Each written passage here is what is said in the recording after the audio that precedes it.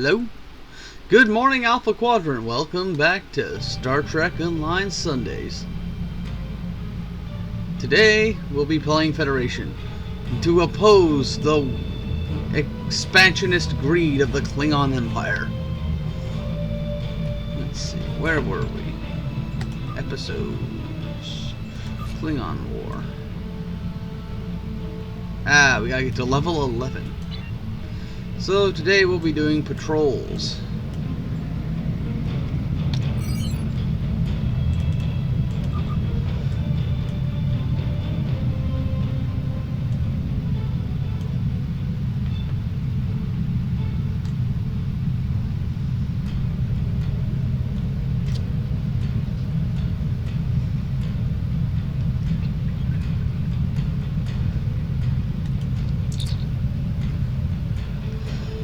This mission begins in the Tazi system of the Ryza sector. Your mission is to explore the strange new worlds and seek out new civilizations. The USS Clinton has gone missing. Its mission is to aid a military research survey team that had landed on M113. They were searching for traces of an ancient civilization that has vanished. We received a signal from a distress beacon. Find it, find them. This is a Foundry mission because I think it was season 4, they introduced Foundry, which allowed players to create their own worlds.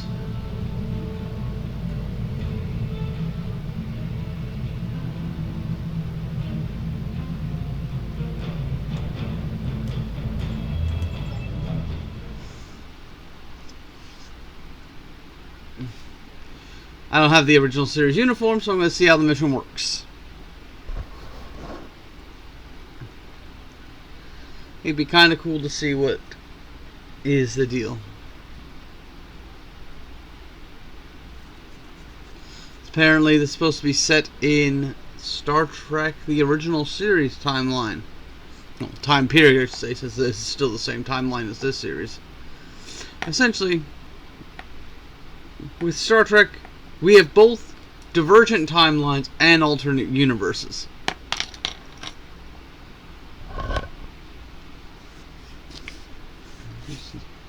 Sometimes the Foundry missions take a while to load.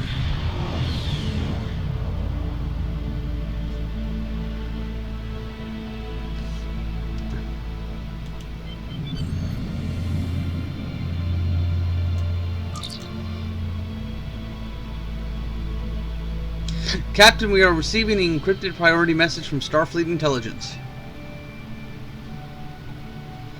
Admiral Velocitor, you've just arrived in the Tazi system.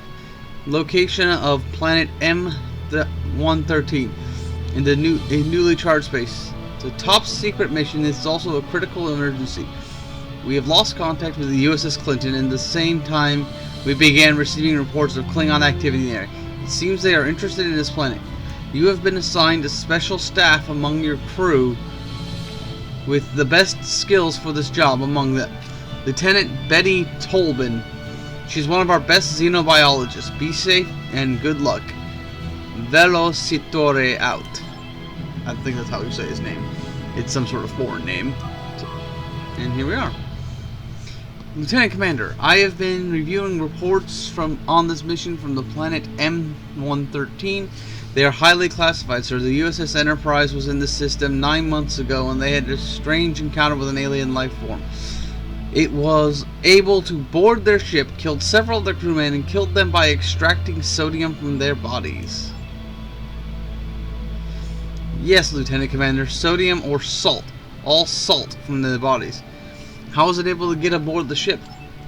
The creature was being nurtured and cared for by Professor Crater, a scientist leading an archaeological dig on the planet. He is cared for it even after it killed his wife. Why would he do that? Lieutenant Commander, the creature was able to make itself appear to anyone the victim knew or had memory of. It was a telepathic salt vampire. It was not just an aggressive animal, it was an intelligent, Professor Crater and his wife found it living in the ruins of an ancient civilization they were studying. Telepathic? Lieutenant Commander, after the incident on the planet was quarantined, Professor Crater's report stated that the creature was the last of its kind, but Starfleet wanted to make sure. So they dispatched the USS Clinton, commanded by Captain Darwin, to make a military survey of the planet and find out once and for all if the species was now extinct. Shortly after that, they lost contact.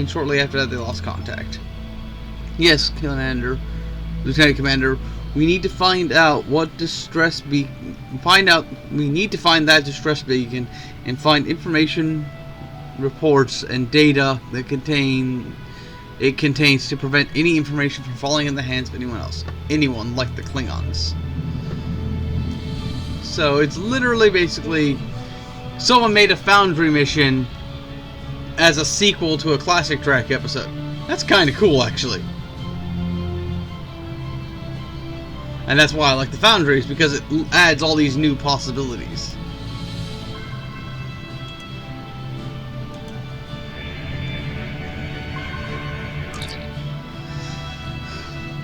Sir, the beacon gives us information on the last location of the ship, USS Clinton. The last message indicates that they were receiving a distress call from a team on the planet's surface. The rest is encrypted. It will take time to unencrypt. Begin working on it. Nearby, on board a Klingon ship. So, we have a Federation ship coming within range. They are scanning and searching for the other Federation vessel. The Targs want to die. Then I will oblige them by sending them to Grethor.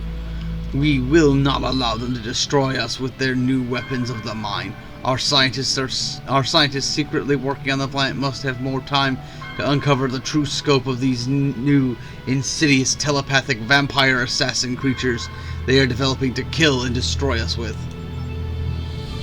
Then I suggest assigning one of the support quadrant to attack them now. General Kerpoof. Make it so. Captain, the Klingon ship is on medium range scanners. They have shields up and their weapons are locking on us. Shields up, red alert.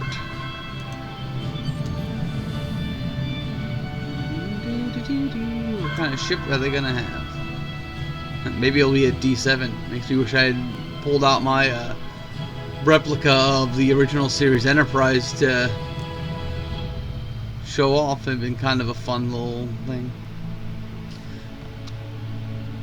It is a Katinga, it looks like. No, that is a D7. Warning, ship is under attack.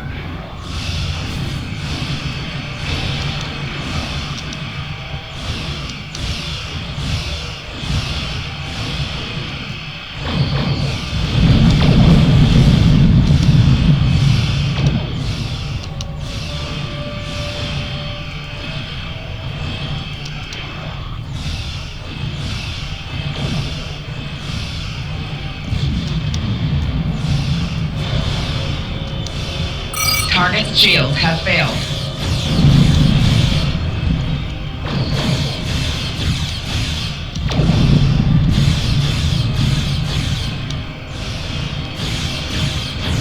Now I really wish I had my Constitution replica, because I actually have the ship from the original series, a replica of it, as a digital purchase I bought in this game a long time ago. I also have the Oberth and the Enterprise, as in Star Trek Enterprise class ship, the NX class. Pretty cool. Lieutenant Commander, that was the last of them. There may be more cloaked nearby. Why were they here? Why did they attack us? I don't know, but we need to find the Clinton and find out what's going on.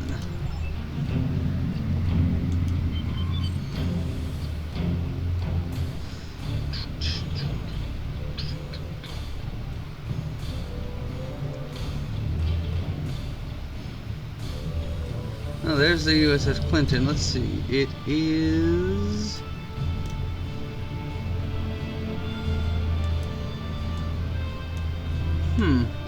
Not sure what class that's supposed to be. Lieutenant Commander Solodok. The ship has suffered severe damage. It seems the engines have exploded and a large section of the main saucer. A large section of the main saucer section is still intact and has life support. I'm picking up some signs of life aboard. They are indistinct. Indistinct. How do you read that? How do you read that? They seem to be fluctuating in their biometrics, with erratic blood sugar and sodium levels.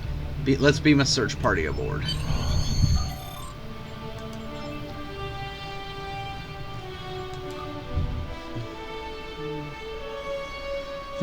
I guess she wasn't the last of her kind.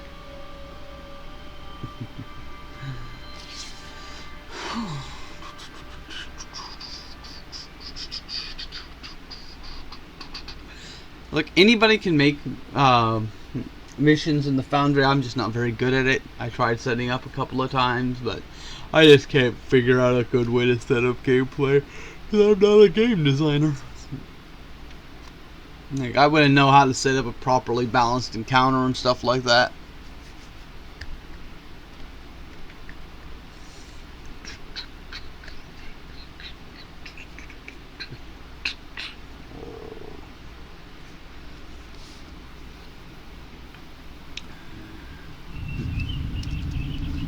Oh, that's nice. They're actually using the original series deck.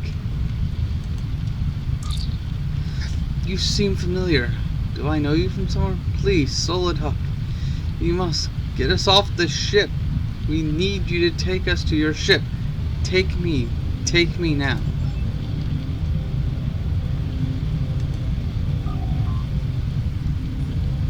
Lieutenant Ednigal? You're the first officer of this ship. What happened to your ship and the crew? That is an illogical question. It is logical for you now to take us to your ship. It is further logical that you should do this now without further thought. There are a whole bunch of survivors. Admiral Velicidor? Weren't you underestimated? You're doing a great job. Now just transport us over to the ship and you'll have receive a commendation. Lieutenant Tolman? What are you doing here? I came aboard the ship to assist you. I'm glad that you'll be taking us to your ship now. So, yeah. Take me to your ship and I will thank you by touching you in a special way. Take me to your ship now. So, yeah. They're all salt vampires. I guess a lot of them must have survived. Thank you for coming aboard the ship. We were afraid we would perish here. Now you can take us to another ship. This ship, Captain, what happened here? Were you attacked by the Klingons? Yes, we were attacked by Klingons. Now take us to this ship. What happened to your crew? They're all here. They can speak to you. Speak to them. Take them to the ship. These are your crew?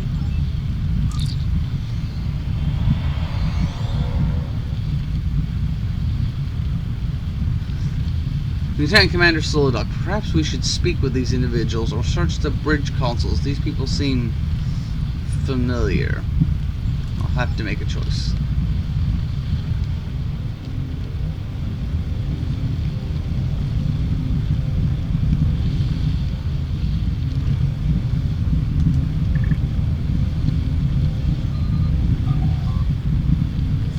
Final bridge log. This is Captain Darwin of the USS Clinton. The Klingons have attacked us in orbit while we have been fighting the creature infestation aboard my ship. We have been severely damaged by the Klingons. I'm ordering all hands to abandon ship by immediate security DNA screen beam out to base camp on the planet's surface. The engines will explode soon after. Trapping the creatures still on board. Warning, trust no one. And let no one touch you.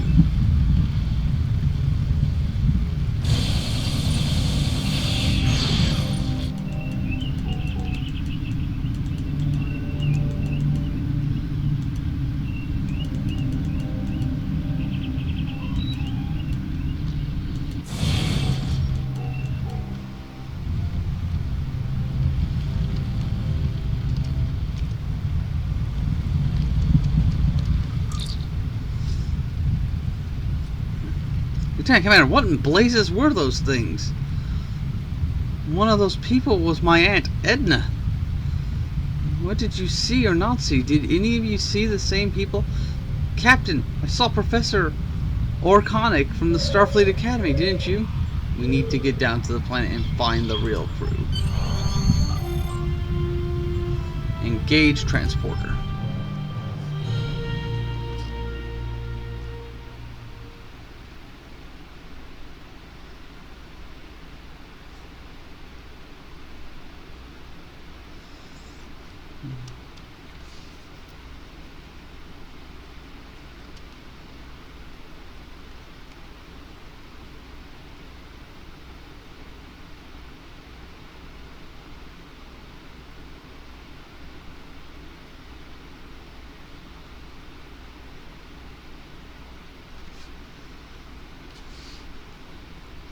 Well, that was interesting, because I guess they added a male body type for the salt vampire, since we'd only ever seen a female before.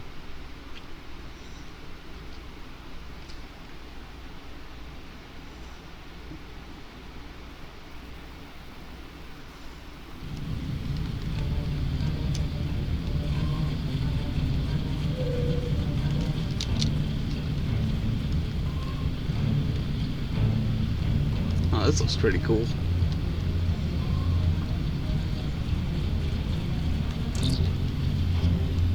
Hear me, my children, they have come with another ship.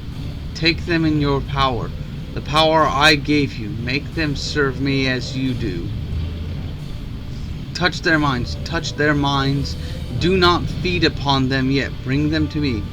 When the time comes, my children, you shall all feed upon them all.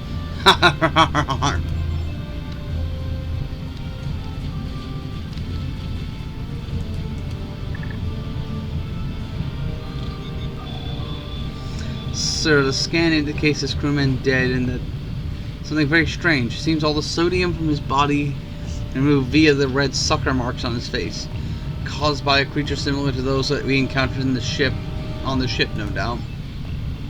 We should investigate the base here for information and whereabouts of the crew. They must have left some records. Let's search the area.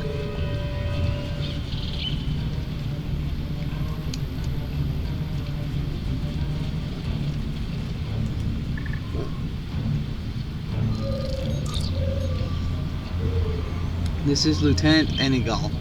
Mission on M113 has been severely compromised. The planetary expedition team was attacked by creatures we know little about, other than that they can use telepathic powers to seduce their victims into believing they are someone familiar to them. Thus, they are able to get close enough in proximity to make contact with and use their suckers to extract salt from their victims' body. The scientists believe these creatures are not natural, but instead bioengineered assassins. The scientists have discovered this too late to prevent an attack on the camp. When they communicate for help, a Klingon ship attacked the Federation from a ship in orbit. There may be a Klingon landing party somewhere on the surface conducting simultaneous research. They are trying to discover the secret of this planet so they can take control of these creatures and use them against the Federation. The surviving crew members and the research team have hidden themselves in defendable positions around the ancient ruins. Please, if anyone finds this recording, rescue the team before it's too late. Let's find them before it's too late. Sir, we should begin a perimeter search, going building by building until we rescue the Federation personnel. I suggest we be very suspicious of anyone we encounter and subject them to full scans before making any physical contact. Agreed.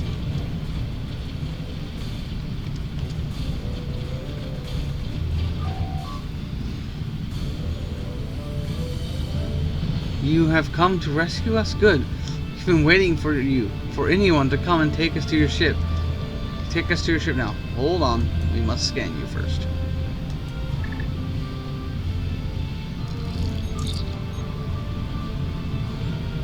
They're salt vampires.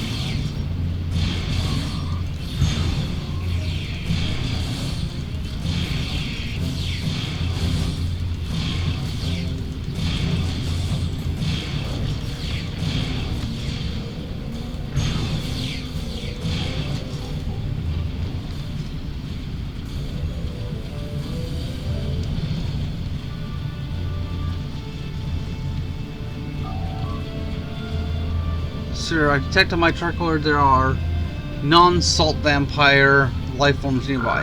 I'm also reading an energy signature not unlike a force field. Might be the missing crew. Let us see. Unknown to you, a secret telepathic message. Oh yes, bring them closer, closer. I can smell the salt, their salt mushroom. Let their smell fill your nostrils wild with hunger. But not yet, not yet. Bring them closer. Touch their minds, touch their minds. It will fill their minds with fear.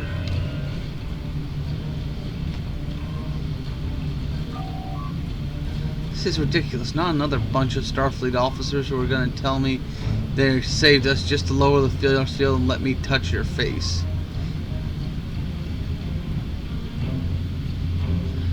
That's not gonna happen.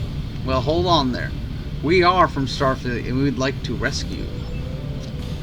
Well, if you are, then you're gonna have to get us out of these force fields because we can't lower the force field. Lieutenant Enegal set up the control to priority command override so that we could not be tricked into lowering the force field. So get us out, and we will, and that will be proof enough for me.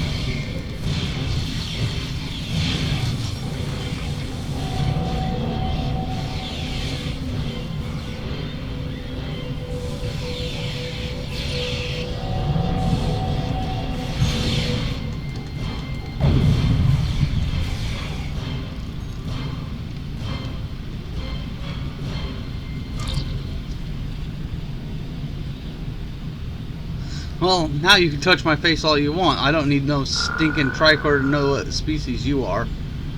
Does my tricorder stink? No, sir. I'm detecting no stink or malodorous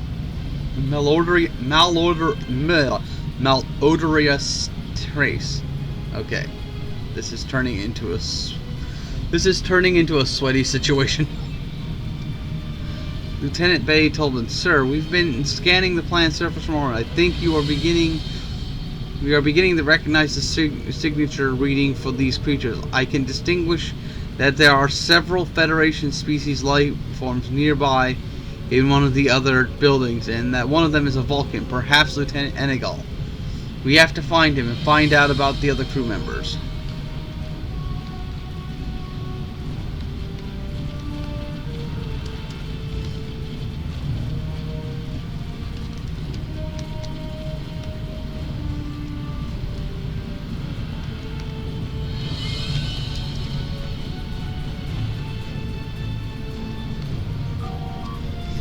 I am relieved that our distress call has been answered.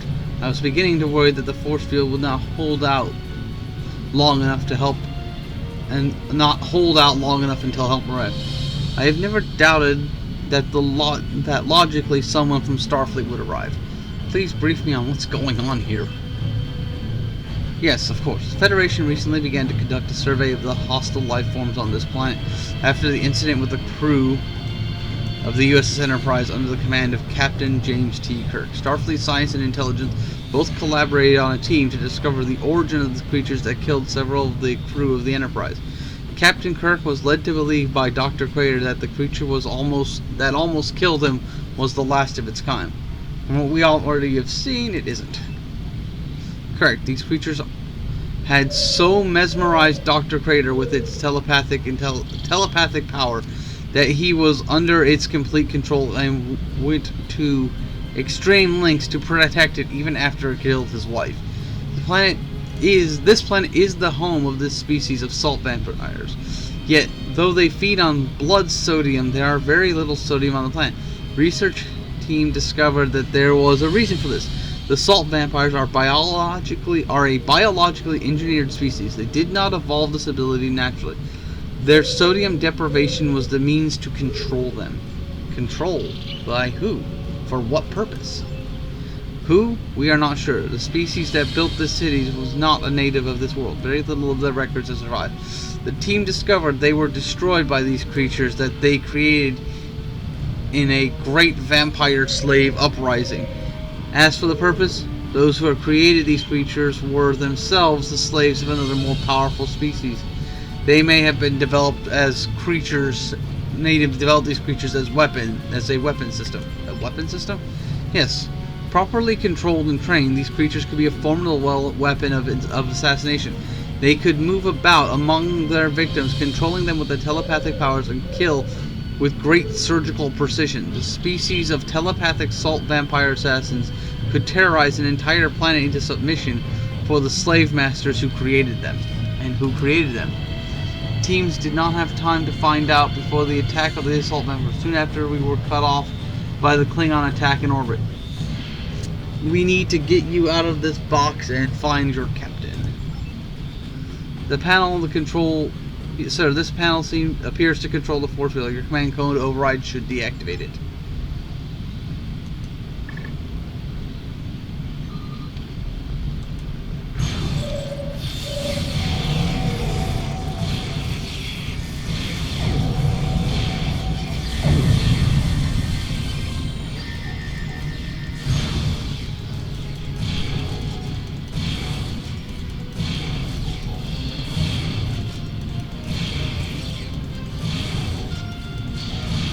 This is actually a pretty cool mission, all things considered.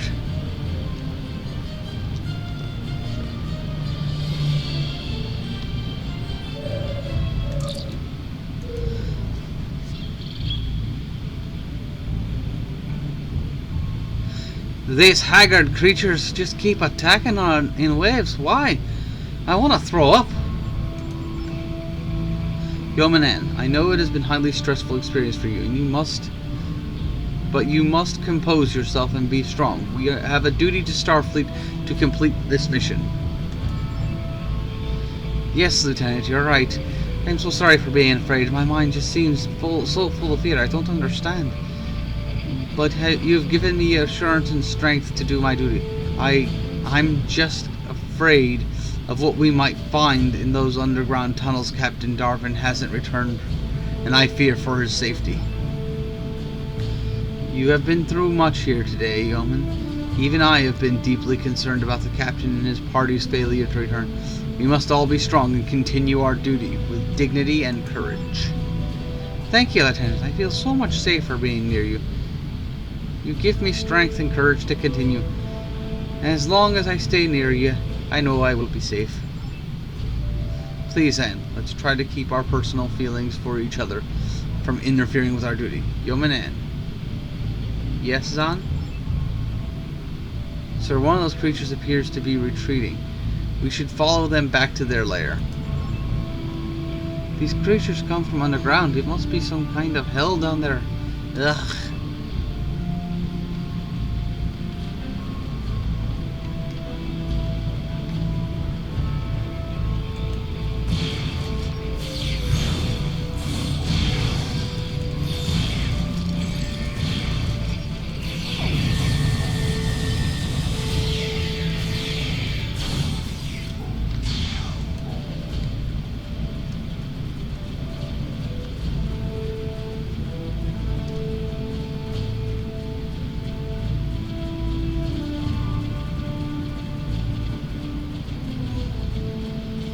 Well, the fan theory had always been that they were a created life form, but there had never been much given one way or the other by the official stuff. So I guess this mission's seeking to sort of express that fan theory, as it were.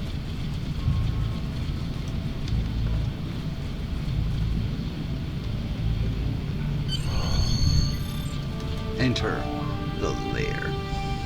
This is the entrance to the underground lair. Enter the lair.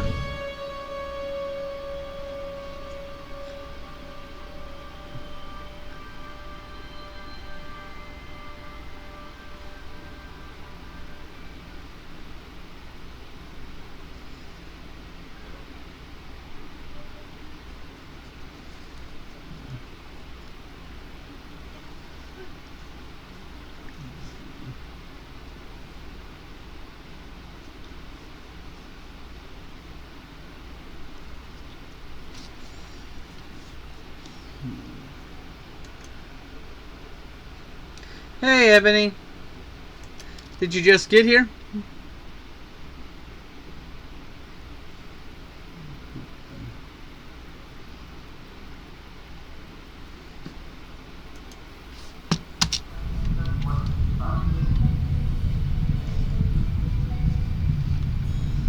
Okay, time to fight more salt vampires.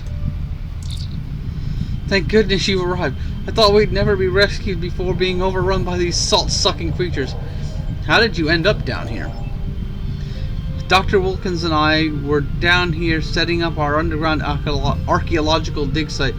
This was going to be our base camp for exploring the caves and tunnels under the city. A cave-in caused the tunnels to be blocked off.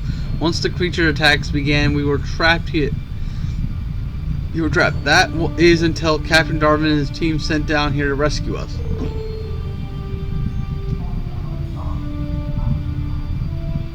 Ah. So yeah, this whole thing is a tribute to the episode Man Trap from the original series, which is kind of cool. Are you ready to leave? Leave? Leave? Oh my eyes. Oh my yes. We are ready. Captain Darwin and Starfleet intelligence teams over there by the equipment creates planning the next step. Talk to him about how we should proceed. Yes, I'll speak to Captain Darwin.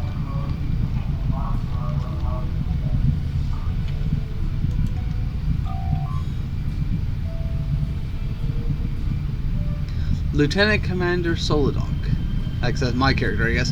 What is this device? This frequency modulator will help us establish a communicator contact with the surface and ships in orbit.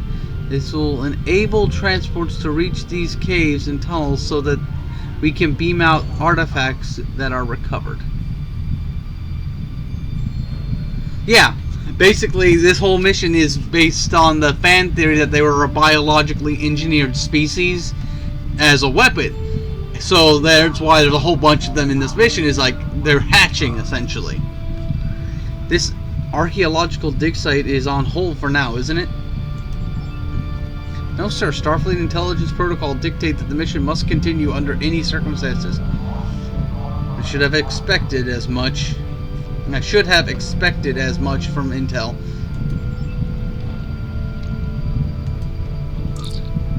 Thanks for showing up just in time. As you may have noticed, from orbit my command is gone along with most of my crew. We will need your help. From here on, this will get more dangerous. I believe we are close to finding out the truth of this planet. Where do we go from here? We have to get this tunnel open, and if you have training in explosives, you will do us the honor of. If you have training in explosives, will you do us the honor while we get our weapons and equipment ready? Down this tunnel is going to be. We're going to find who's responsible and shut them down permanent. I would be glad to set the charges. Like, the dialogue's pretty good, even if it does have the spelling issues that are coming up, which I assume means that the person either wasn't spell checking or is a non-English native speaker. Dead on it.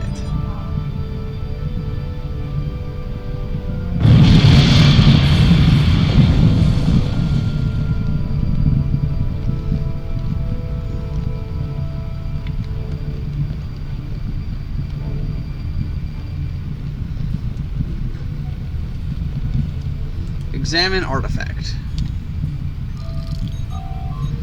This artifact tells a story, and it is strangely written in an ancient language that is in our universal translator. Translate it for us.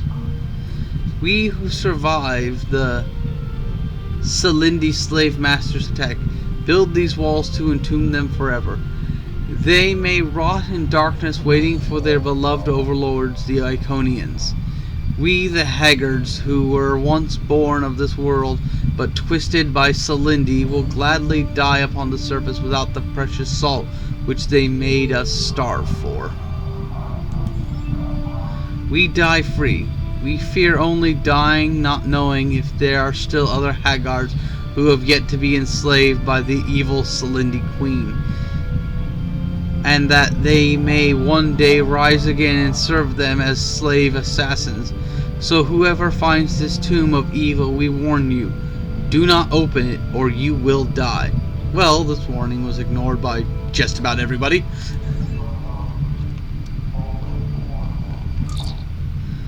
I hate it when that happens. Sir, I have beamed down to help with the recovery of the crew and science team. We have managed to beam out almost all of them back to our ship. Have you had any luck finding Captain Darwin and his science team? Yes, we found them and they are safe. Wait, what's going on over there? We're under attack by Klingons. Lieutenant Betty?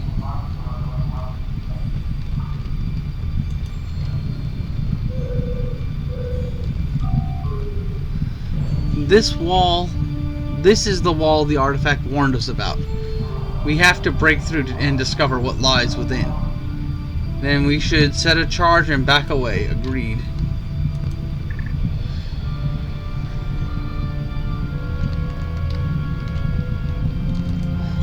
Because as I've said before, real badasses don't look at explosions.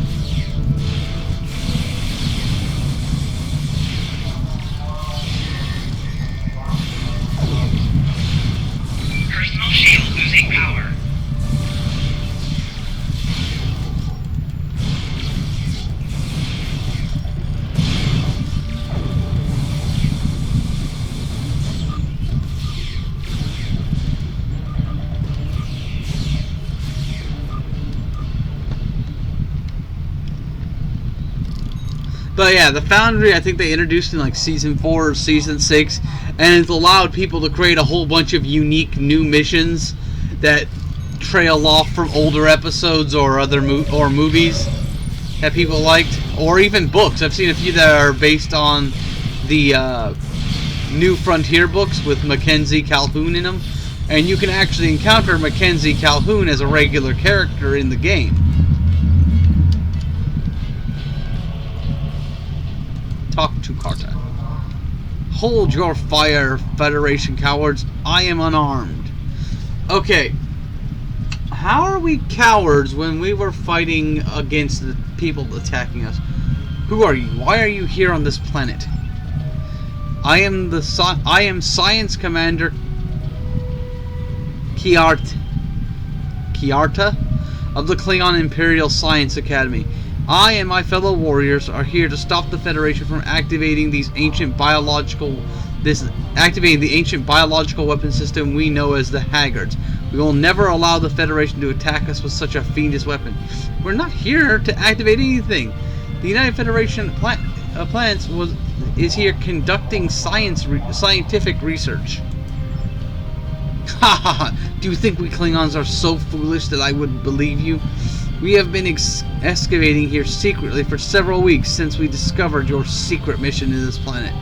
We learned about the Silindi and their Iconian masters. The Iconians were a great empire who ruled the galaxy with an iron fist 200,000 years ago. Iconians, Silindi, you've learned much. Yes, the Haggards were their ultimate weapon of control and terror. They enslaved whole planets with these creatures, and now the Federation seeks to use them as use this weapon and attack and destroy the Klingon Empire. That's not true. Then why did Starfleet send the warmonger Captain James T. Kirk to this planet, if not to take possession of the Haggards? Do you think me a fool? No, I think you're a warmonger. The only way I believe you is if you make full disclosure to the Klingon Empire. Share what you know, and I will share what I know. This was agreed. If that is the only way to find the truth of this planet, then we must work together. Now release my crew members, and we will begin to work soon. Very well. Let us explore this tunnel to the hatchery together.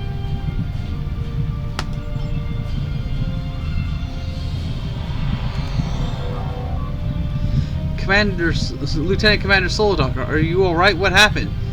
I and Lieutenant Tara are okay, sir. We were attacked on the surface and taken prisoner by these Klingons. You rescued us just in time. They were about to interrogate us. I don't trust them. I understand, but we must work together.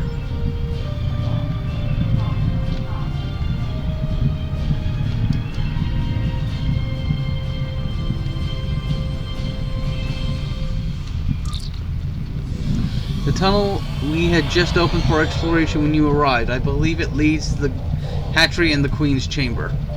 We are ready, Lieutenant Commander Soldock. There's no turning back now.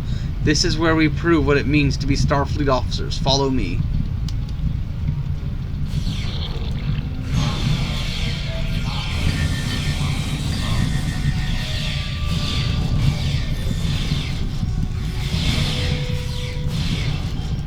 Makes me wish I had the classic Trek uniform pack.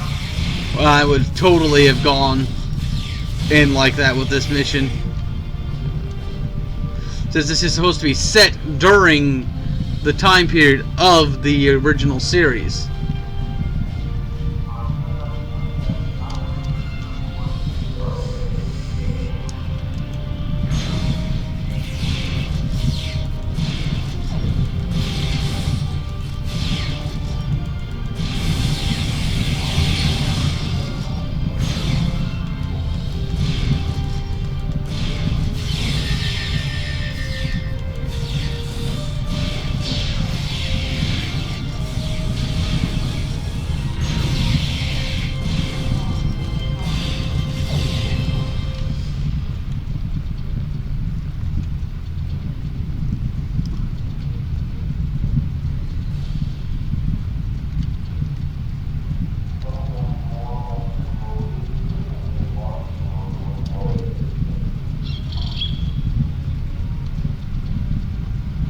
Time to pet myself a triple.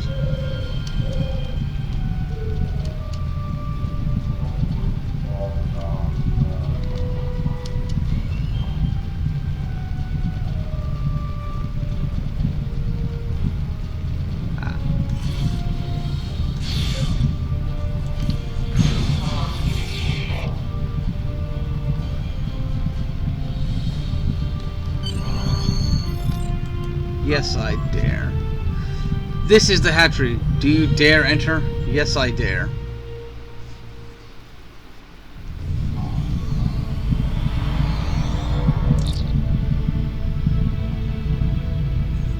Communicator hail from Starfleet Intelligence Office.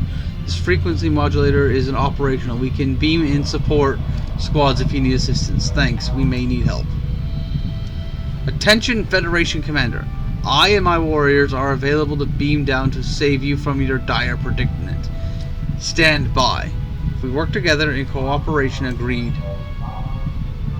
Engage transporter.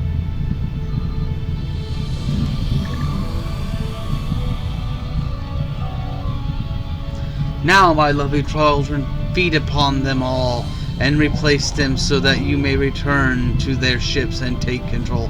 In my name. Feed.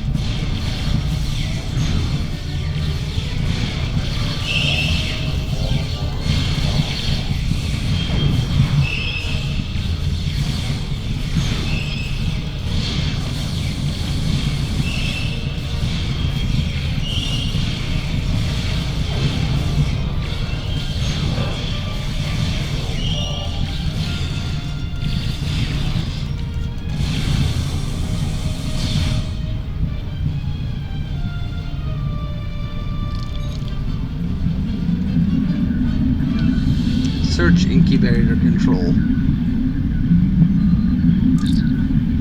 Sir, our examination of this incubator control indicates that it was restarted by Dr. Crater not more than 10 months ago. It's been slowly activating long dormant vampire larvae. This hatchery is the only source of vampires on the planet. If we can destroy this equipment, destroy these incubation pods, we can protect the Federation and the Klingon Empire. Then let's set charges and blow this place. Wait! How do we know we can trust you? What? That you will destroy the incubator pods. Well, Klingons, now it's your turn to trust us. This ends here. These creatures and the fiendish masters who spawned them should have died out millennia ago. We're going to undo what Crater did.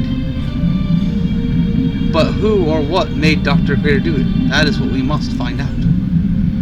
While you set the charges, why don't Kiarta and I search for the next chamber? As scientists working together, we can achieve more faster and share open information with each other, with each side. I agree wholeheartedly with your Dr. Atkins. Send search team.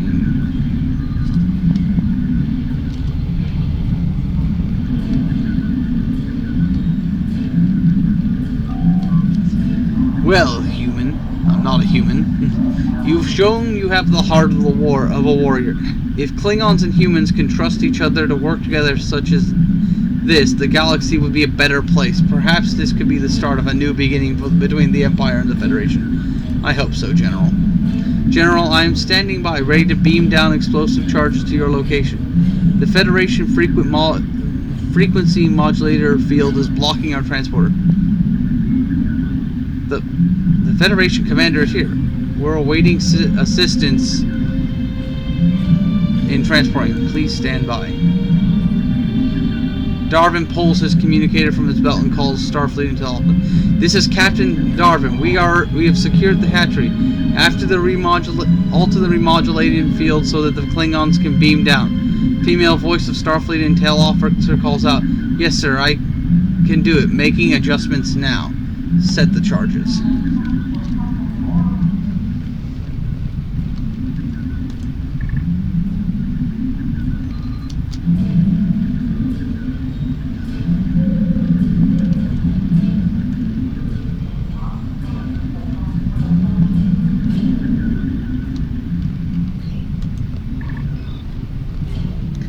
And they also managed to tie the mission story to the overarching story of the Iconians. Man's voice, filled with fear, calls out with disruptor fire in the background. "This is Atkins. We have found someone here. The Queen's chamber. Oh, please send help." Female voice, filled with fury, cries out in the background. "Kill her. Stop her at any cost. She must not escape." It sounds like the voice of Kiarta.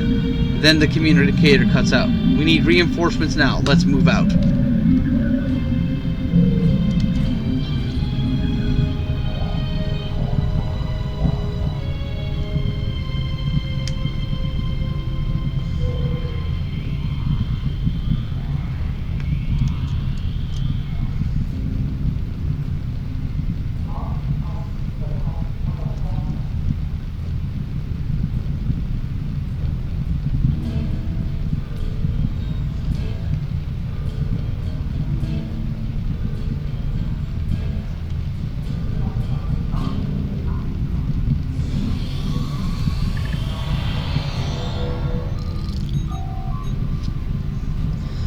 Sir, this scan is somewhat inconclusive. A more detailed scan would have to be performed in a medical lab. I don't know why, but my mind seems filled with fear and foreboding. I too have a sense of foreboding. She hesitates for a moment, then locking eyes. "It's done. This creature's reign of tyranny is over. We will take these remains to our ship, and you will accompany us to make sure your Federation receives full disclosure. You will take us to your ship now." Captain Darvit looks at the corpse of the alien and towards Dr. Atkins with a sigh of relief in his eye and says, "Doctor, I expect a full report from you on the physiology of this alien when you return from the Klingon ship." "Yes, I will go to the ship and make a full report. The charges are set. Let's return to the surface of the planet and complete the crew recovery."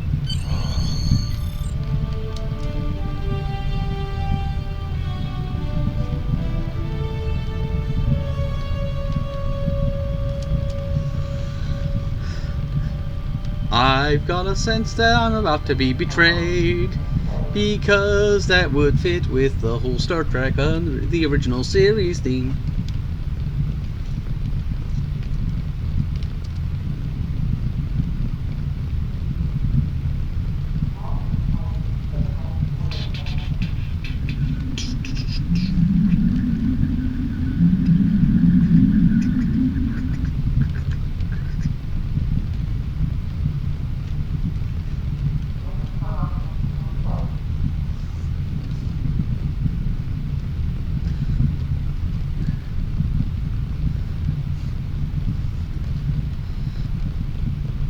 I mean, we're fighting enemies who are inherently telepathic. Of course betrayal is imminent.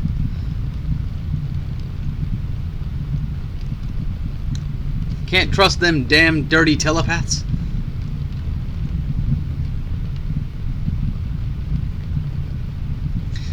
If nothing else, Babylon 5 certainly hammered that in, didn't it?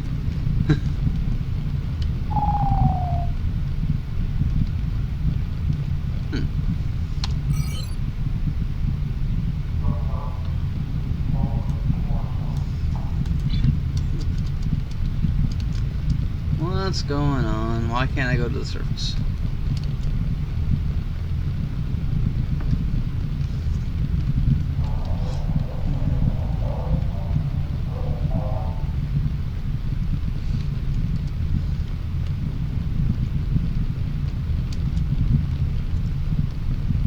What's going on? Why can't I get to the surface?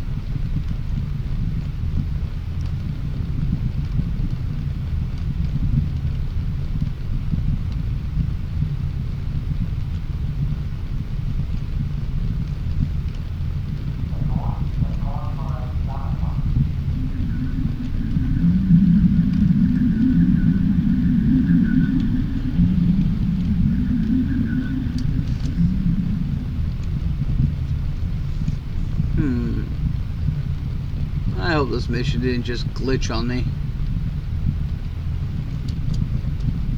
Because that is,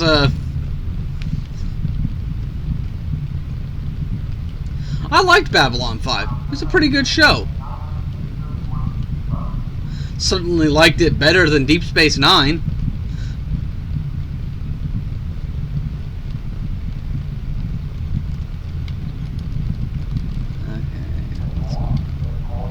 Ah, there we go.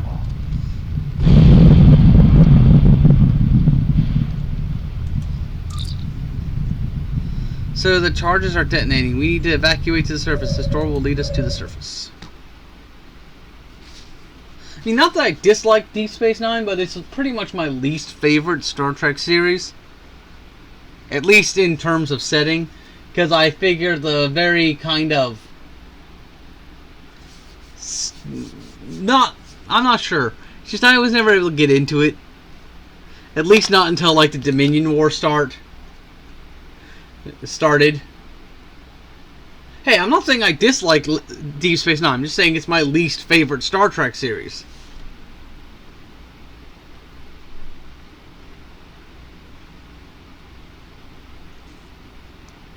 Maybe it was the whole thing where Ben Sisko was effectively Space Jesus to the Bajorans that always kind of grated me.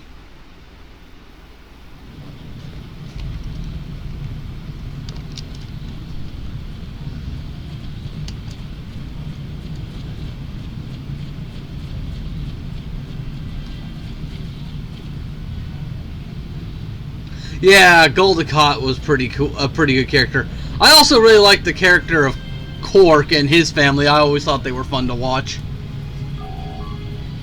Well, Solodok, we have discovered the truth about that we came here to find out and have paid a terrible price for it. Thank you and your crew for everything you did. We could not have held out much longer against this evil Salindi Queen. Now let's get off this lousy planet for good, and I hope to never return. A voice cries out, "Stop!"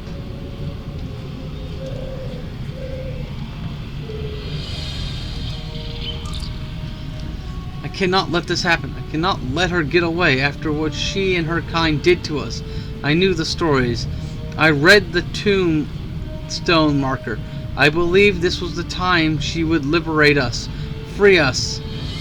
But as I saw my kind being slaughtered, I knew she does not care for us. It was a lie. Us? A lie? I am one of the creatures you call the salt vampires. We are the haggards of this world. What? Anne? How can that be? She, who you call Anne, perished on your ship. I looked into your mind for the one you would trust more than life itself and took her form. Lieutenant Igali, no, this is not logical. There are pictures even deep down of Vulcan's mind where logic cannot reach, where I found her. I am the memory of her which is all you have left of Anne. I was sent to infiltrate your crew, control you, but I felt love for your Katra, and it opened my eyes and heart. No, please help me to understand.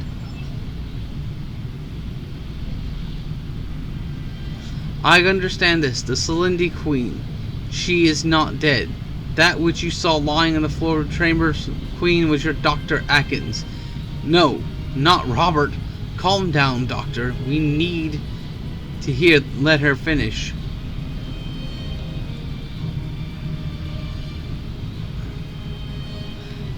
So I shall. Our evil queen took the form of a Klingon woman scientist just before you arrived in this world. You'll find her corpse in the rubble of the Klingon base. Her goal all along was to control the Klingons and use their fear of the Federation to control them and take their ship. Now she's aboard their ship. We have to stop her. I will help you in any way I can, but the Klingons will not believe me. She is very strong with their fear. We will have to try and teach them to reach them. Sir, that would explain why our tricorder scan was inconclusive. Anne and the Silindi Queen may have been blocking us telepathically. In fact, just now I'm rechecking my tricorder, and oh goodness, how could I have been so mesmerized? We need to get back aboard our ship. Sir, I have an idea. If Anne can project into the mind of the Klingon commander General Karaputh, that we are Klingon survivors of the base camp, then he may have us beam aboard his ship. Once aboard, we can immobilize and capture the Silindi Queen. Let's give it a try. Will you help us, Anne? Yes, I will do all that I can. Permit me a communicator. This is Lieutenant Shang to Klingon ship in orbit. Do you read me? Klingon ship, we read you loud and clear. The Federation personnel have treated our wounds we have received when we were captured. They have released us. I request that you beam us aboard. Klingon ship, we will have bloodline waiting for you. Kapla. Well, let this be the last battle against the Silindi Queen. Beam us up. Not that I objected to the whole idea of the prophets and stuff. It's just, it came off too much like magical black man, you know? And his absolute hatred for Picard always irked me. It's like, yeah, your wife died because of Locutus. Picard wasn't in control of his actions at those points. You cannot hold the man responsible for what he was done by his body when he was effectively unconscious.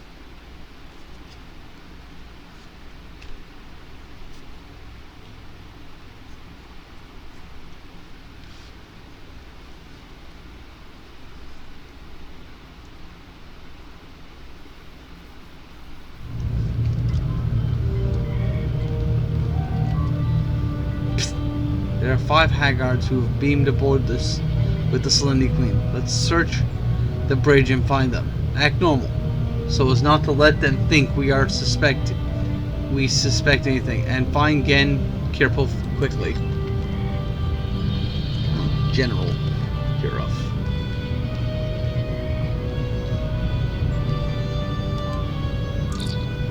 Welcome aboard. We have bloodline waiting for you. Hey, wait a minute. Where are the Klingon survivors? We need to speak with General Kirapov immediately. Tell us where he is. He's in the command chamber with the scientist, Kiarta, and the human. I must speak to him. This is urgent.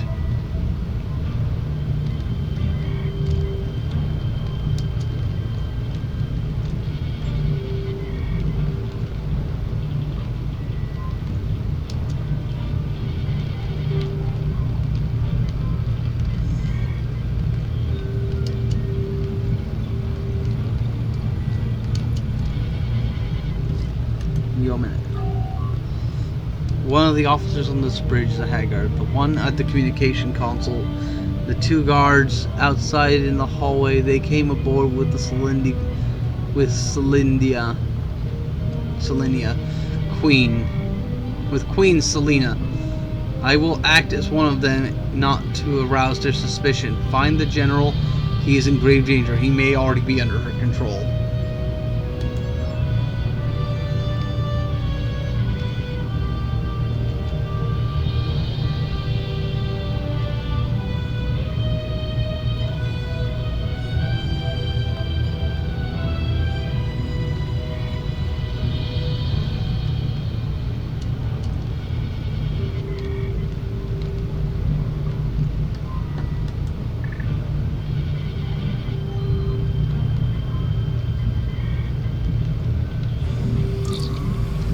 What?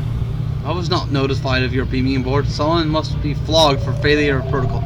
Please don't flog anyone on my behalf. I came to say Kapla for a successful mission. Thank you, Starfleet. I am glad that my Aunt Edna is here. Since she raised me from a little targ and now witnessed my success is the best part of our glory. Hello, Edna. It's nice to meet you. Nice to meet you, Federation officer. What are you doing? You led them here to me, traitor! Now you die with them. No, your lies end now. We will never again be your slave assassins. Submit to my will or die. Surrender. You can't escape now. We have you surrounded. No, I'm afraid you are the one who's surrounded. Now, please die.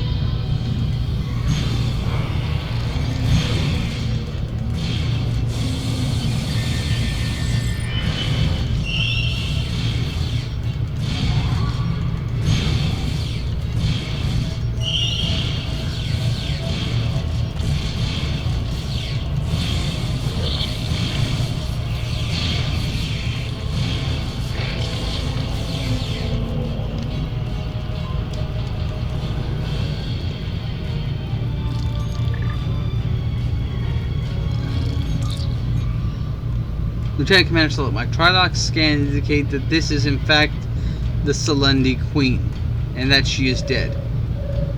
I am not reading any life signs. The destructor blast in her chest seems to have been fatal. General Kirapov's destructor was set to kill. General Kirapov, was it necessary to kill? It was best that you know, Starfleet. Klingon destructors only have one setting, kill. Now, this creature is dead, and all of her salt vampires are destroyed. You may wish me comply. I will send her remains to the lab for dissection. The others, Kiarta and the human, what has happened to them? They were killed on the planet. What you saw were salt vampires. Then what you saved here today was not only the Empire and the Federation, but also my life. For that, I thank you, Lieutenant Solodok. I will now consider you a brother of battle, Kapla. You are free to return to your ship now. Thank you, General. I am honored.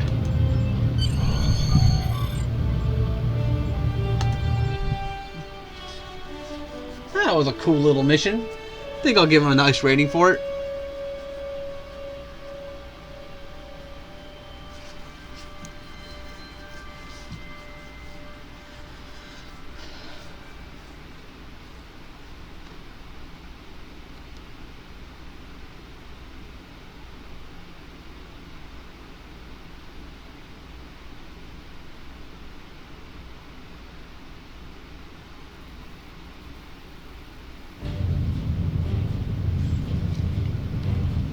Medical evaluations. Lieutenant Commander Soloduk, sir, the Klingons have recovered their dead, including the body of the Science Commander Kiarta, and have left over. They are taking the Selendi corpse for further study. They believe the Haggards are now extinct, an extinct species, and that the world is now dead. It is a dead world, a world of death. We are encrypting all reports and sending them to Starfleet for further review. Good work. Carry on.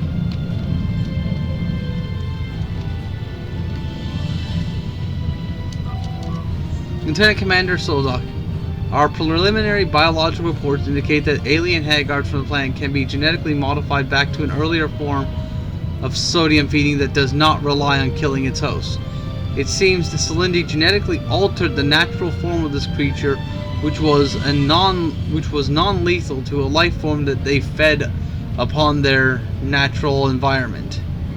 An earlier form? Yes, sir. These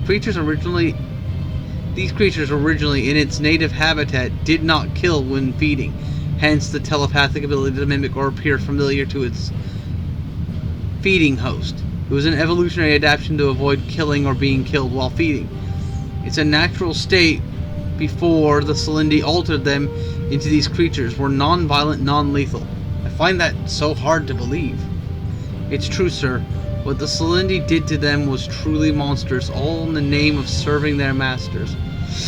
The only reference we have of them was the tunnel artifact which called them the Iconians. Iconians. We need to find out more about them.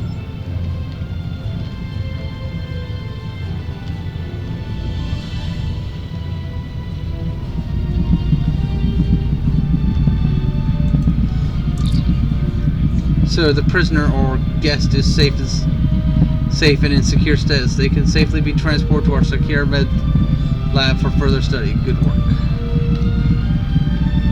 Crewman Bob. Okay. Talk to Betty Tolman. Sir, I've been studying Anne. The things that the Silindi did to her kind were terrible. We can help her become normal again. It will require gene therapy to restore her DNA to that of her ancestors. The evidence suggests that the Silindi were working for some other race. Yes, sir, the Iconians. There are some references to them. We don't know anything about them. Someday I hope we will find out more about them. Helping Anne is a way to thank her for her help. But isn't it a bit late for her kind? The last of her kind, yes, sir. Well, that's just the other thing I've been meaning to speak to you about. Sir, it seems our biomechanical scans have revealed she's pregnant. With 5,000 fertilized eggs. Pregnant? How? Whoa. Sir, I think you're looking at me while asking that question is highly illogical, perhaps insulting. I was never under her spell long enough for anything improper to happen while awaiting rescue. Of course, Lieutenant. I was just amazed for a moment. Yes, that's correct. I have had fertilized eggs inside me for some time, but the growth stage has not begun until I telepathically bonded with Zahn Igali and discovered the power of Vulcan love. Emotional enzymes released by the emotions triggered the growth stage now, and, well, it's as you say, a bun in the oven. Although he did not fertilize my eggs, he will be father to them in an emotional way. Well, this is part of discovering new life and new civilizations.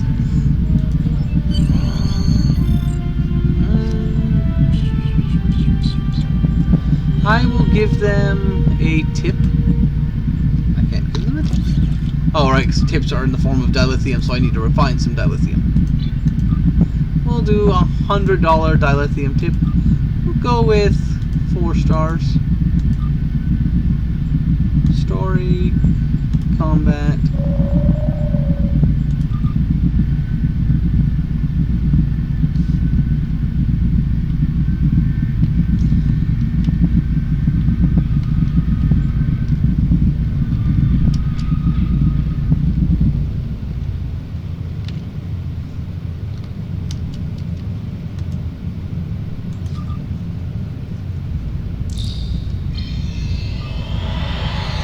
So essentially they went all Lieutenant Kiff on our asses there?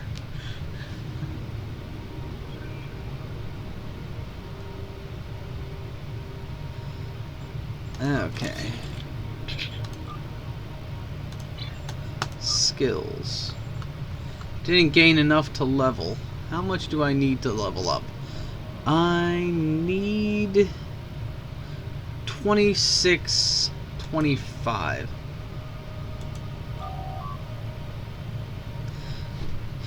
Captain, we have an incoming message for you from an unknown source. Do you want me to put it up? Accept. I don't know if this message will make it to you, but if it does, I need your assistance. Please meet me in the Tazi system. Helm set course, maximum warp. Bring us out of warp. We're coming to the Tazi system. Bring us out of warp. Foundry missions don't give a lot of experience, but it's a way to expand the game's story so you can do missions between missions.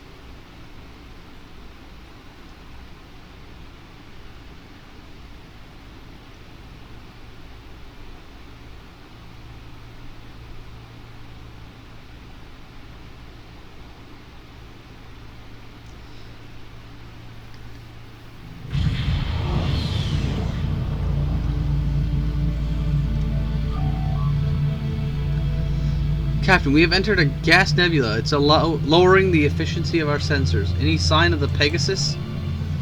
No. It's weird that Captain Matthews would want to meet here. I agree. Captain, I've detected a faint energy reading ahead. It could be the Pegasus. Set course.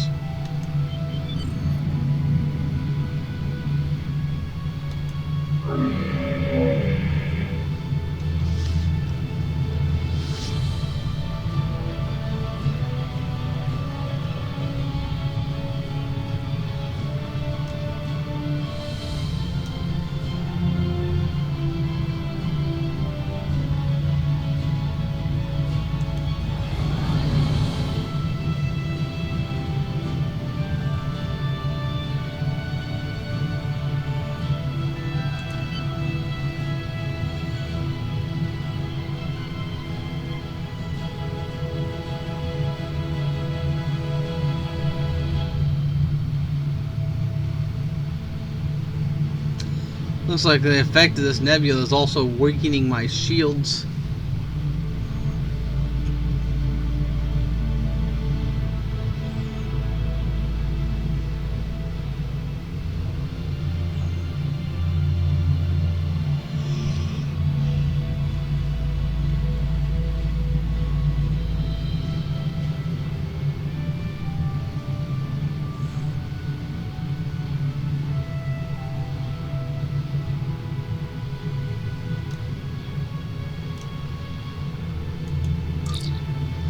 So, like I knew my message would reach you. It's good to see you. It's good to see you too. What's going on? We can't talk like this. Beam over so we can talk face to face. I'll be right over. Captain will be over at your order. Let's not keep Matthews waiting. Yeah. Though some of the later Foundry missions can provide a lot of experience, because basically the creator gets to set how big an award each mission has.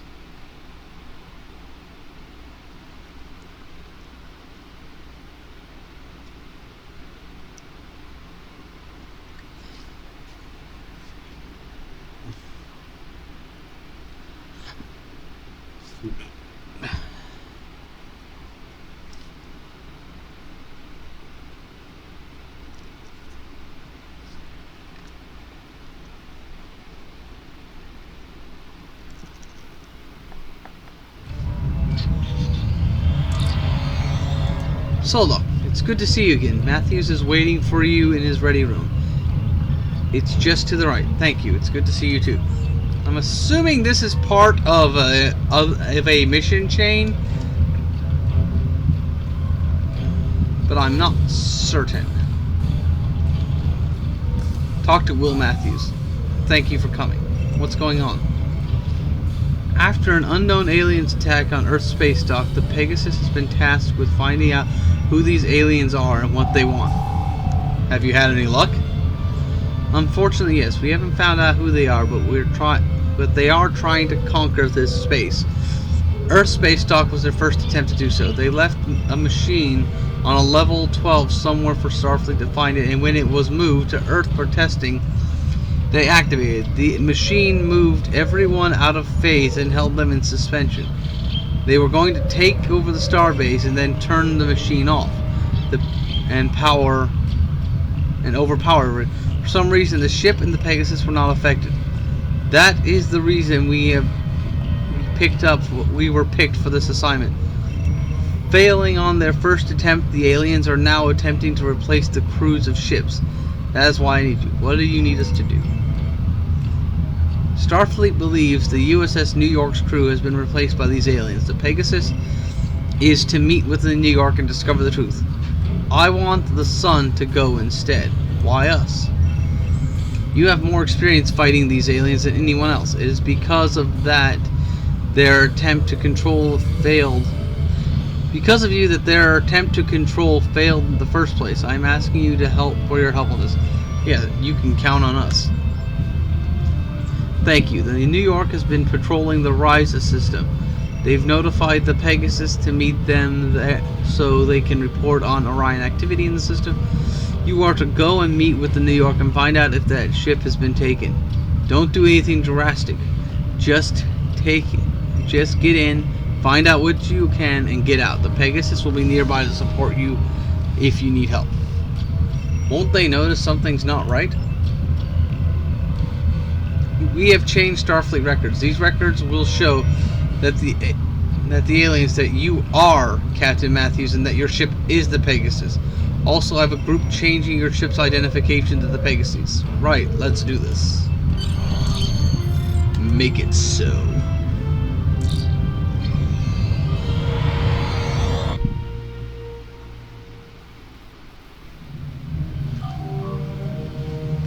Captain, we need to leave the gas cloud field before we can enter warp.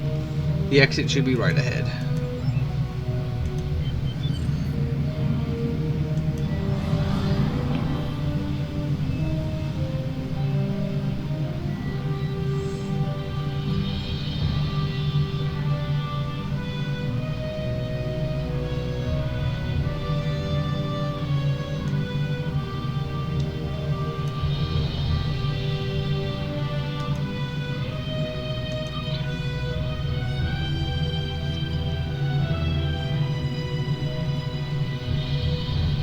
So yeah, this is definitely seeming like the second part of a mission.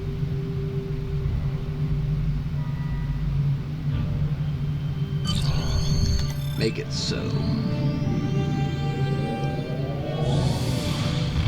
I don't know why the color of my warp contrail seems to change randomly. It's just part of the game, I guess. Sometimes it's blue, sometimes it's red, sometimes it's green. I always thought it had something to do with the kind of warp core you're using, but that doesn't seem to affect it.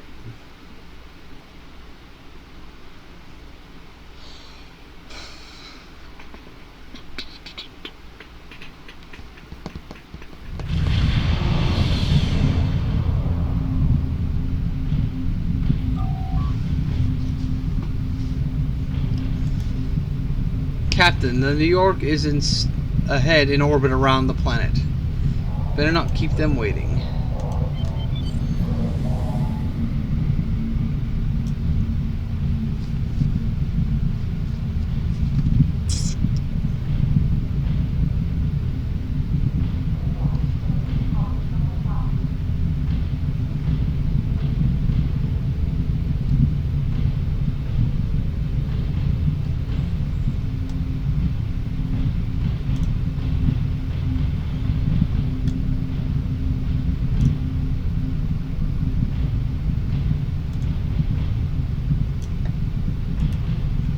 Talk to the USS New York. Pegasus, this is the US New York. We have been expecting you. Please have your captain and officers beam over. That is all. Not very talkative, are they? Let's get this over with.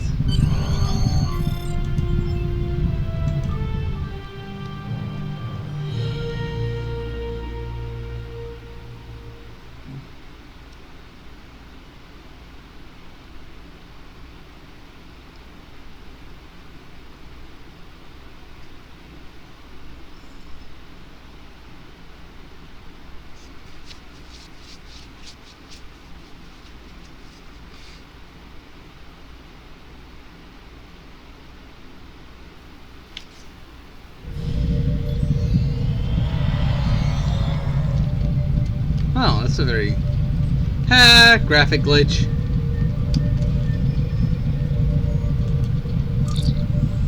Captain Matthews, welcome aboard the New York. Captain Williams is occupied right now, but he will be able to meet you soon. If you go to the conference room on deck 3, he will be with you in a moment.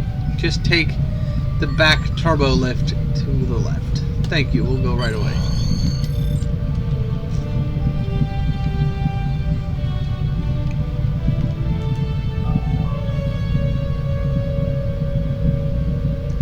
This is a good chance to look around. Good idea.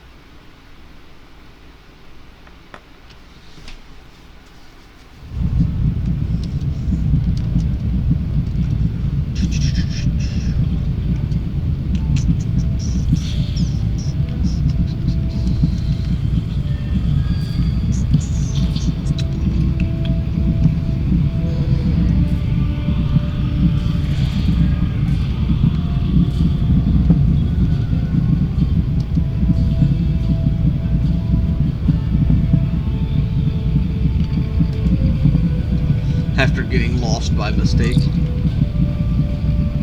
This computer has your name on it. You mean Captain Matthews? No, it says Lieutenant Commander Solidoc. Let me look at it.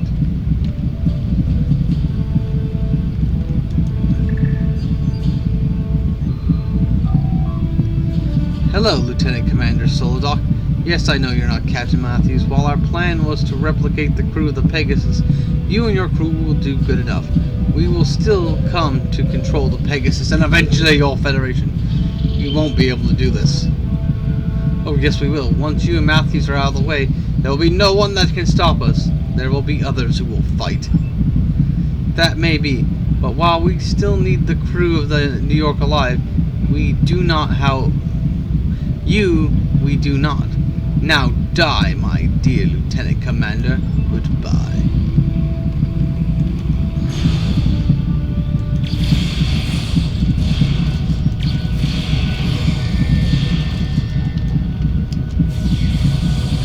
Flanking damage detected.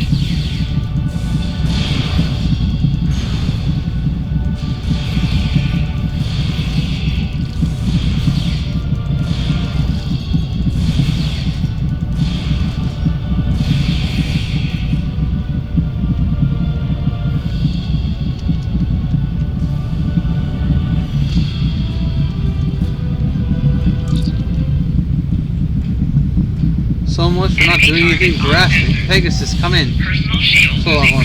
power. Our cover is blown. We need backup. We're on our way. Get to the back to the turbo lift and take the bridge. Enemy target on sensors.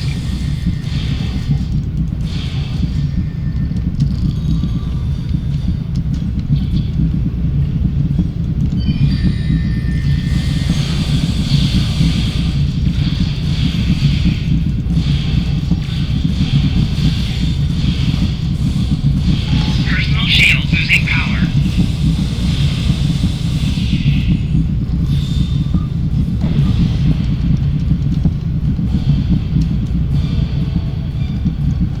And might as well kill the rest of the enemies on the map. It's not a lot of experience, but it's some. Plus there's always a chance they can drop nice stuff.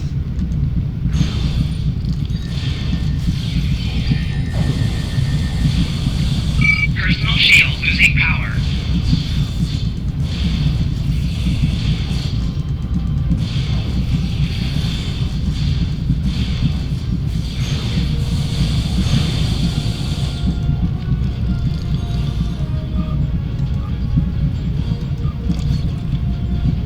Like a more powerful weapon that I can use right now. Assault module.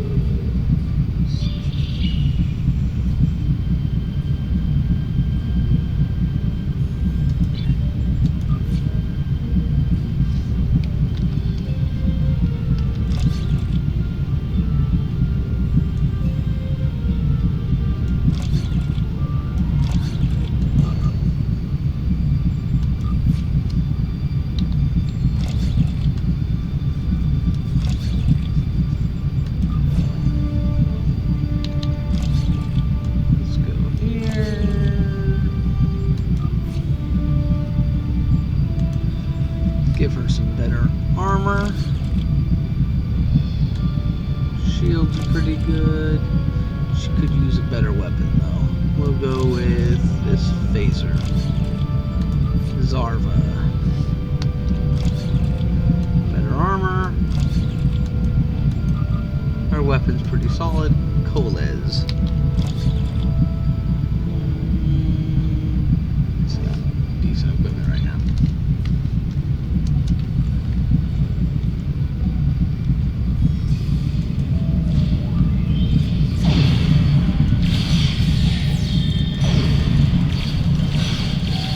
Flanking damage detected.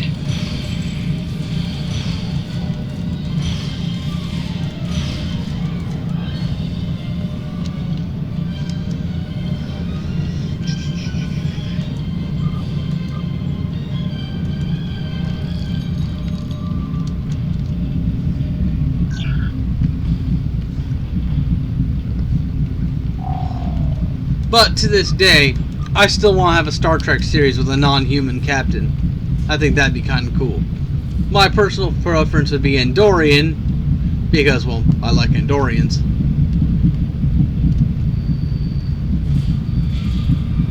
And given what they can do with special makeup effects these days, if they did a new series, they could really amp up the amount of aliens in the series with minimal expenses. Personal shield losing power.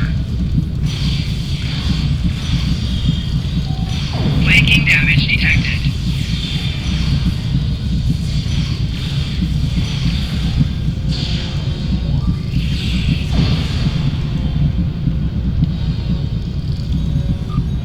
Like maybe an Andorian captain, Cation first officer.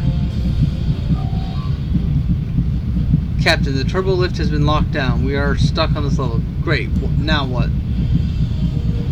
There should be a computer in the shuttle bay that will have access to the main computer. When we get there, we can unlock the turbo lift.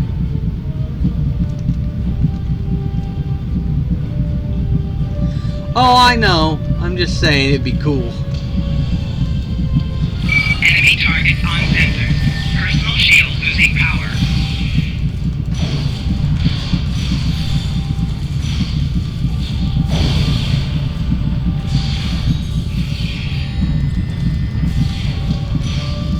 And it could be the series is only out of the realm of possibility now because of scars over Enterprise, which actually wasn't all that bad a show. It's just a lot of butthurt is involved with it.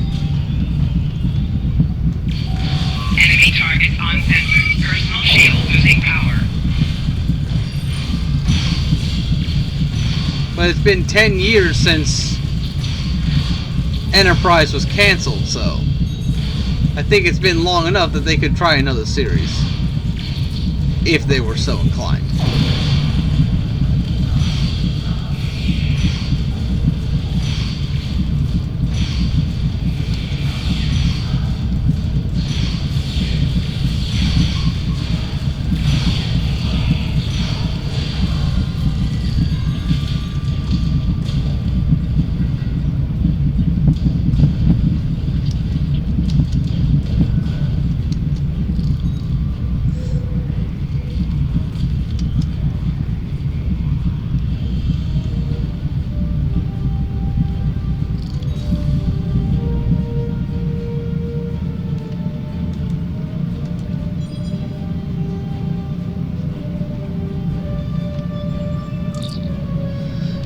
Okay, the turbo lift should be unlocked now. I was also able to disable the ship's shields and weapons so help can beam in. However, I'm picking up a large power drain on this level. We should take a look.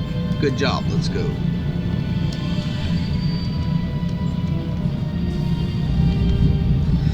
Hell, if they wanted to be real cheap, they could do a new animated series.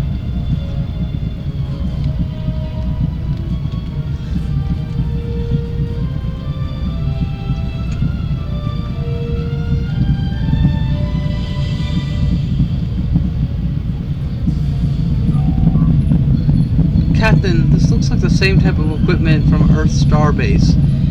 If the crew is still alive, they may be in suspended animation by this machine. Let's look around.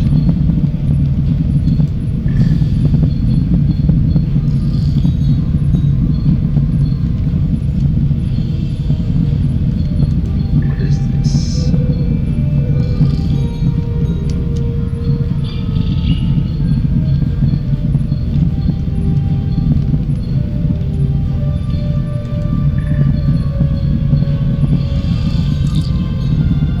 There's no doubt this is the same type of machine we should let Captain Matthews know. Matthews, we found something. Beam to us. We just got into transport range. We're on our way. Will Matthews, please tell me now. Please tell me that's not what I think it is. We think it is. Okay, we should hold here and try to turn this thing off. Return to the turbolift and try to take the bridge. You can count on us.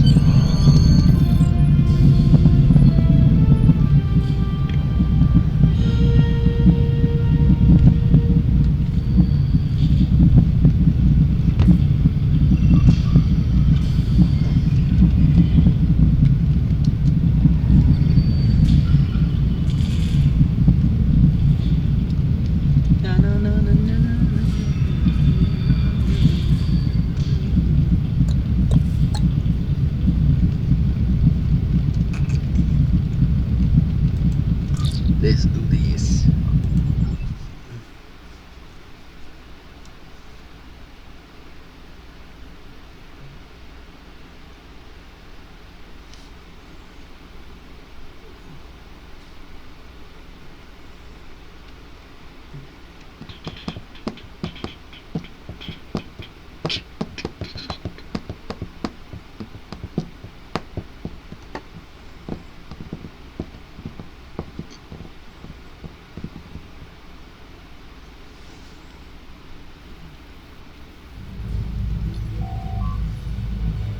Solok, the turbo lift locked up again. We will need to find another way. Great. What's next? Captain, if I'm not mistaken, this is deck 23. For some reason, the turbo lift went down. Looks like there's been a firefight. Thought we were going the wrong way. This is deck 23. Main engineering should be on this level. We get there and we should be able to fix the turbo lift. I hope it's in better shape.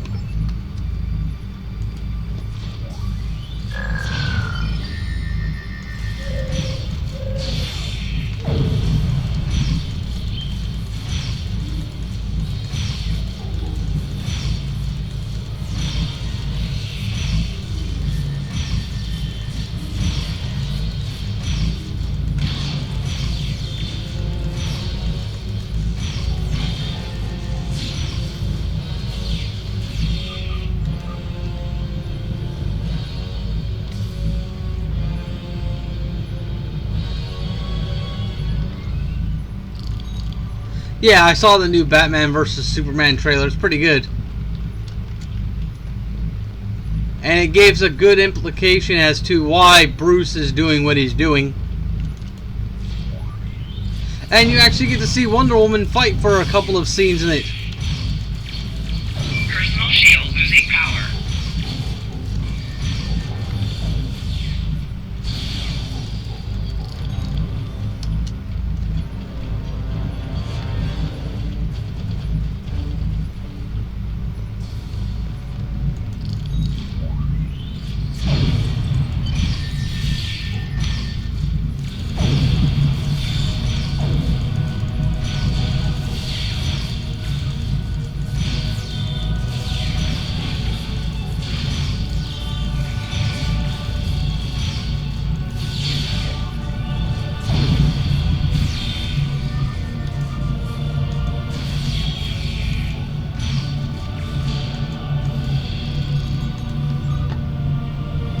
Personal shield green.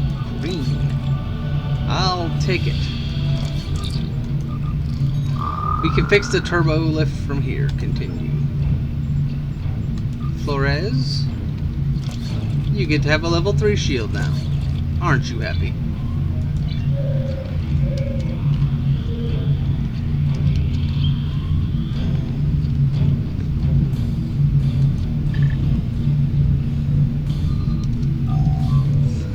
Lieutenant Commander Solodok, this equipment can't be turned off from here. It seems to be they have learned from their failed attempt to take Earth.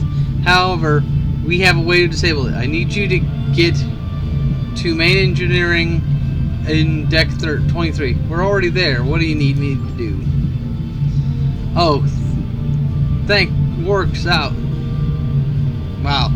Oh, that works out good. We need you to cause a power surge to the equipment here. That should cause the equipment to shut down, the crew to reappear. We're on it.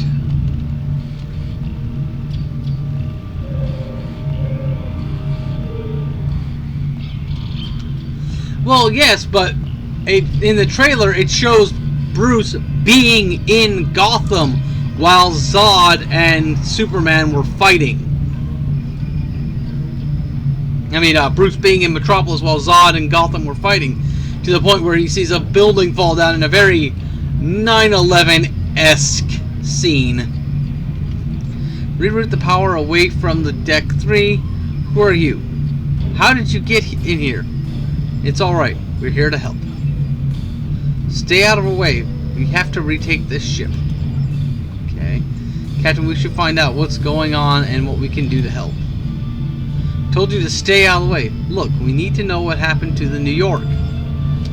Fine. We were operating while studying a space anomaly when Starfleet personnel appeared out of nowhere. Had us at gunpoint. The weird thing is that even though they were there, we couldn't detect them. The crew was forced to, at gunpoint, to this deck. We just started to try and retake the ship when you appeared. If you want to help us retake the ship. We're on it. Why does our computer say it's 2 months ahead? Yes, that's a long story. I have to go.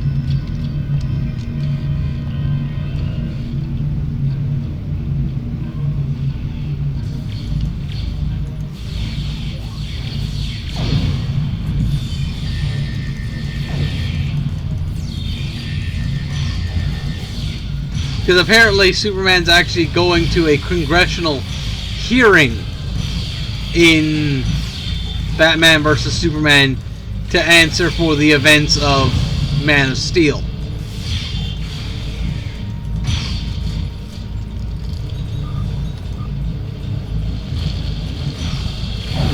Flanking damage detected.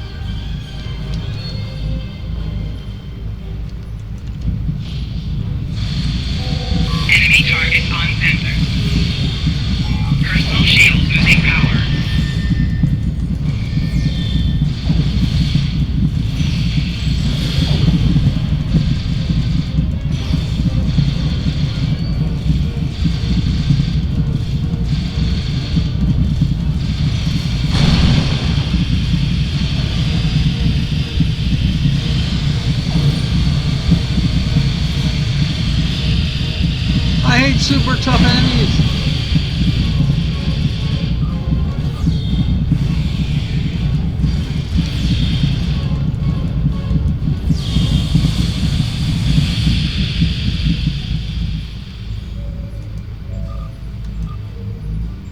I don't think the miniguns were in the game originally. I think they added that.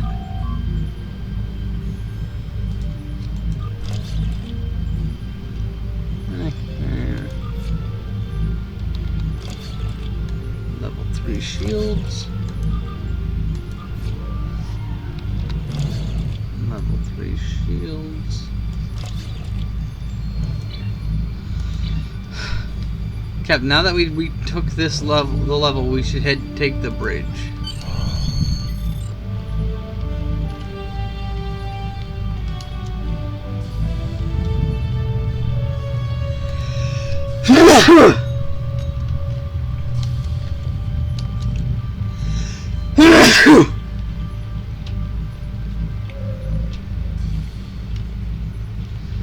As ready as I'll ever be.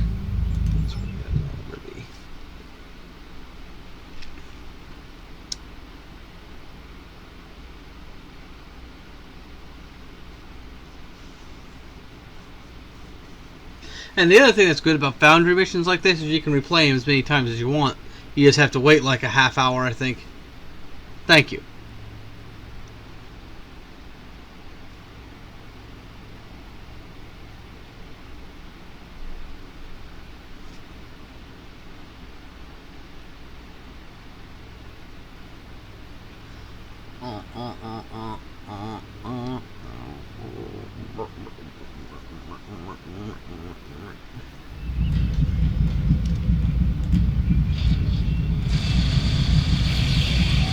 Personal shield losing power. Flanking damage detected.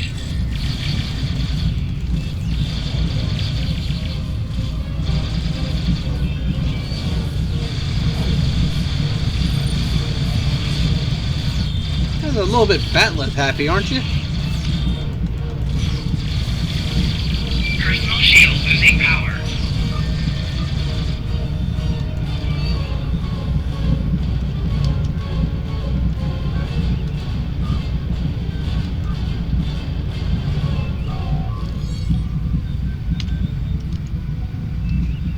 Captain Matthews,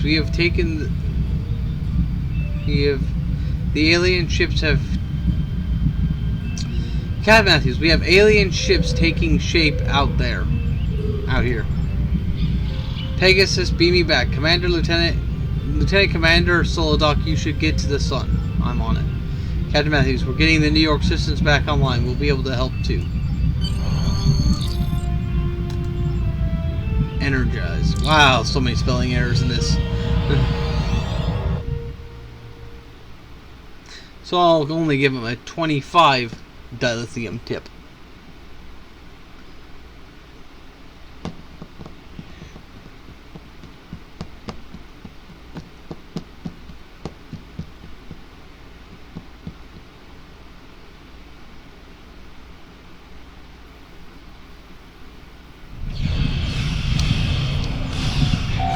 Warning, ship is under attack.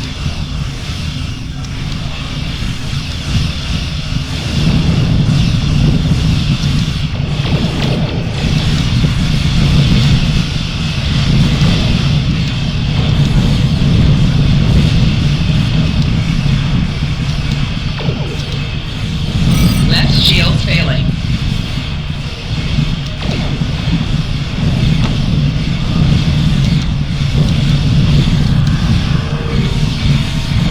Target shields have failed.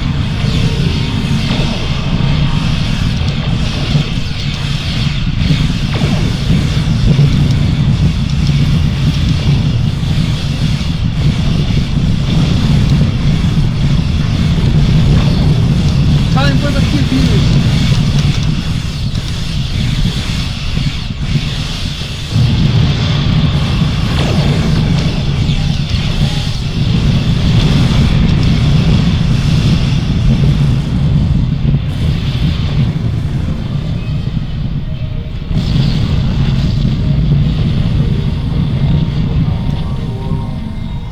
Contacted command. Reinforcements are on the way. We just need to hold out a little longer. Warning. Ship is under I don't know what attack. these enemy ships look like. I'm wondering if this is supposed to be a mirror universe incursion. Left shield failing.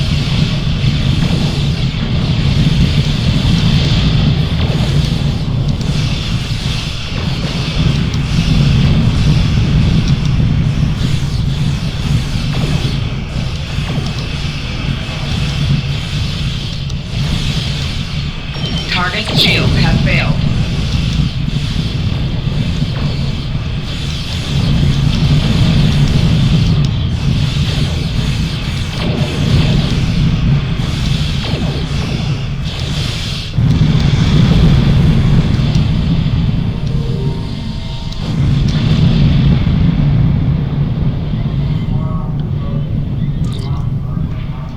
Just a little longer. Here comes more of them.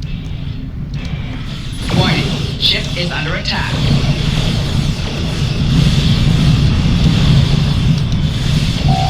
Target's shields have failed.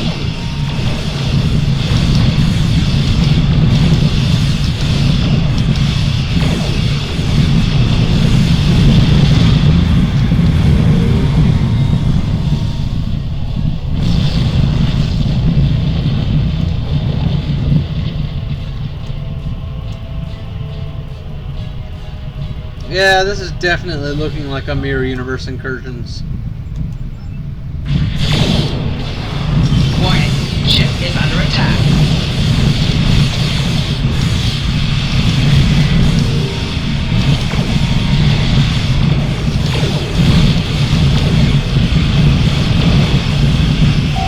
Core shields failing.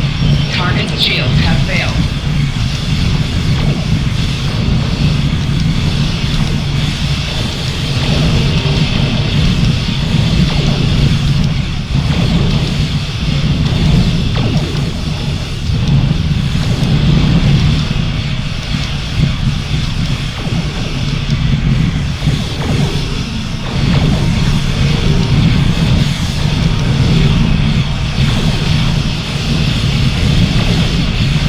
Hull integrity below 75%. Rear shields failing.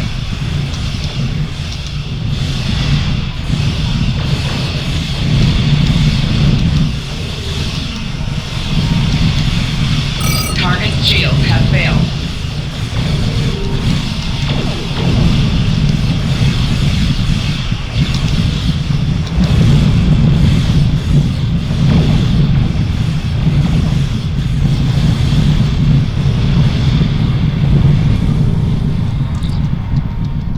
Thank you, Lieutenant Commander Solodok. I owe you my ship and the lives of my crew. Continue. Yes, well done, Solodok. The Pegasus will stay with the New York and see it back to Starbase. Starfleet Command will need to know about what happened. But what worries me is how these aliens knew you were coming instead of us. They may have had someone inside Starfleet already. But let me worry about that. For now, your job is done here. Goodbye and good luck. Yeah, I took these. A rating of 3 stars.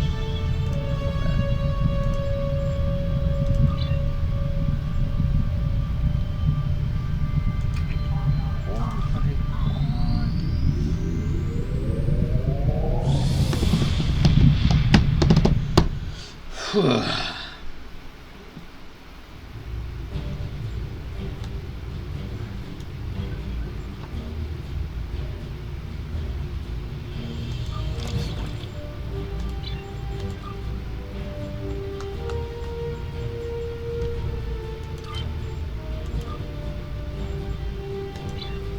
Do the normal patrol mission, and then we'll move on to a new star system.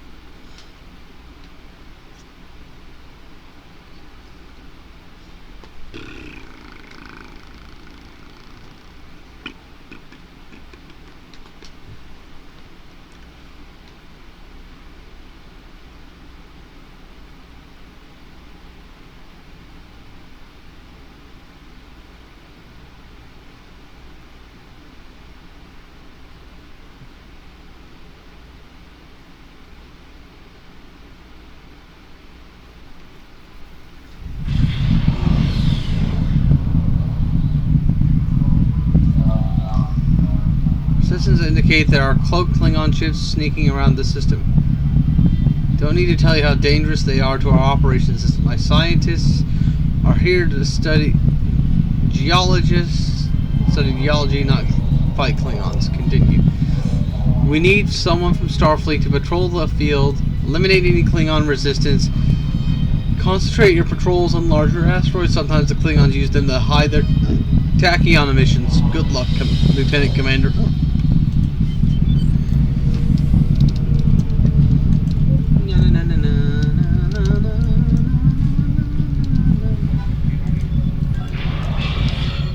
Warning, ship is under attack.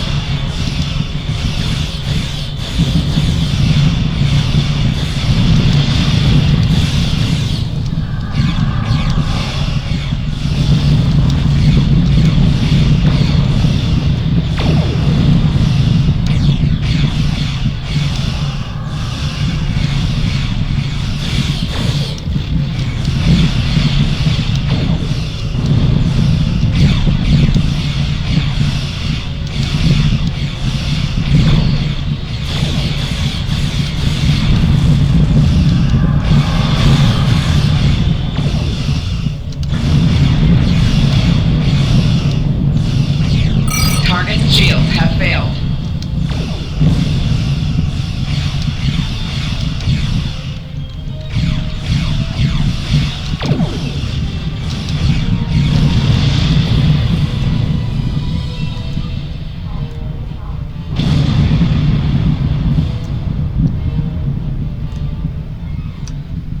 But yeah, every system has like these patrol missions that are just there for you just to do general stuff.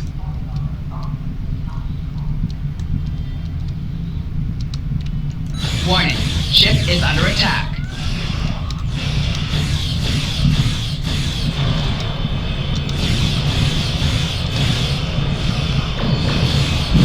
Target shields have failed.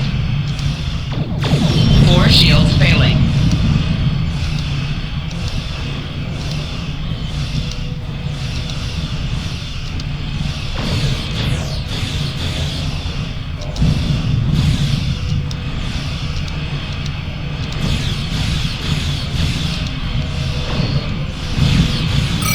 Integrity below 75%.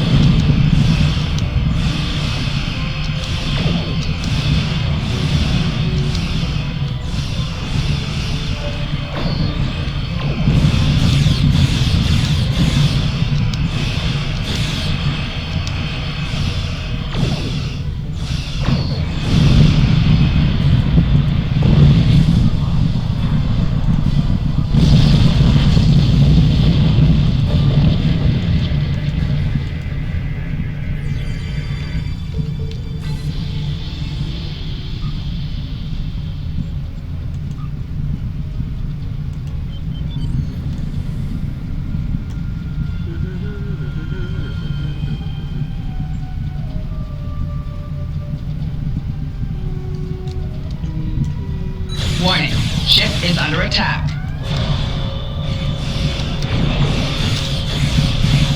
Target shields have failed. 4 shields failing. Hull integrity below 75%.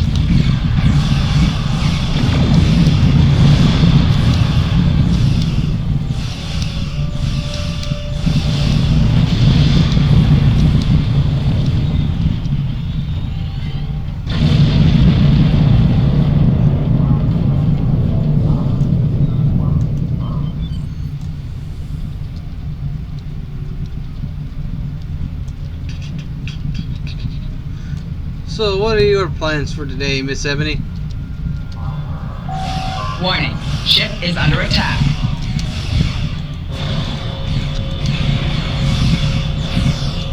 Target shields have failed. 4 shields failing.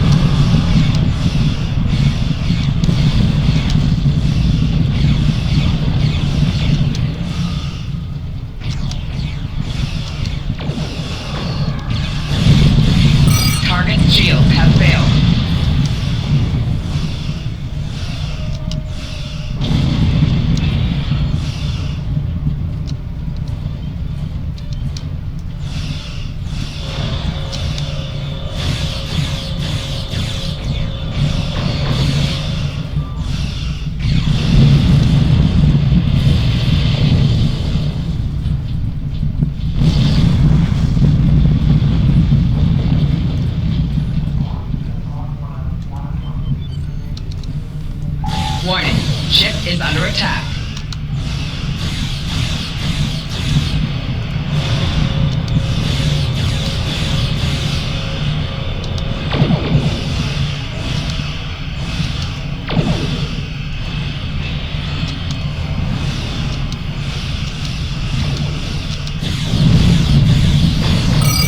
shields have failed.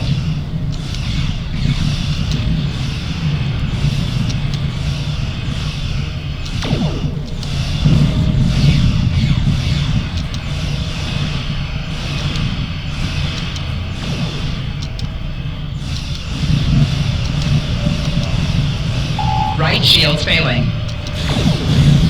Target shields have failed. 4 shields failing.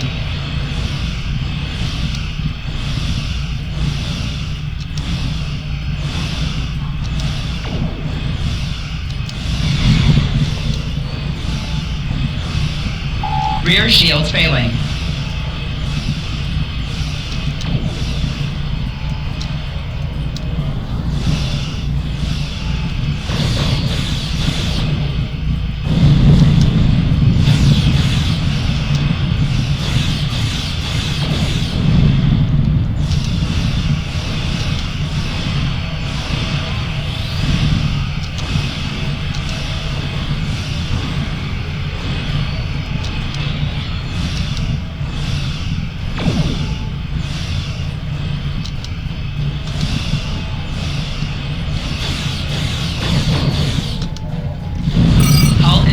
Below 75%.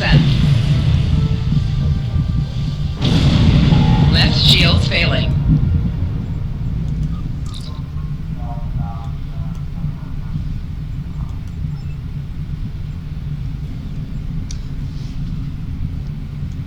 Okay. Warp to sector space. Time to do another patrol mission. Let's see, what system do I want to do? Let's do Earth Space Dock, because why not? But yeah, the patrol missions are basically there, so you have missions to do between missions.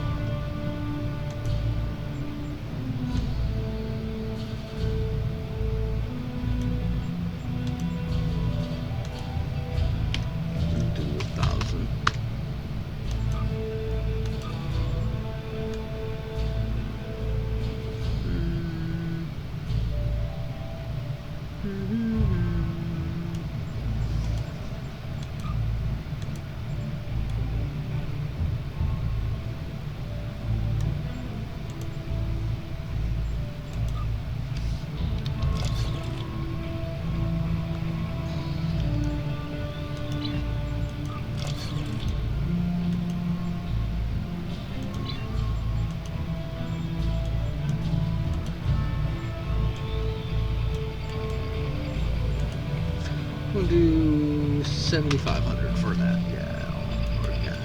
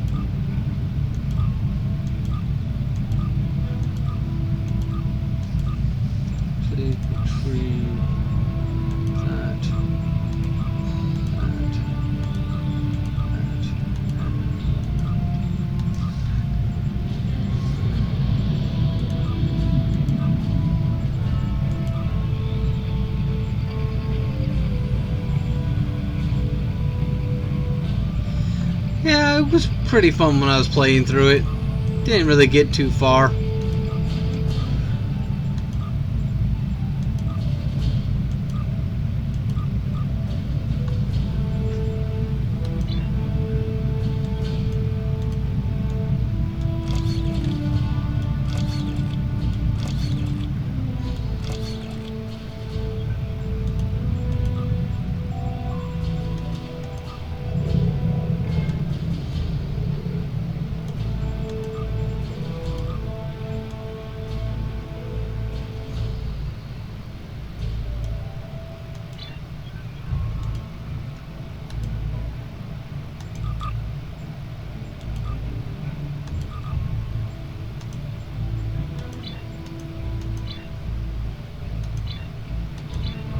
No boundary missions here.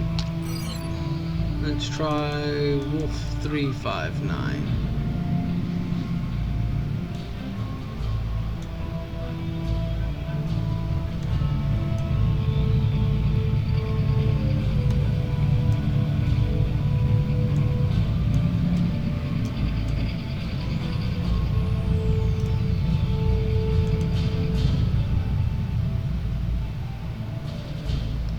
Sons of Organia, The Flood at Home, Part 1.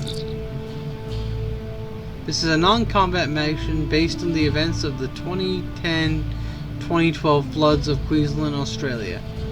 Merry Christmas, Captain Lieutenant Commander Solodok. I'm asking on behalf of Acting Fleet Admiral Ming. She's filling in for Admiral Quinn, who is 4 weeks ashore, who's on 4 weeks shore leave for Christmas and the New Year holidays. We know you are looking into having taking leave while your ship was in a space dock for maintenance, upgrades, and tests. The crew will also be. But a natural disaster has happened, and we have been asked to assist in the matter. Some of the small country towns in central Queensland are under the flood. Yep. Okay.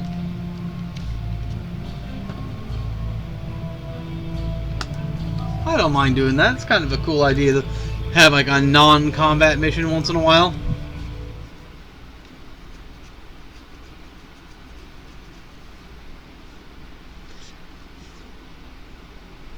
But as I was saying, I do like the Foundry because it does add those options to the game to really do missions that aren't covered by the main story.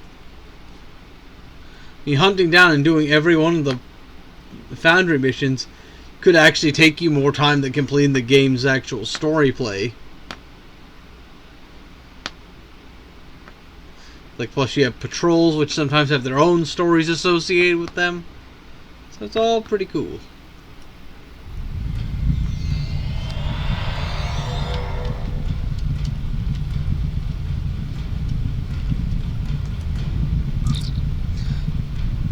Hello, Lieutenant Commander. We appreciate the assistance from Starfleet. We're glad to help in this hour of need. It's been raining moderately for 5 days now. The town's became isolated on Christmas Day. With all this rain, the town will be underwater. I have been given orders to perform mandatory evacuation of the town. What would you like me to do? Can you go through the residential area, going door to door, and do one final check for us, please? I will meet you near the evacuation shuttle once you've done that. Okay.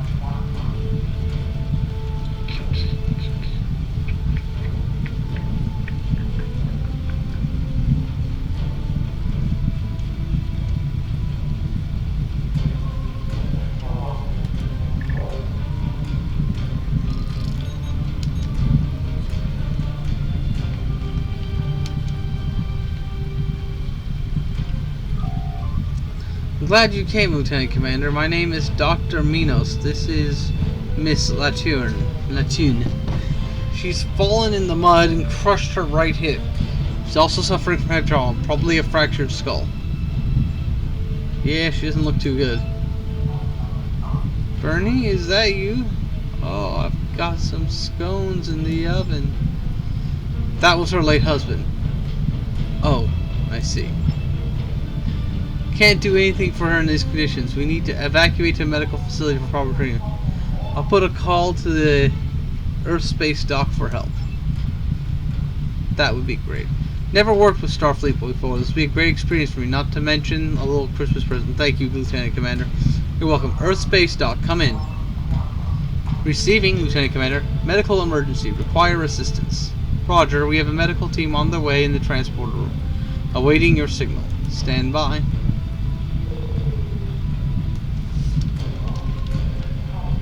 Place marker. Good day, Lieutenant. Here's the situation.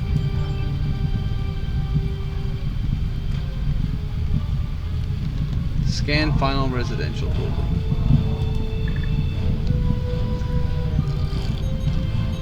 Meet back with city official? Okay.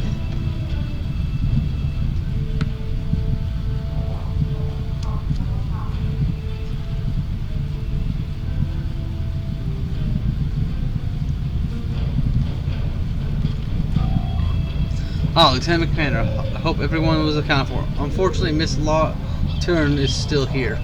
Oh, as well as Dr. Mina. She's with Miss Latoon. Is Miss Latoon alright? She fell in the mud and was seriously hurt. Oh, shoot. She's okay now. I called in a medical team from Earth Space Dock. I hope Miss Latoon will be alright. Hold on, medical team, do you copy? Yes, Lieutenant Commander? What's the situation with Miss Latoon? She's stable for now. We've diagnosed blunt force trauma to the head. Must have hit her head pretty hard when she fell. The hip might need replacing too. We were about to beam up to the Earth Space Dock sickbay for emergency treatment.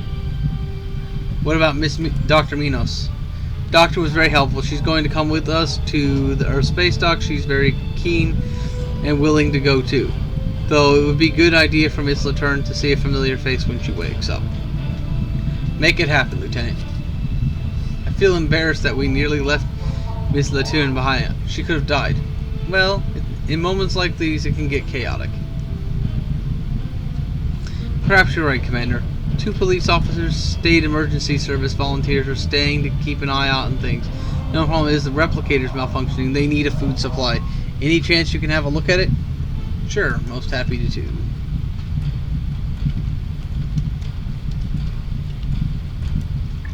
Run diagnostics.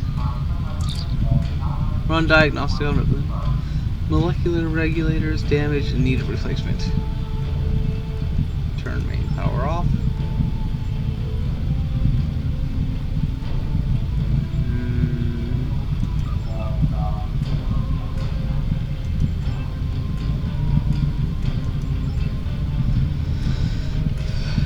Beam down from Earth Space Dock.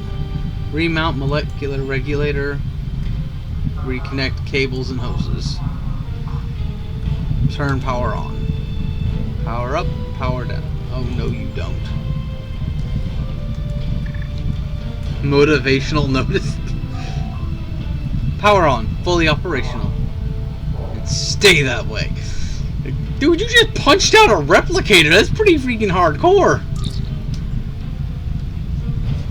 All done? Yes, you shouldn't have any trouble with it now. Great, thanks for that.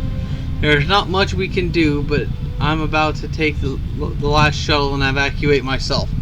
From the town of Theodore, I'd like to thank you for the small but significant contribution you've made.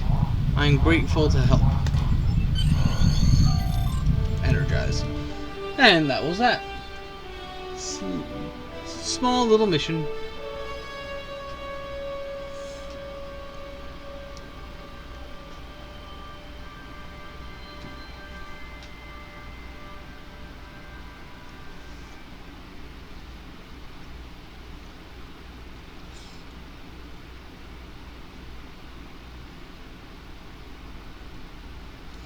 Come on, load it up, Kim.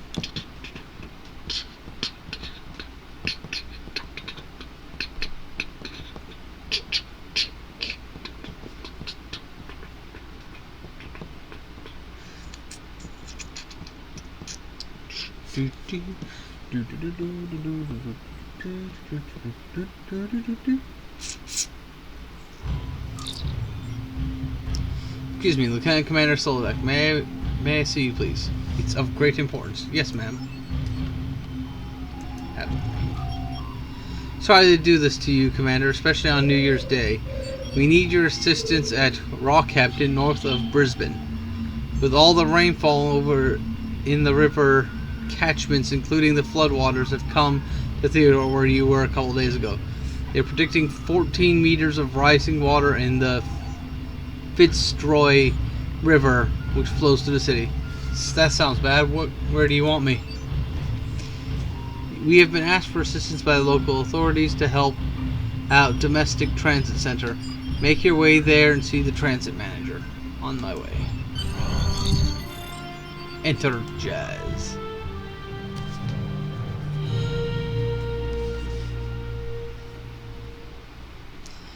At 3 o'clock, I'm going to take a little break to get something to eat. And then I'll be back to playing more of Star Trek Online.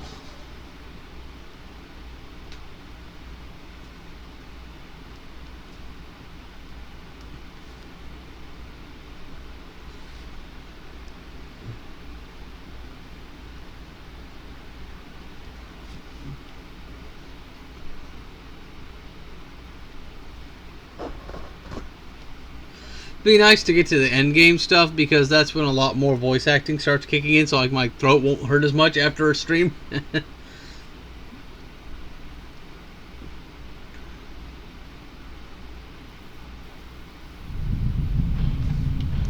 Rockhampton.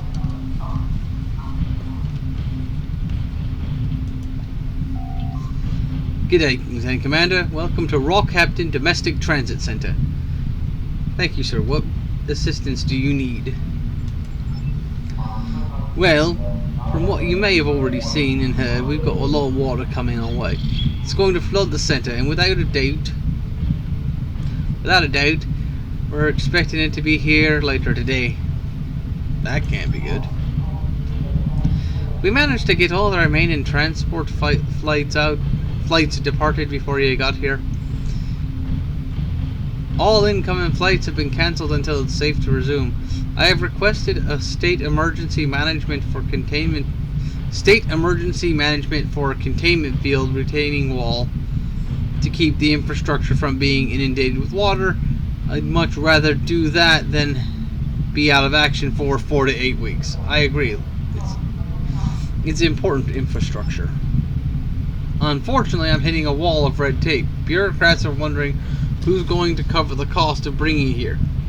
Have you contacted Starfleet at all?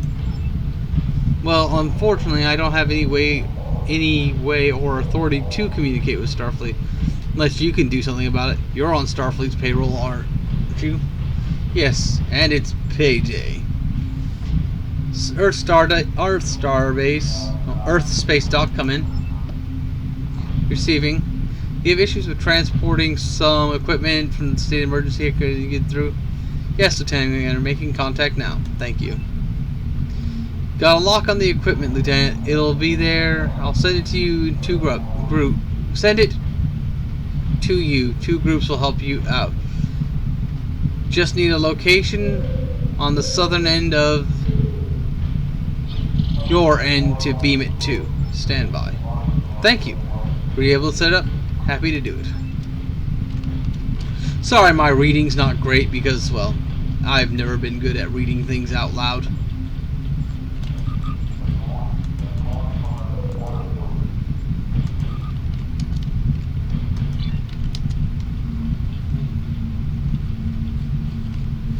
Place marker.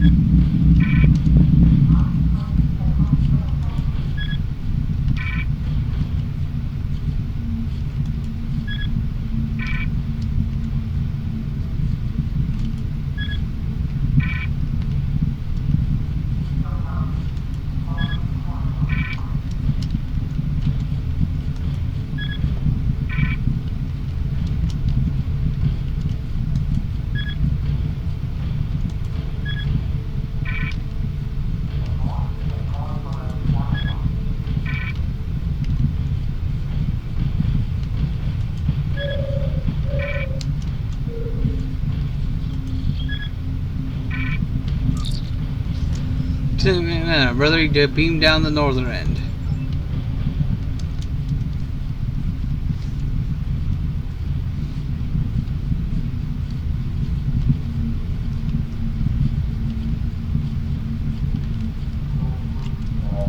Place marker.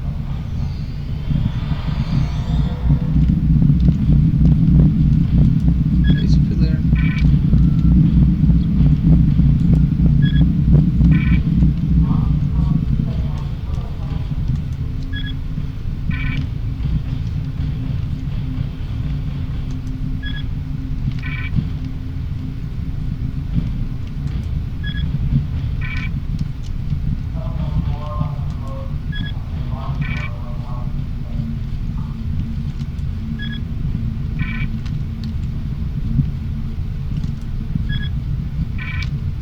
Sorry, this isn't exactly the most interesting thing you see me placing down markers to prevent floodwaters.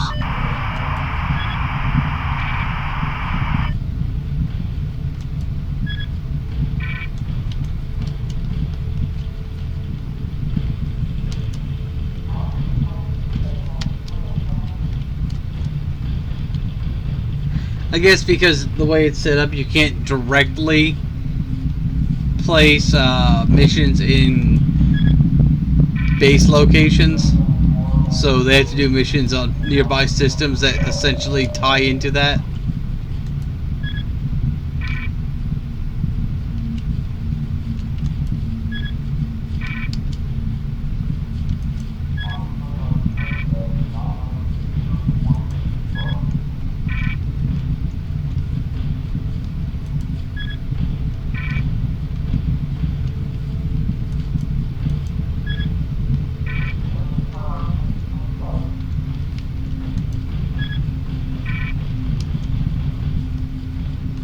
Program Southern Generator.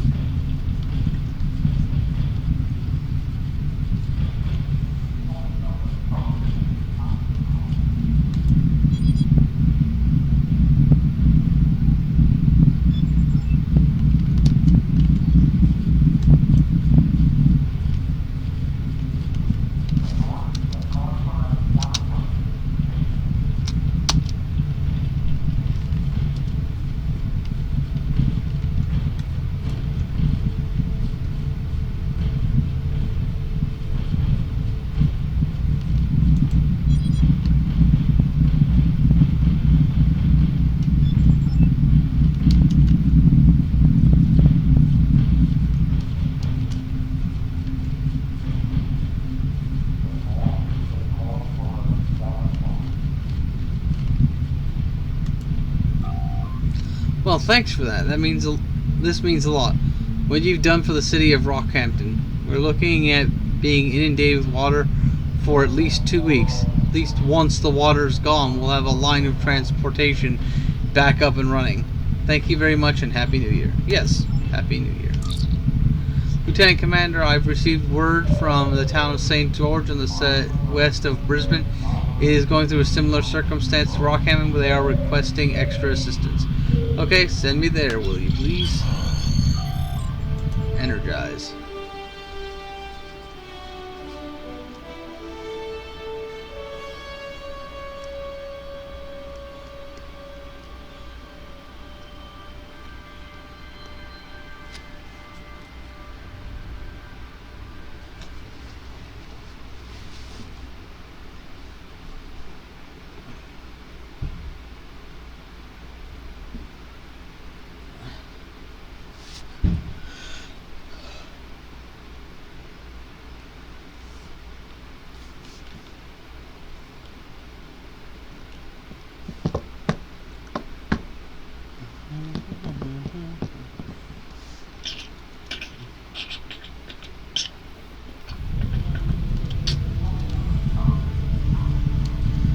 St. George Mayor.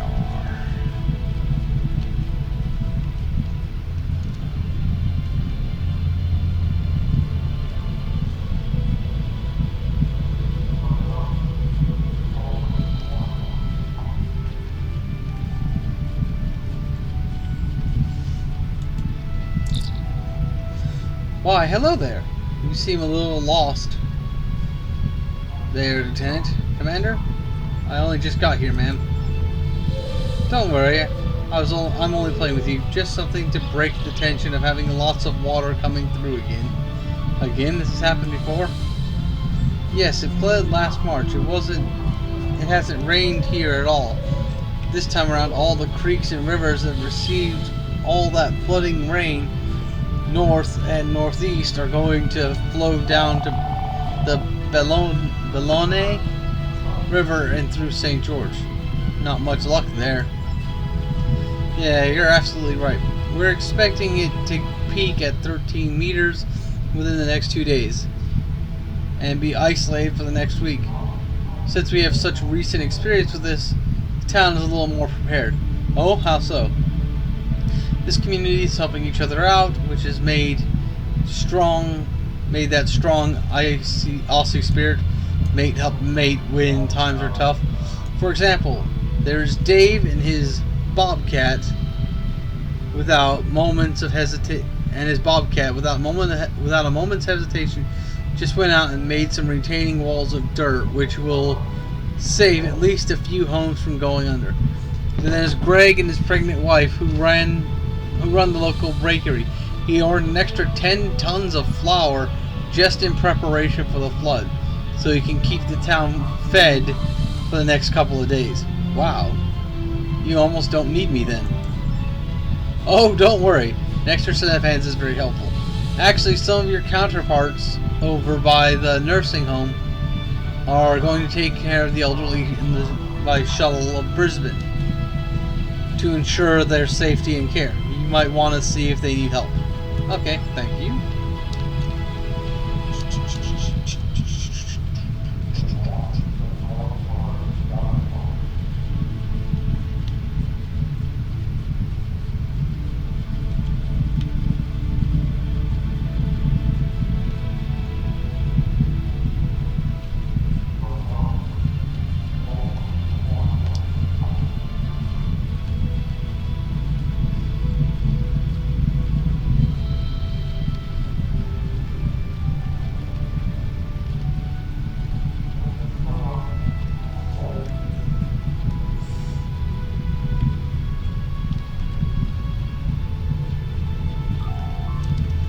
Hello, Lieutenant Commander. What brings you here?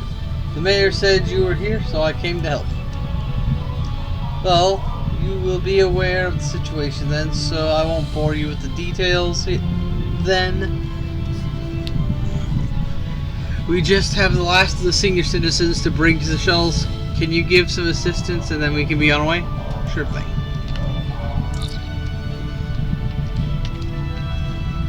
What did I tell you? Starfleet at her finest. I'm Captain Stanley Hudson at your service. Just get me back to my ship and I'll see to it these fine people are safe. Excuse me, Captain, where's your ship? The USS Keating, of course, NCC 7759. Left it up at Earth Space Dock a while back. Sure wish I could be there when the captain's chair once more. Continue. Ah, great, here we go again.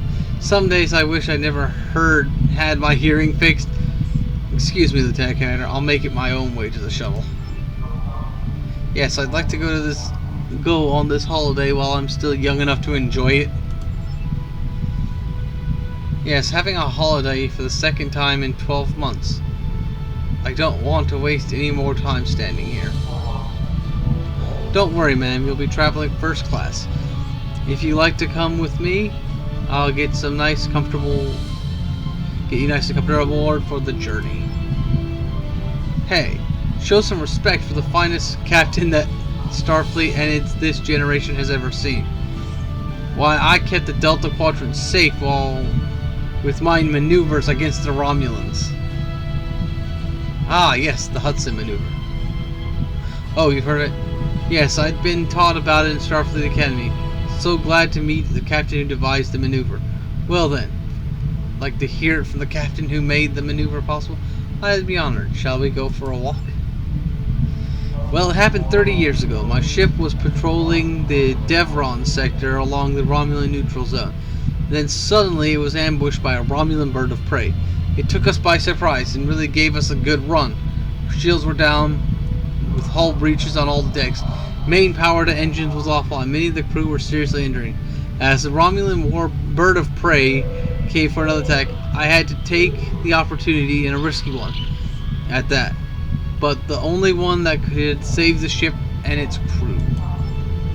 I ordered my helmsman to engage the warp drive for 1 second burst, creating a sensor ghost that made the Romulans fire on the wrong target. Then I ordered the tactical officer to fire everything we had in our arsenal, destroying the bird of prey and saving my ship. It's a remarkable turn of events. Yeah? Why? Yes, it was. It took a while to get back to Memory Alpha, but we made it. I believe this is my shuttle. Well, thank you, Lieutenant Commander. It's been a pleasure and an honor. I shall put you in my report for accommodation. Why, thank you, sir. May you have a safe journey. Strange. That's not how I remember the Hudson maneuver. No, he muddled up with the Picard maneuver. Oh, that's right. The Hudson is fire a photon torpedo at a meteor and have it collide with the bird of prey. How did I get that muddled up? It happened 20 years ago. He's getting old. Yes, I remember the captain from when I went through medical training. He suffered from uridomic syndrome and ended up having to retire. Seems like he wishes he didn't. Yes, well, you better get going. Safe journey.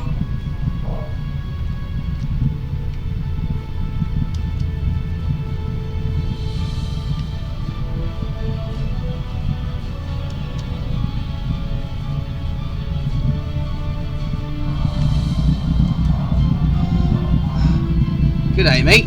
What brings you here? Seeing if you need a hand. Well, we're doing alright getting the containment field in place, but we're starting to get hungry. And thirsty. Yes, and thirsty. Could you see if there's anything for us to eat in town? And none of that Vulcan crap. It goes straight through me. Oh my.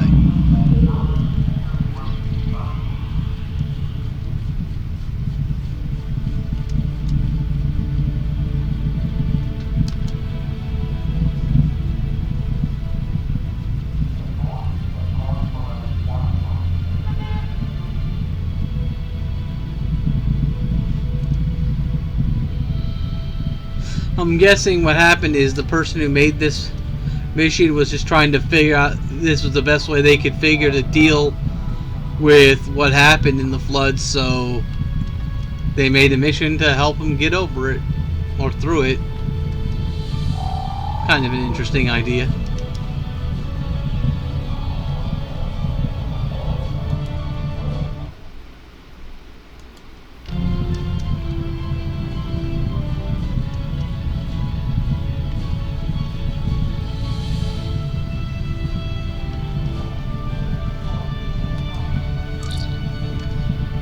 You look lost again.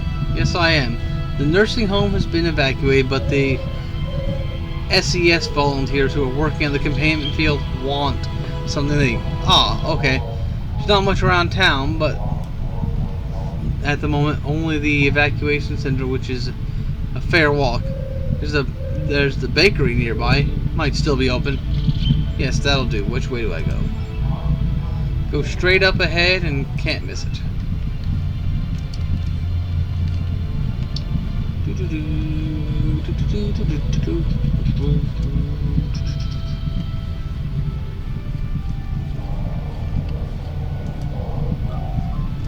Wow, somebody from Starfleet. Don't see you guys out here too much. Just out to give some assistance, which is what I'm doing now. I got some hungry ESE volunteers who need something to eat. Do you have anything? Yeah, sure. We don't have much, but we've been cleared out in preparation of the flood. Come on in, we'll see what we can get together.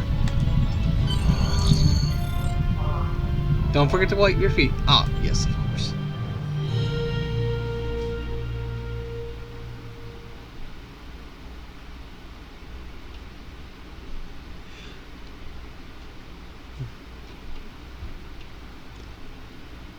Because this is actually something very much that Starfleet would do. Is their officers will go around helping with any kind of disaster preparation that need to happen on Earth or wherever they were nearby. So it's kind of nice to have a mission that's basically devoted to the non-military side of Starfleet.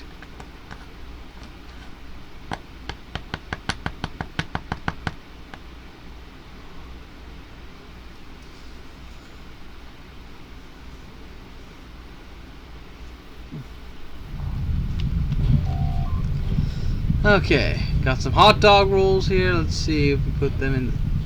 Put them in the fridge. Well, we got some lettuce, tomato, cheese slices, some cold beef cuts. Got some hot dogs.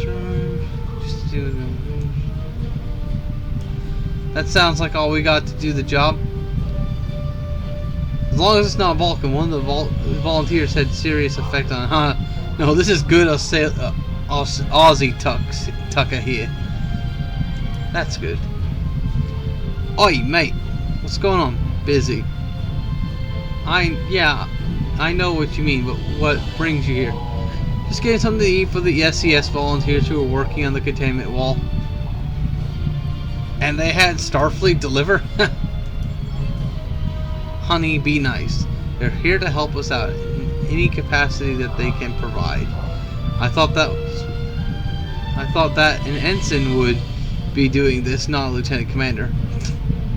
Sorry, had to throw it in that in. I'm nearly done with the rolls. There's some drinks in the fridge there too. Yes, they did ask for drinks.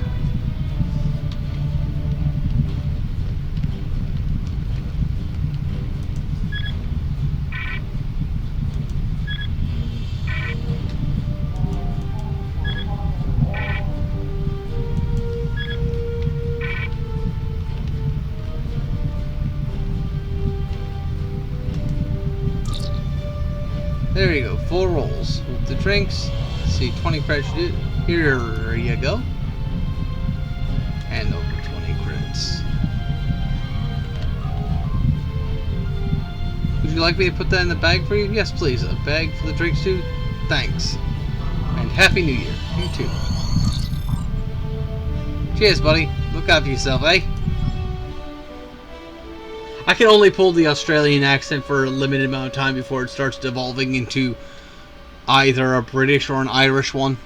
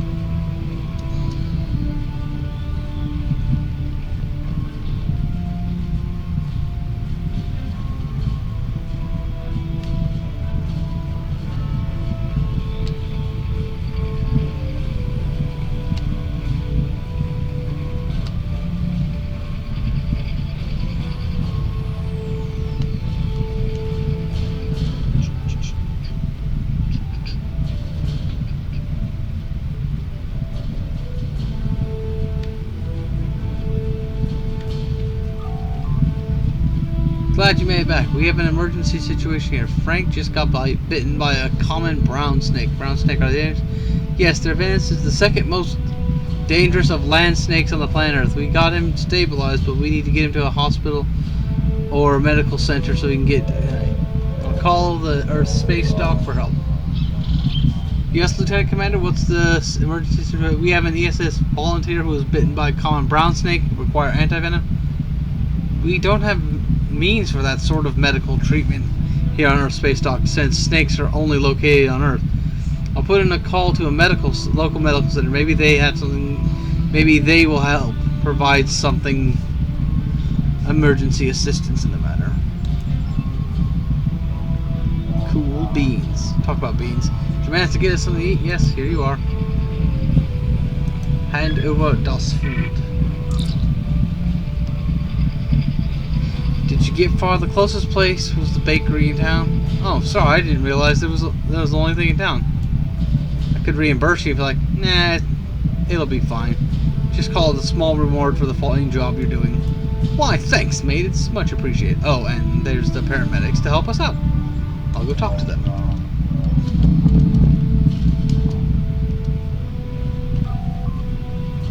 Hello, Lieutenant Commander. Are you the one who had the emergency? Yes.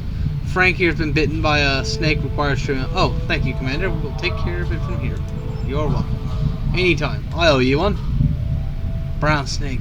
Should bite me more often. It means I get a pair of babes looking after me. Ouch. Behave yourself.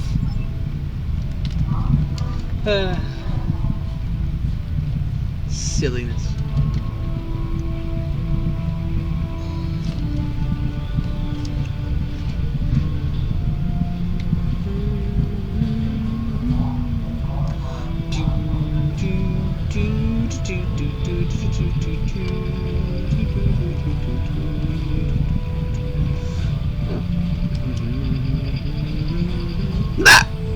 Excuse me.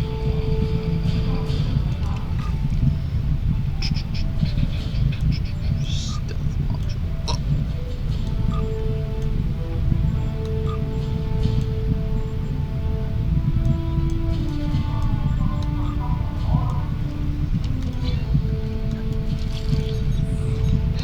Personal cloaking device, yo.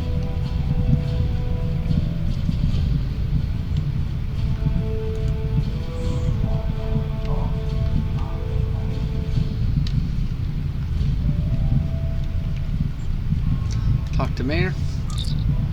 You lost again? No, ma'am. Just see if there's anything else you might need assistance with. No? By the looks of things, we got it covered. Curious about the two paramedics we run by.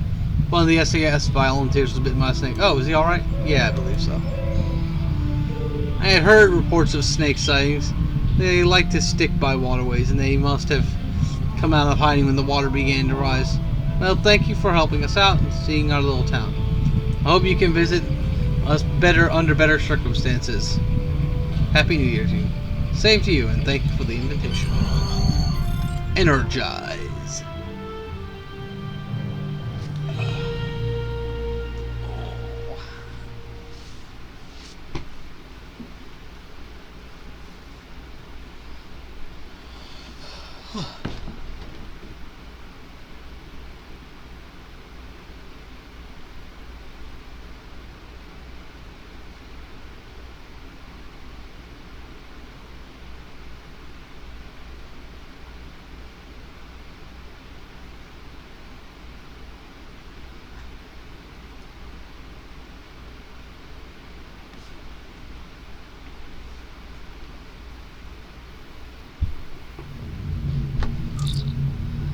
Yes, Lieutenant Commander, the modifications to the ship's engines have been checked out. Waiting for a test flight. Once your crew has returned to the shore leave from shore leave port. Indeed. And the hull test? The hull test, Lieutenant Commander, has shown that the structural integrity is past inspection, but the hull itself has shown some weakness. They've confined it to the aft section of the ship. We made some progress replacing the hull plating, but it'll take 3 days to finish and run some tests. Yeah. Yes, the Klingons have been hitting me there lately. Oh? Admiral Ming just walked into the room. Oh, carry on then.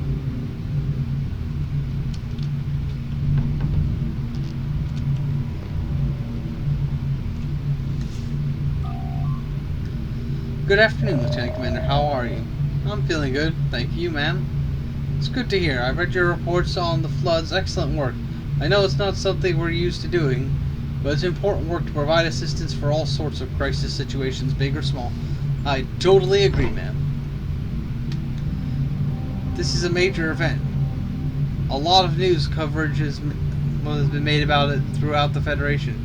In fact, Vulcan High Council has offered to send assistance if required. Fascinating. But the main reason I came to see you is the local governing body has set up a disaster relief appeal plus. They're going to have a televised appeal on Sunday called Earth Unites. Some of the officers are going along with to be part of the audience. I was wondering if you would be a Starfleet representative and offer a donation to the appeal. Will that mean I'll be on television? Yes, you'll be up on stage and ask questions and a part you played in the relief efforts and all. May I ask what Starfleet will be donating? We're asking a donation of 1 million energy credits. We're making a donation of 1 million energy credits. We're asking the captains that have and the crews to make modest donations if they can. So are you feeling up to it? Certainly, I'll do my best to represent the fleet.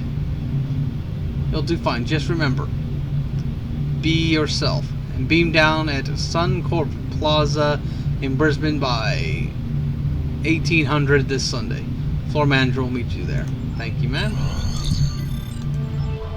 Energize.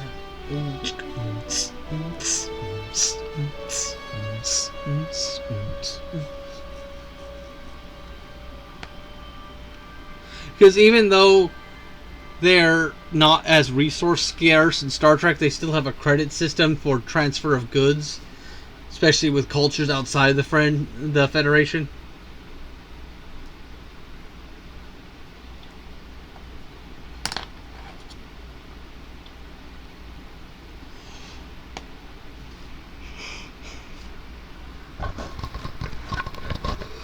Because while the replicator can replicate almost anything, it can't replicate everything, and some people want stuff that's not replicated. Are you the one representing Starfleet? Yes, I'm Lieutenant Commander Solodok. Hi, I'm Kitty, the floor manager. I'm just going to place the wireless lapel microphone on you, if that's okay. Yes, of course.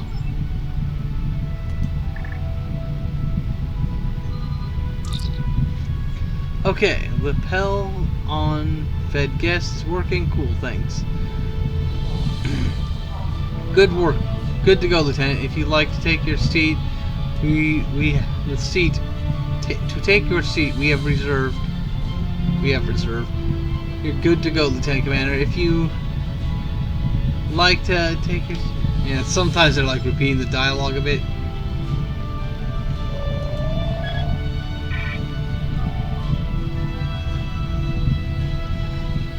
Yes, how did you guess? You're definitely out of your comfort zone. I've faced countless situations in space that came near death. Something like this? They never train you for this in the academy. Oh, I'm sorry, I didn't mean to make you more nervous. It's okay, it helps. That's my help now. Hi, I'm Caddy. Sola. My husband Tony's one of the guest artists performing tonight. Well, as someone told me once, cool beans. See? You'll feel better already. Sure do. Hope they're about to start. Good day. Welcome Earth to Earth Unites. The night that Earth comes together. There are 200,000 people who have been affected in one way or another from these floods, and they need our help. We have with us tonight people from all of Earth who have come out in support from the entertainment world, the sports stars, but they're not here to they are here to let you know that you're not alone. Join me tonight on the stage is a local girl named Lisa. Why, thank you, Edward. It's great to be here. As a Queenslander, all I can say is that I wish the rain would stop. It's not doing my hair any good. Yes, we're planning to have it outdoors at the plaza at the heart of Brisbane, but it was too rainy there to host the show. So we must thank our audience for making the trip here in such weather. Continue. Yes, we should also point out that it's not over yet. Even as we go on air, there are cities and towns still in need of still in an emergency situation. The city of Maryborough has declared an emergency situation with the Mary River starting to swell, as St. George still peak levels. Certainly no, but there's still no better time to start lending a hand by donating to this appeal and help them back on their feet. Please be generous in your giving, for every credit counts.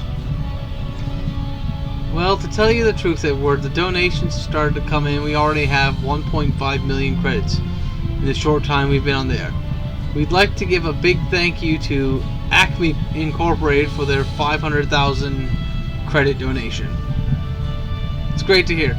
And a big thank you to Acme Products. In fact, let's give them a big round of applause. It's good stuff. Alright, take a break from here and we get ready for some music from one of the local country music artists. Stay with us. Applause. Welcome to Earth Unites, appeal for the flood victims in the state of Queensland, here in Australia. Well, it's about time to have some music, and there's no better singer-songwriter than in this neck of woods.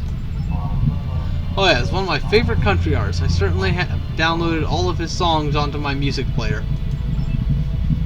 He's won multiple awards, multiple country music awards, and quite honestly, he loves his home state of Queensland as much as they love him. So let's give a big welcome to Tony. People like Jack, people like Sue, people like me, people like you. It's all about hanging near and hanging tough for people like us. Tony, well done, mate. I know this appeal means a lot for you. Yeah, being a country bumpkin, I know it's been tough going. From 10 years of drought to flooding rains, it can break it, man. So seeing our earthly neighbors pitch in and lend a hand is really wonderful. I know you've been helping out a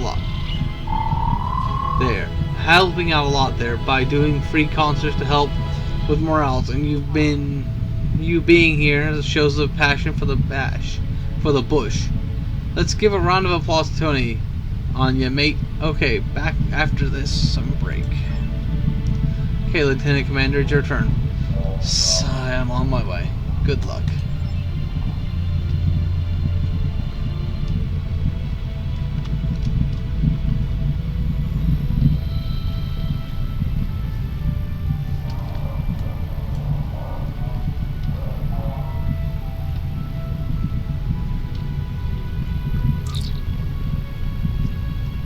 Welcome back.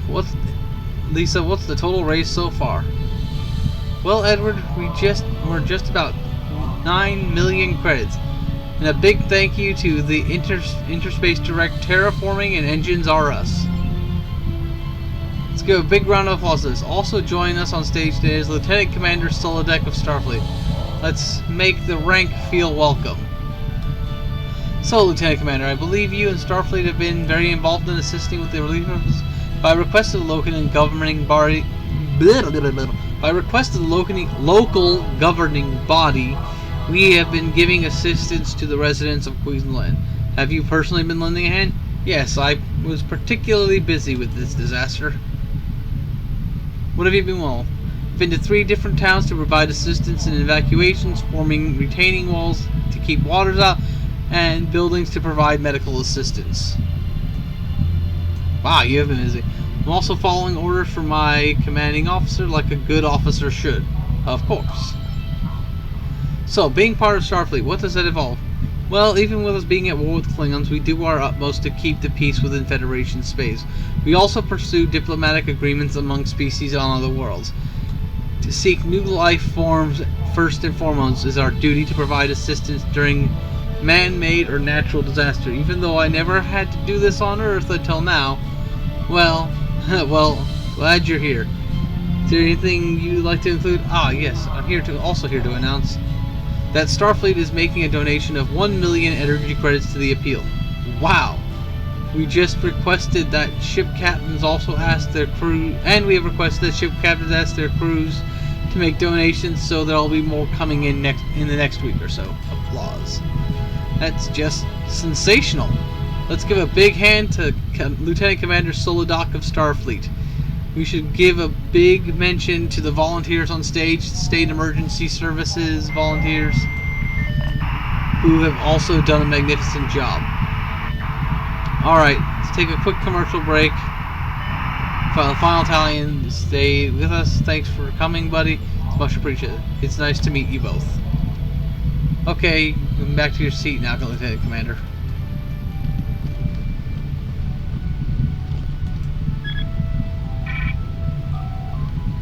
You handled yourself pretty well. Never knew I had it in me. Welcome back to Earth Unites Flood Appeal. We're just about to wrap things up. First, let's get a final tally for the night. Well, Edward, we had a successful night. The tally for us tonight has been $10.3 million. Well done, all those who have donated time. That brings the total appeal to 62 million credits. This is definitely worth a round of applause. Yes, well done. Please keep this disaster in your thoughts and prayers, for we have a long way to go before anyone can get their lives back. This just in, Mary River is still slowly rising and the town of Mayberry may not be out of the woods. So local authorities are asking everyone to please be careful. Also, the Bellons River in St. John is starting to subside, which is good news. Well, I really enjoyed tonight. It's been a lot of fun. Yeah, it was great to meet all these people and rally for a good cause. Sure as. Just remember, you can make a donation anytime, day or night. Every credit counts. But for now, have a good night. Good night! Cheering applause. Well, that went really well. It sure did. Seems like you got that training after all. I just focused like I'm talking to someone through a view screen. Then it became natural to me. Well, it worked. You handled yourself rather well. Why, thank you. Excuse me, sorry to interrupt your conversation. Can I get that lapel mic from you now, please? Lieutenant Commander? Oh, of course. Well, I better do what she says. Good, like a good officer. Ha ha. Yeah, I better save my husband from being mobbed by his lady fans. Well, it's been nice to meet you, even for a short time. Take care. See Kitty and have the lapel thing taken off.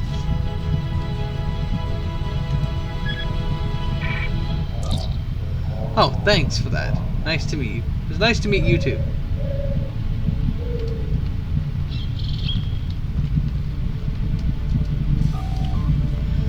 Well, Lieutenant Kennedy, you certainly exceeded yourself. Stop by Admiral Quinn's office in the morning and we'll have a briefing then. In the meantime, get some rest. Yes, ma'am. Congratulations, Lieutenant Commander. Hello, Lieutenant Commander. I've heard of your recent accomplishments and would like to congratulate you. You are exactly the sort of Captain Starfleet needs as an example for young officers. Here at the Academy, please join me on Earth to discuss promising new officers. Look forward to speaking with you in person. It was a nice idea.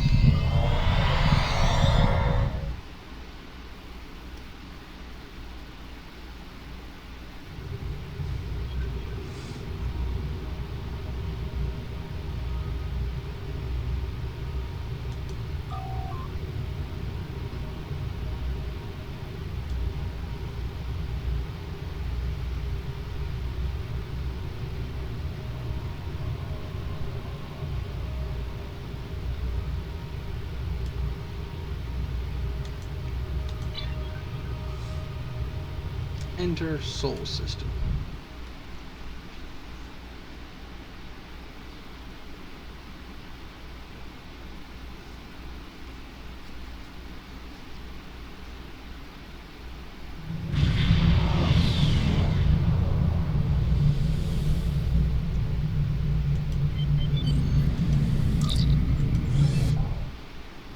Beaming down to Starfleet Academy.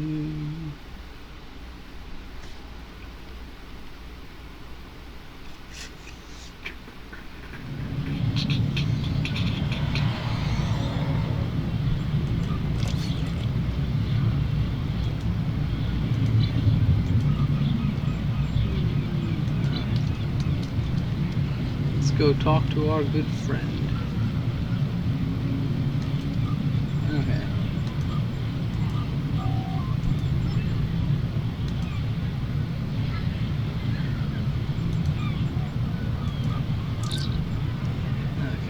already have 2 engineering officers and 2, so I need a Saurian science officer.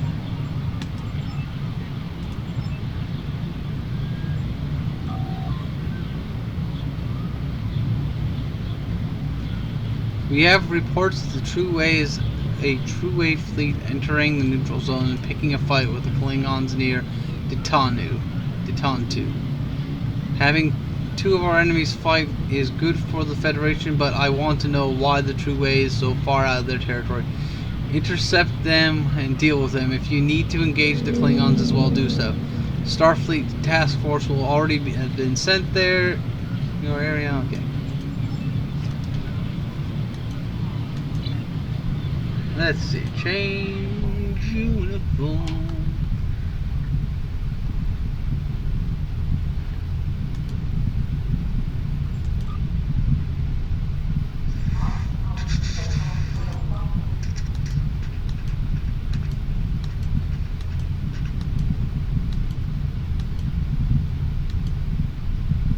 Apply to character. Uniform.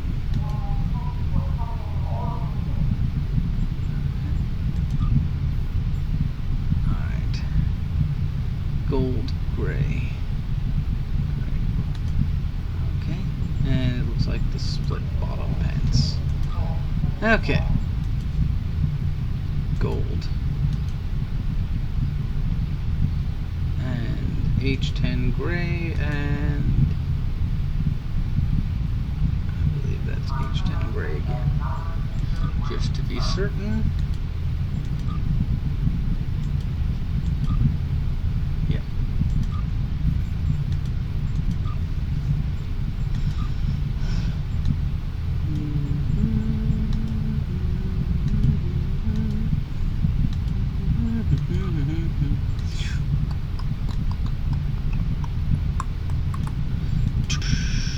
Loose long, Enterprise, TNG split bottom, black. Did I go with the leather boots or did I go with the combat boots? Soft boots. Class color gray.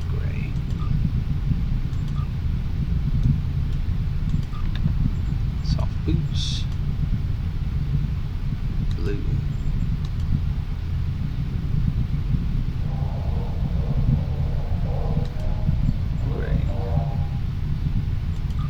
Suit boots. They're soft boots. Blue. Gray.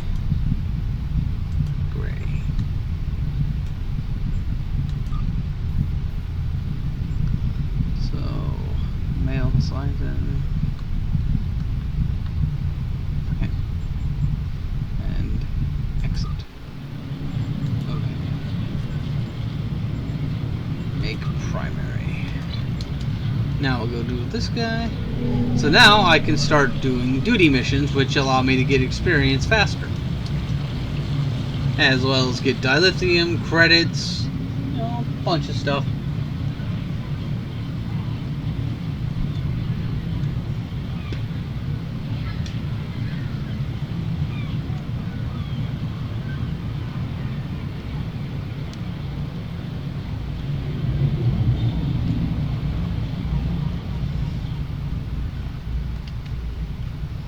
Lieutenant Farah.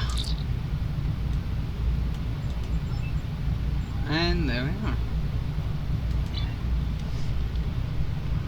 Beam up to... Yeah, what's that? Beam up and warp out.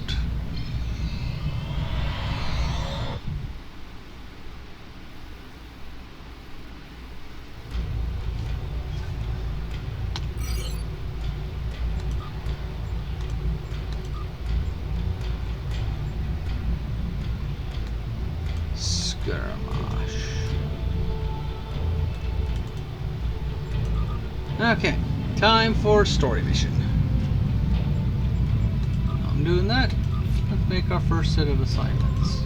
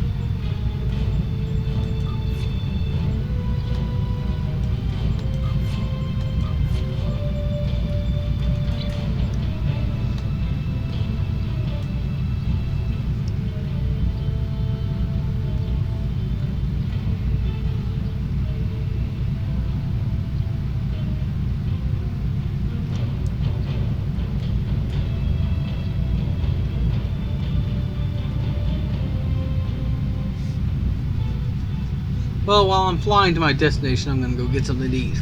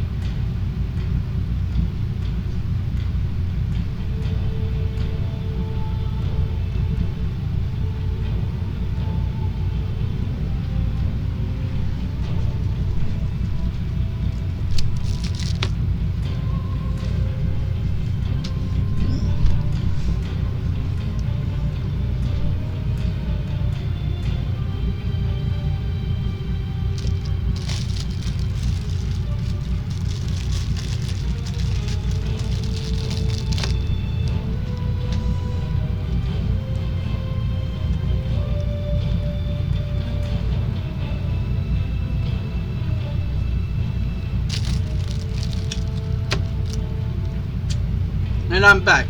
I'm eating a Pop-Tart right now while making coffee.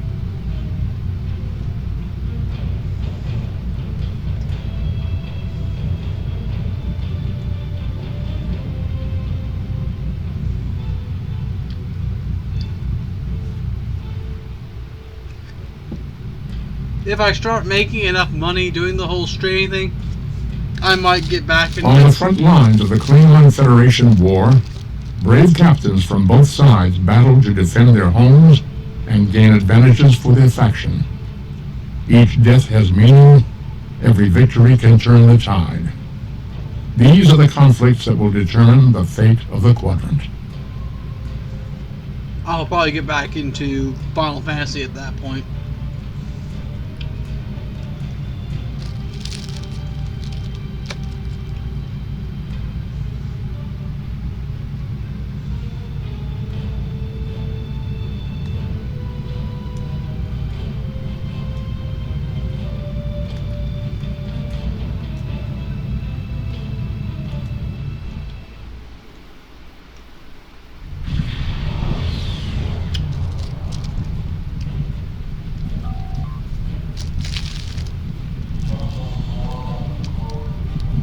Picking up multiple hostile contacts, Ship is both under Klingon attack. and True Way.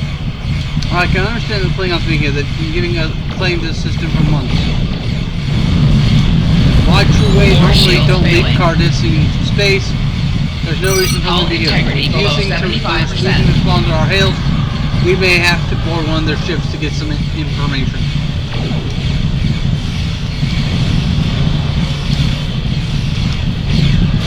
Target's shields have failed.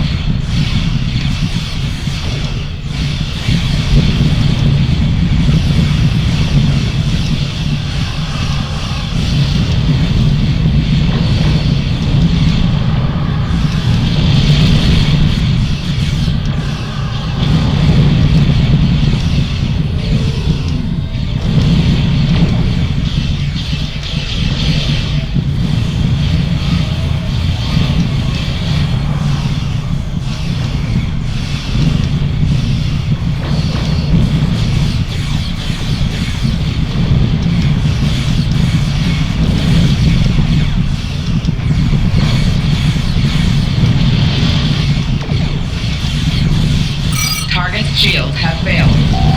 Hull integrity below 50%.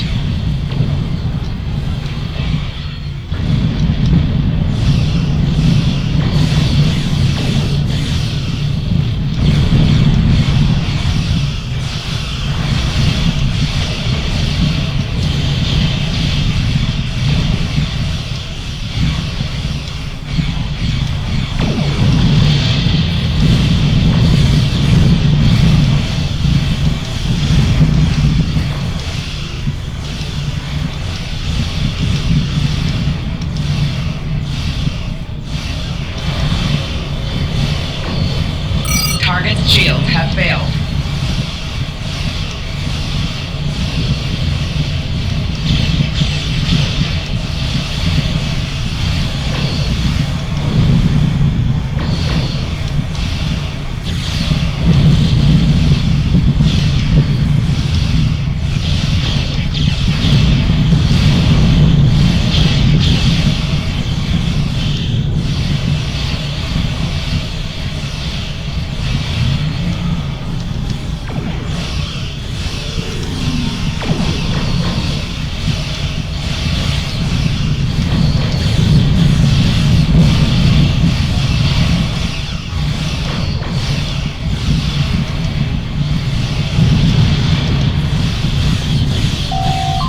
Shields have failed.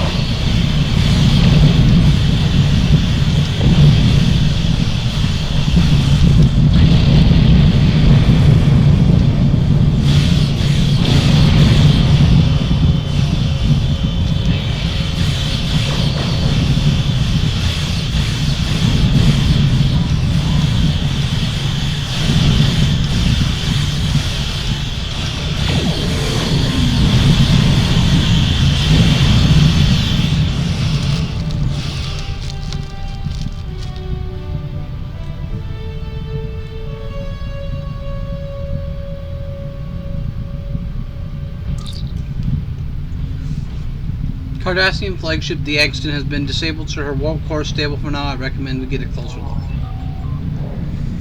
Away team is standing by. We can leave on your orders.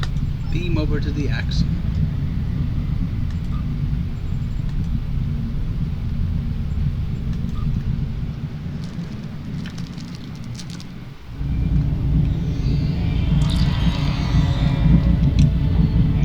Captain, the Cardassian security teams are trying to move on in position. Actually expects heavy resistance.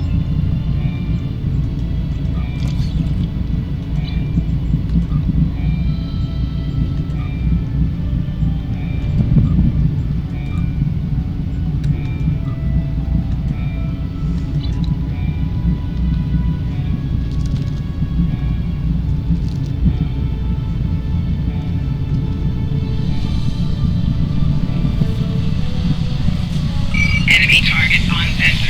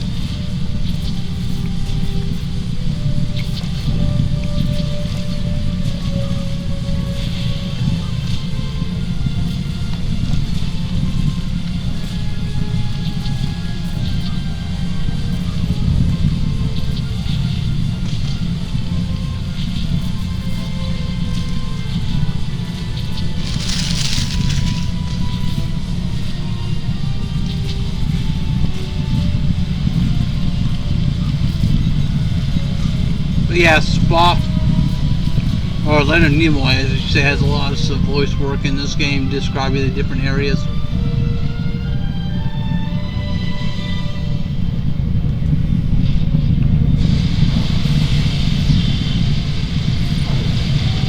Flanking damage detected.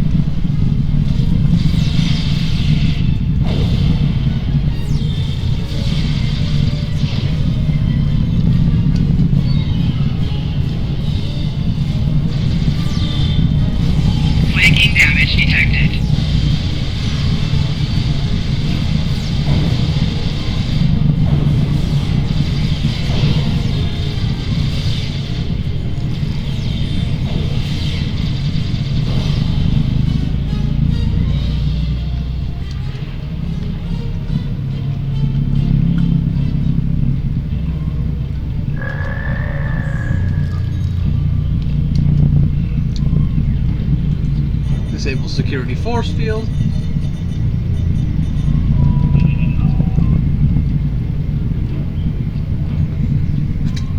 That should take care of all the security measures between us and the bridge. I don't expect the Cardassians to give up that easily, though. They'll probably send out more security teams to intercept us.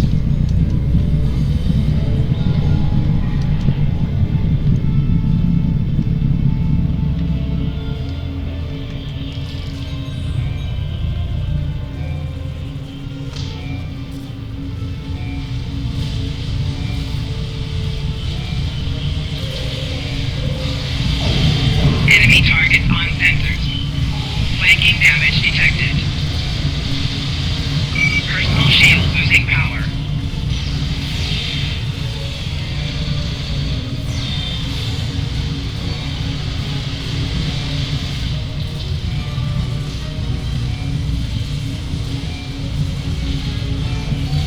Enemy target on sensors.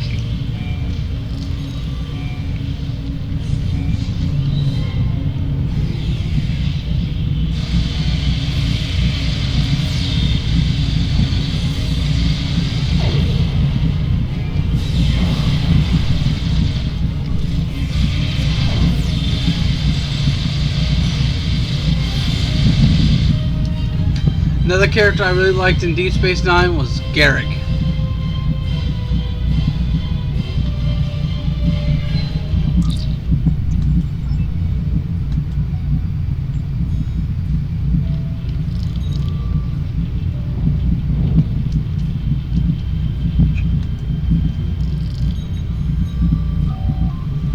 Captain, what were those things? Sir, the Cardassian doesn't have any wounds on him, but my readings show that he's dead before we enter this room. I recommend that we find the med kit and perform an examination of the corpse. We need to know more about what happened to him. If he was attacked by those creatures, we need to be cautious. Any contact may be fatal.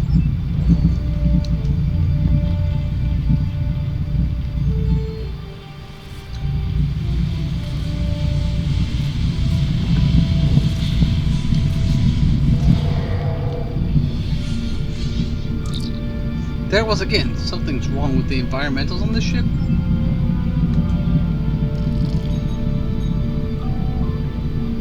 Sir, this Cardassian looks like he died from the same cause as the Cardassian we examined in the mess hall. We need to find a med kit to know more about what happened to them. All the equipment in the med kit has been sterilized, ready for use. Medical tools. Variety of standard medical tools available. However, before using a med kit to examine the remains of the Cardassian, it would be beneficial to study the medical records of the corpses in stasis and do background data and stuff like that.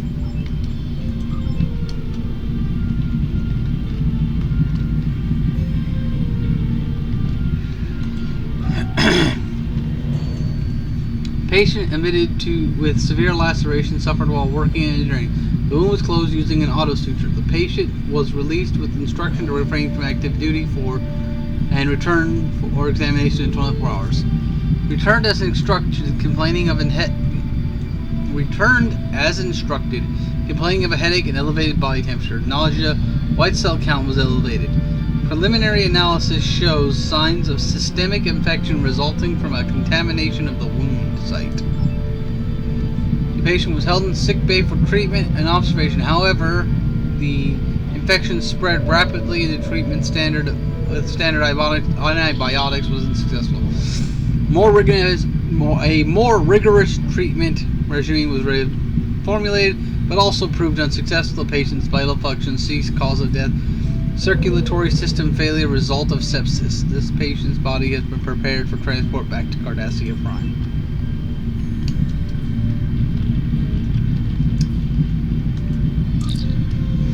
The patient admitted complaining of pain and inability to concentrate on assigned duties. The patient was treated with hydrocortisone and told to rest. Psychological evaluation was scheduled. Patient returned several hours later saying neither medication nor rest had helped. The patient was treated with a larger dose of hydrocortisone and admitted to sick bay for observation. During this period, the patient fell unconscious and was unable to be revived. An autopsy conducted with a Neuralite probe to obtain a sample of brain tissue for examination of the neural tissue, did not show any signs of infection or trauma that would result in headaches or fatality.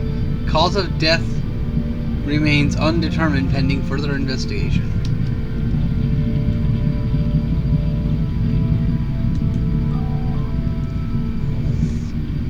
Patient admitted complaining of extreme nausea and fatigue. Preliminary exams inconclusive. Patient held overnight observation, during which condition worsened. Patient died 23:52 hours. The quarantine protocols put in place in the CMO's orders, and a level 8 force field was used to prevent the spread of an unknown, possibly infectious agent. Force field may not be disabled without command level voice authorization. An autopsy of the patient was conducted using a laser scalpel to open the chest cavity. All organs intact and showed no signs of trauma or infection, which would explain the patient's demise. Cause of death remains undetermined pending further investigation.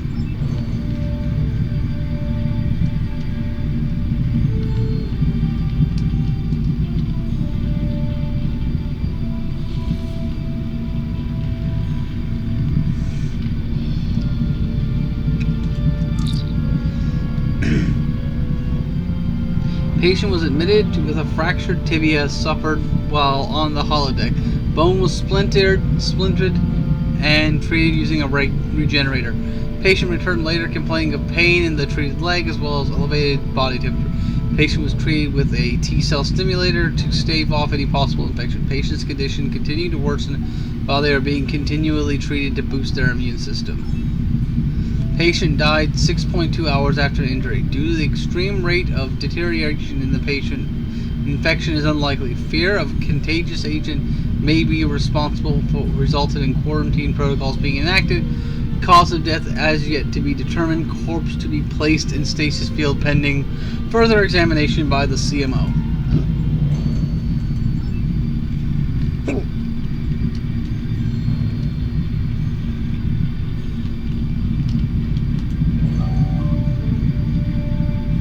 Patient admitted with a plasma burn caused by an exploding EPS conduit. The wound was treated using a protoplaster. The patient was admitted to sickbay for sedation and observation. The patient suffered a neurological event resembling a cerebrovascular accident while sedated and was unable to be resuscitated. Further examination into the patient's death is pending autopsy by CMO.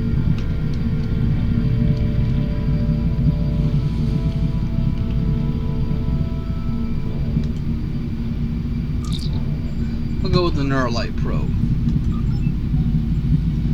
Captain, that tool should give us a better insight into the cause of death of the Cardassian in the mess hall. We can use the Neuralite probe to obtain a sample of one of the Cardassian's brain tissue. We may be able to determine the cause of death.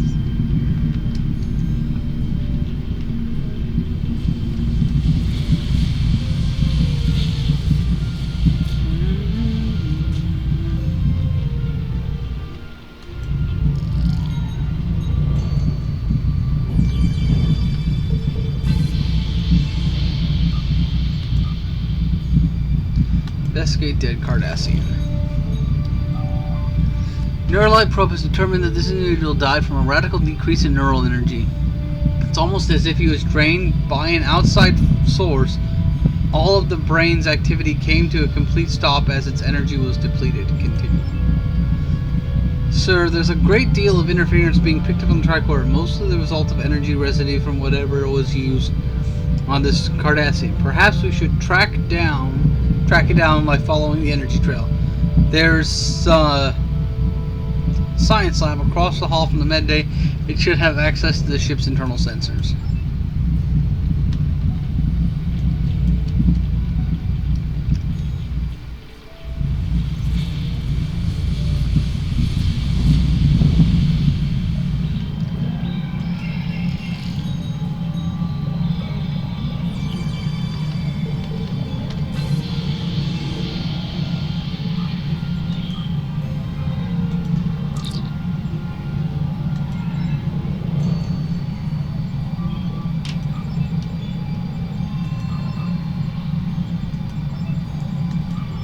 Electroplasma is used by several known species as a means of transferring power from a central power source to outlying areas of a ship or outpost. Plasma serves as an efficient medium, maintaining a high state of energy when moved over great distance, or allowed to sit unused for long periods of time. For this reason, energized electroplasma can be stored in plasma canisters for transport and arrive in a still usable state. Scan for electroplasma. Scan picking up high levels of electroplasma throughout the ship. That's not surprising considering the Cardassians use poorly shielded EPS relays. No anomalous readings from the scan. Nuclear fission is a common source of energy for non-spacefaring races. It provides a large amount of power with a relatively little special knowledge. It is an unsuitable power source for interstellar travel. While races such as humans have used this as a source of power in the past, it has been surpassed by more efficient means of energy production that will not result in toxic waste byproducts that can severely damage organic life. No signs of any nuclear fission reactions taking place on this ship. Omega energy. All information on Omega energy is classified. No Omega molecules anywhere inside the ship. Captain, what are Omega molecules? Pyloric ions. Pyloric ions have been used as a form of energy. However, they are highly volatile and prone to subspace chain reactions. These reactions have been known to create subspace fractures which make warp travel impossible. It's also as well as creating hazardous amounts of pyloric radiation. No pyloric ions on the ship. Cryolic waves. Cryolic waves are a result of a process called selective matter molecular polarization, in which a substance is modified at the fundamental level to convert matter to energy. Cryolic energy is not used by any known species because of its deterioration of living tissue. Scan for triloric waves. I'm picking up a large concentration of triloric waves centered around the ship's bridge, Captain. Triloric waves are harmful to humanoids. You will not be able to be in the area for long, and the Cardassians would be subject to deleterious effects as well. They would not knowingly use triloric energy. I'd suggest we take a closer look at whatever's causing the triloric waves is probably responsible for the deaths of the Cardassians.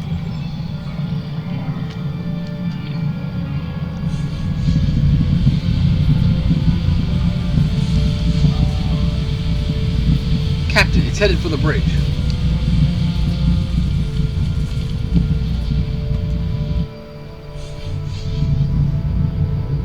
My water's boiling, I'll be right back.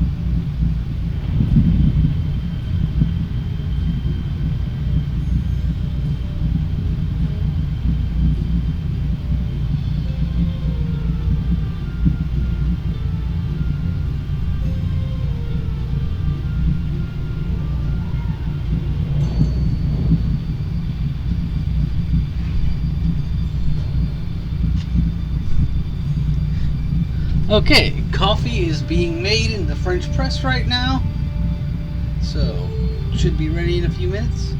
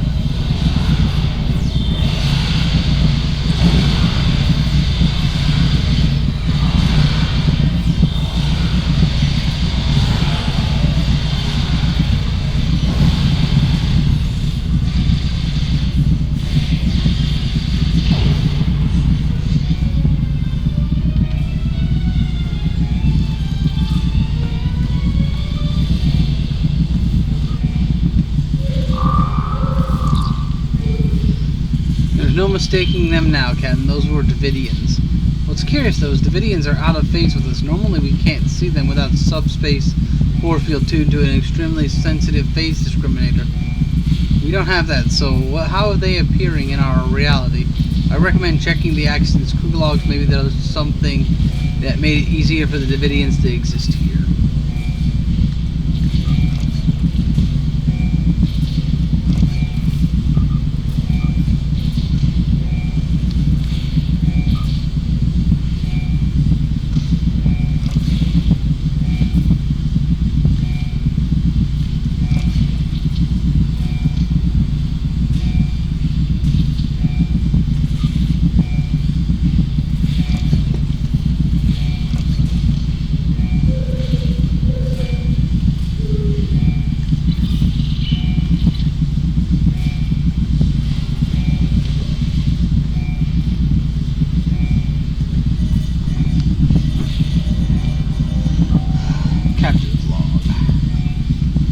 Our mission goes well. The accident has disabled or destroyed 7 enemy ships. I look forward to reporting our success.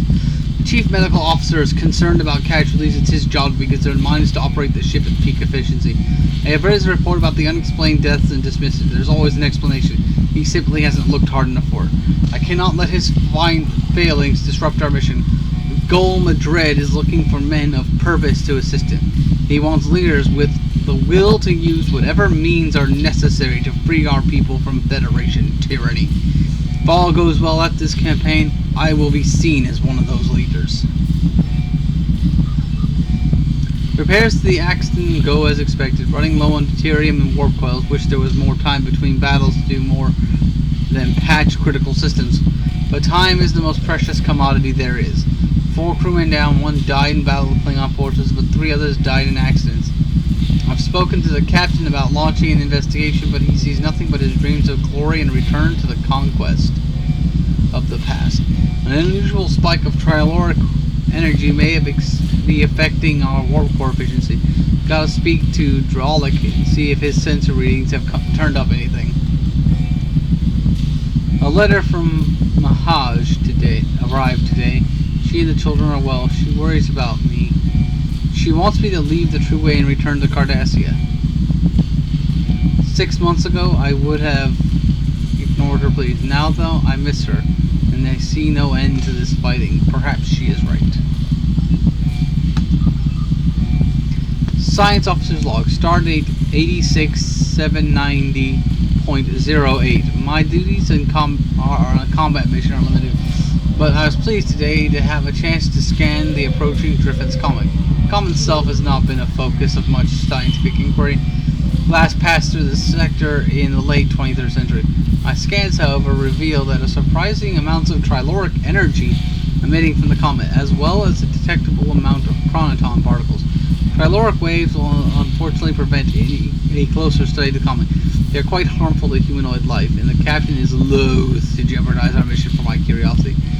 I have requested the launch of a Class 1 probe. Chronotons are of an even greater interest. They appear at instances of temporal disturbances, which could mean the comet has been or will be in the presence of a temporal event. Time mechanics are so cumbersome. I must have more data, but the captain has never been much interested in science. Perhaps I will remind him that chronoton particles are harmful against the aliens who live in the Bajoran wormhole. A potential weapon to use against the Bajoran gods may be enough of an interest to divert our course. Captain, we should return to the sun. I'm sure Starfleet Command wants to know that there are Davidians in the neutral zone. These battlegrounds are now their feeding grounds.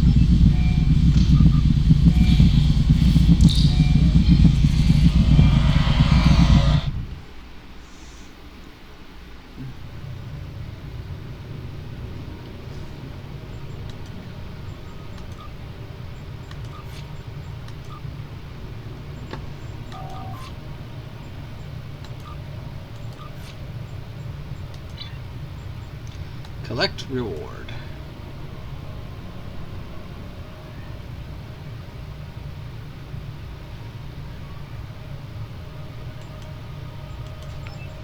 You have unlocked a new trade slot. Click here to view your trades.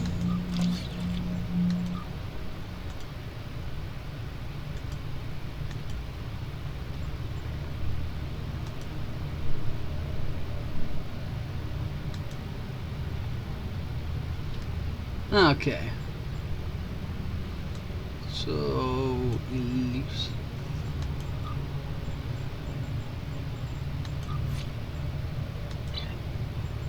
Spin the wheel.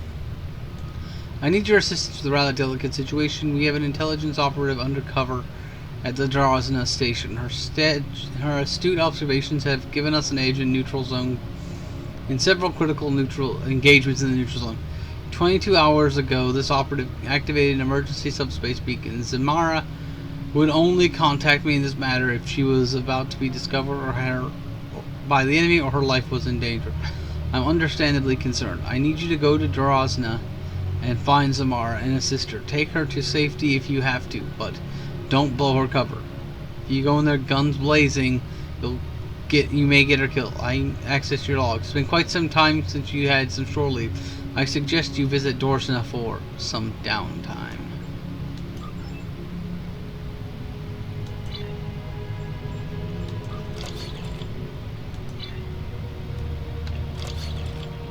Put the more powerful shield on.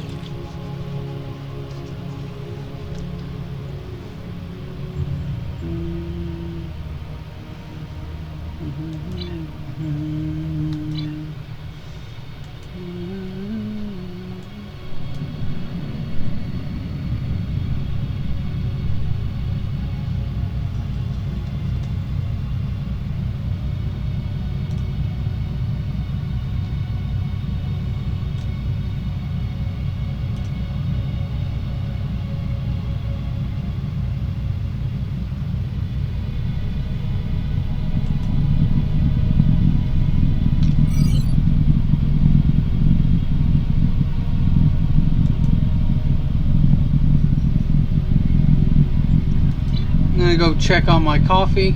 I'll just let it kind of fly here for a bit in a direction.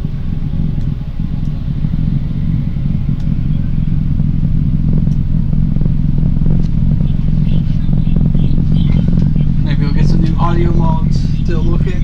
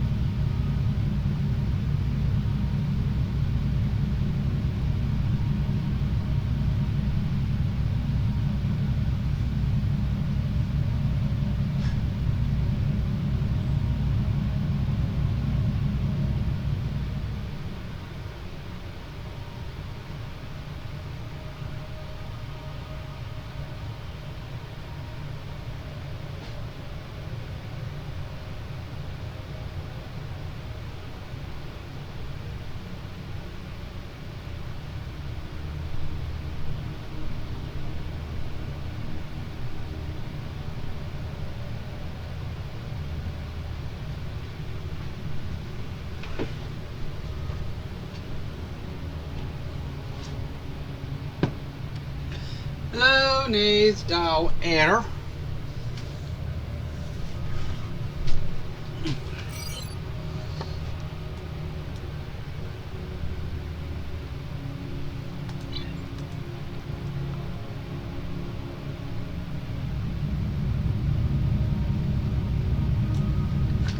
Be right back. Gotta go to the bathroom.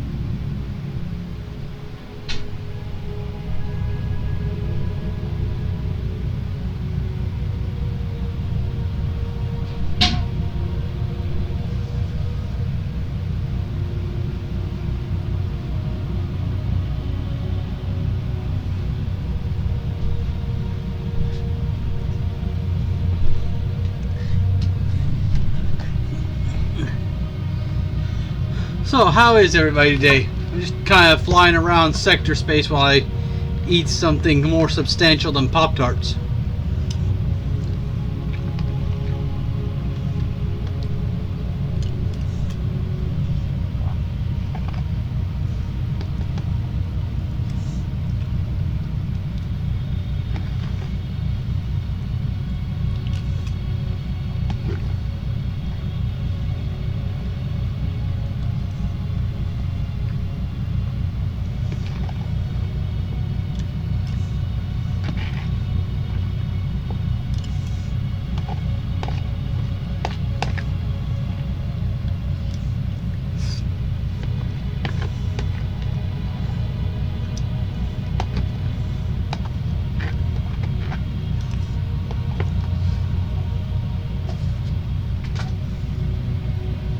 Okay.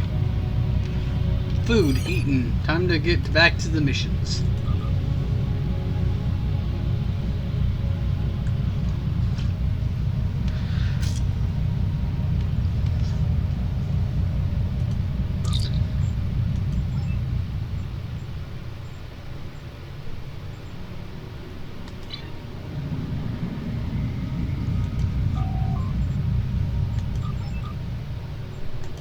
On the front lines of the Klingon Federation. Because, yeah, you can replay the little introductions he does to the different sectors.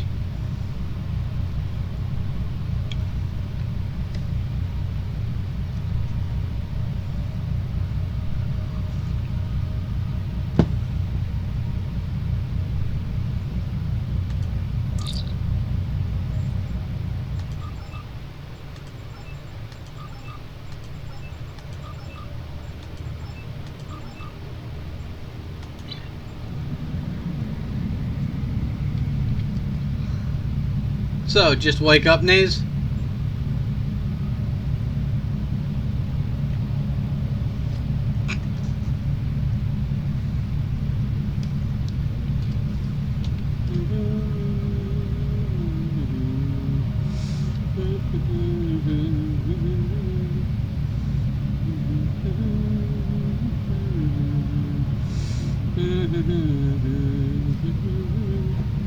We all live in a yellow submarine, a yellow submarine, a yellow submarine.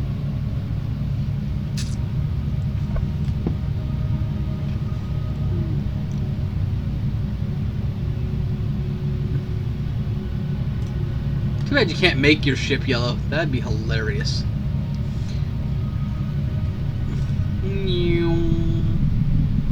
Cause 3D space, yo!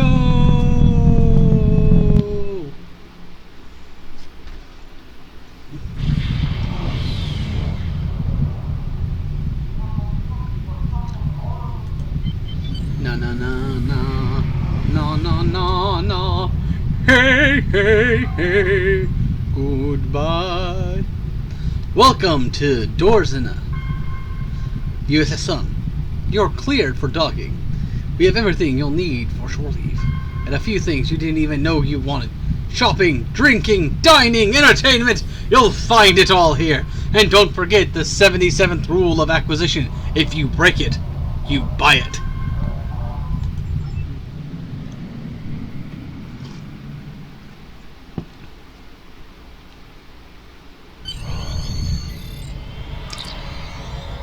I'm not sure where we should start, but intelligence shows that Belen, the Ferengi, is the Ferengi to talk to if you're looking for information. He's the bartender, and we'll look for him in the lounge area.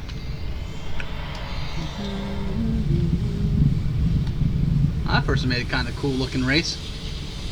I always love seeing the self-made races, just to see what kind of craziness they get up to.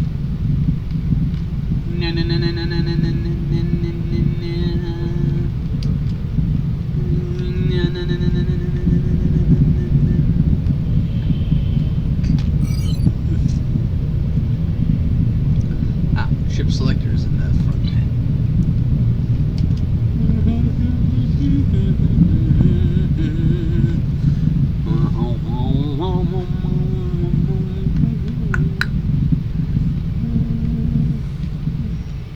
Yeah, because you can go here, change your ships. Don't want to.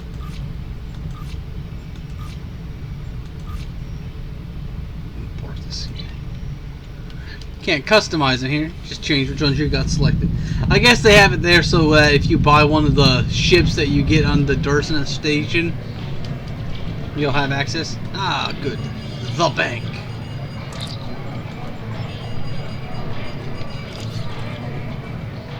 So, Nays, would you date an Orion?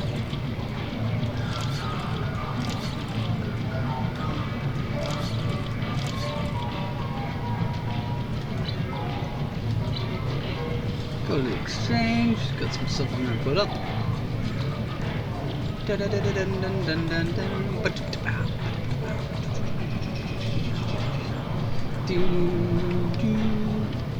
No, I'm just gonna look up something, just for my own curiosity. Master.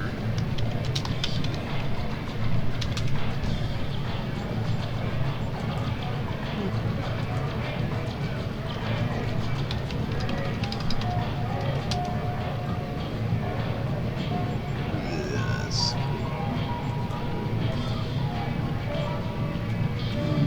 Duty officers, duty officers. So yeah, you can buy the master keys that people get to the store. They're just like mere 3 million a pop, nothing crazy.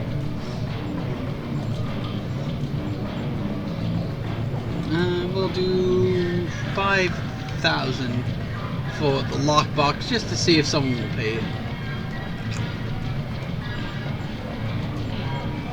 For these, we'll do like 250.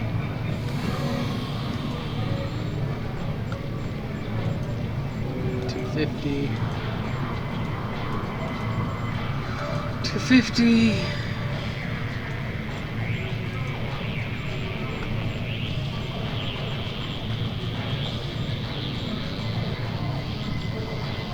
So there's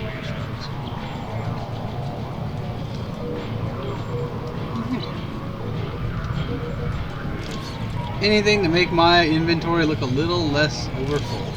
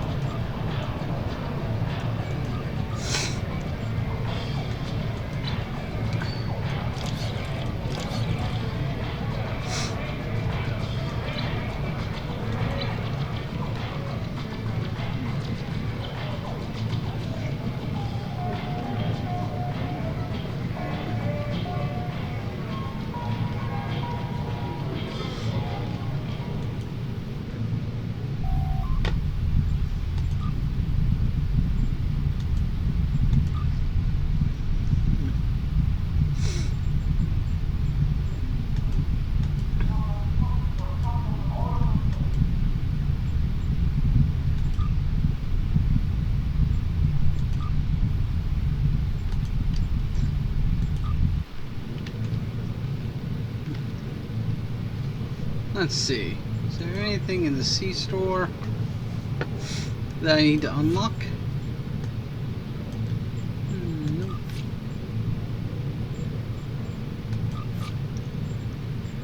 Oh, I can claim that. And I can claim that.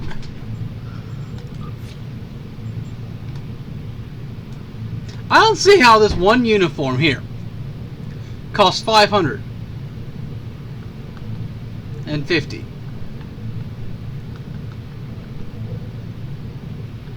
You know, honestly, I just don't get why they're charging so much for items that are purely cosmetic like that. It's just ridiculous, man.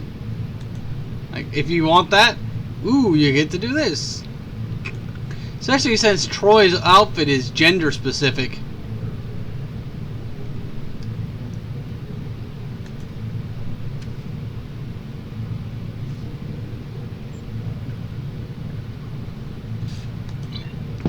I wonder what the formal wear would look like on my character, just out of giggles and shits.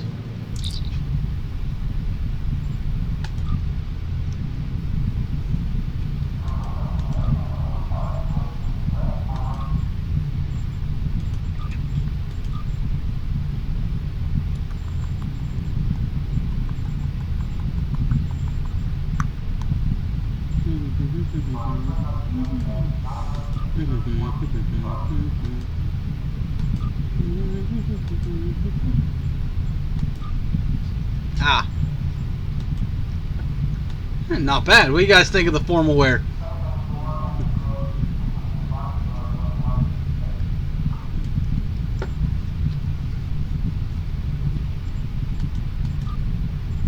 You have off-duty outfit, club outfit.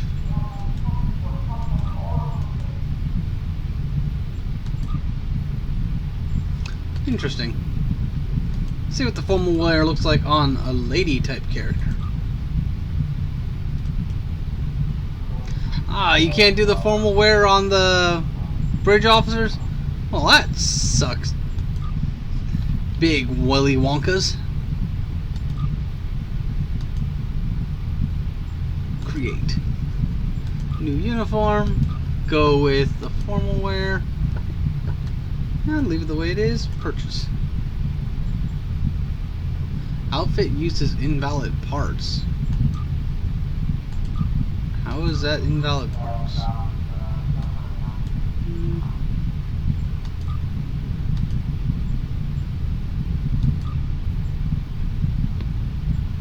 Huh. For some reason it's not working. Well, that sucks. Let me see if I can find out online why it doesn't work.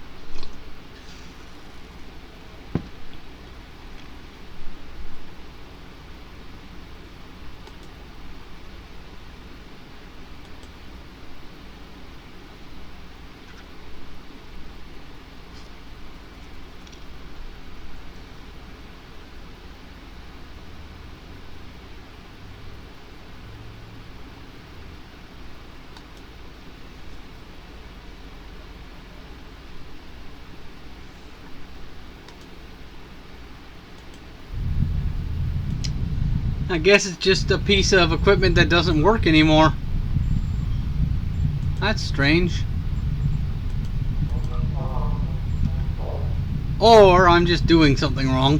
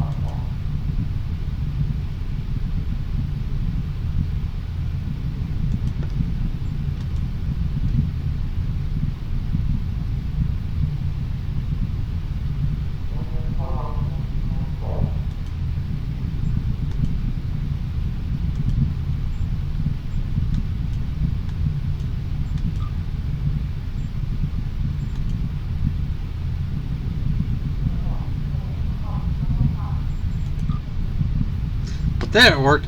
I guess I had to do some sort of alteration to it. But now I have an off-duty outfit. And I can get one more outfit unlock if I want.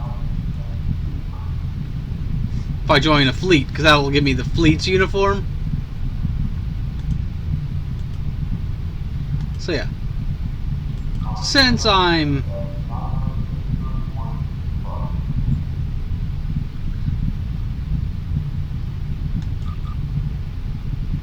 exit. Since I'm technically on shore leave, why not go for a fancy smancy outfit? Take the gun off.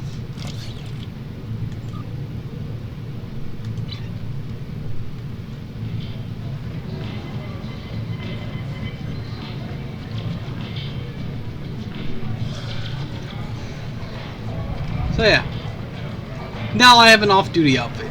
Don't know why I had to go with putting it as off-duty rather than formal, but eh. Welcome to Drozana Station.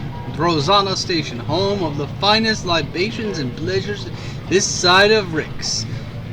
Care to hear today's specials? Try a comic cocktail. It's out of this world. Aren't we all? I want a leggy Vulcan with a liberal attitude towards interspecies relations. So, you're looking for someone in particular or just some company? Her name's Zamara. You know her? Oh yeah, I know Zamara. Maybe she's been here recently. Maybe my memory is kinda hazy. Perhaps we can come to some sort of arrangement. Yeah, I'm sure we can. In fact, I feel my memory clearing up already. Tell you what, I know you Starfleet types aren't big on Latinum, but what you do have are skills and the willingness to get your hands dirty. That's what I need right now. Our replicators are on the fritz, so maybe it's the whole power system because the lights have been going wonky too. But a little blue lighting isn't a big problem for me. Isn't as big a problem for me as unfilled drink orders. Go to cargo bay and get my replicators working. By the time you're done, I'm sure I'll have remembered where I last saw Zamara. By the way, Zamara's right there.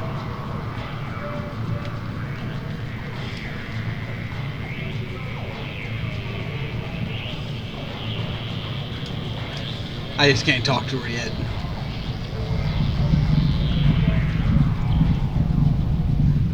Gotta say, I dig the whole pinstripe coat thing.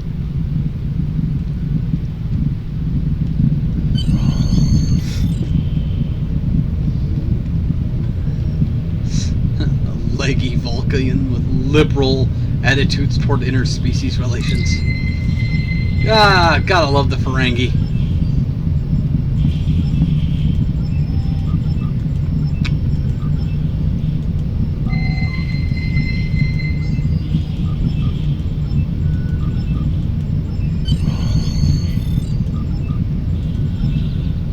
Captain, the biggest problem you're going to have repairing anything on the station is the age of the system and the general lack of maintenance.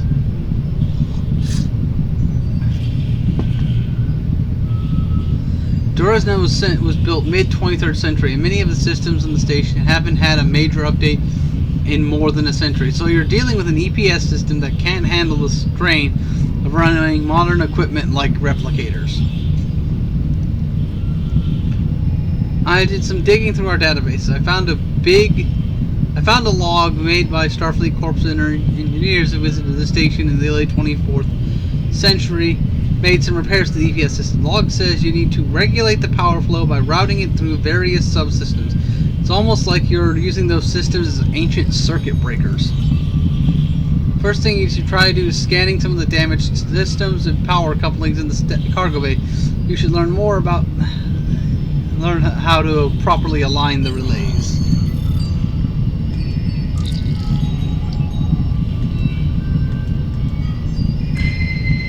Scan system.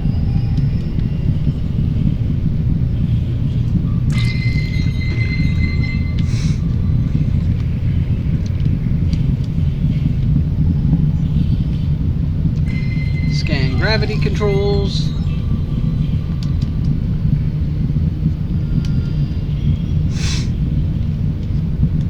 Burnt out power couplings.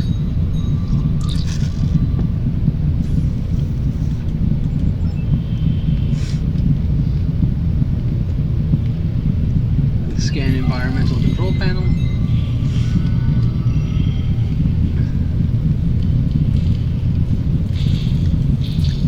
Scan damaged power coupling.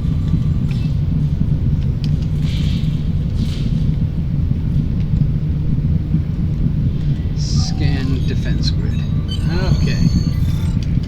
Now, if I remember this sequence correctly, it's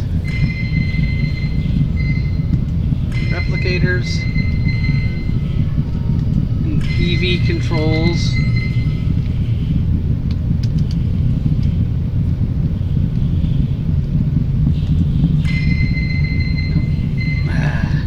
I always get this sequence messed up.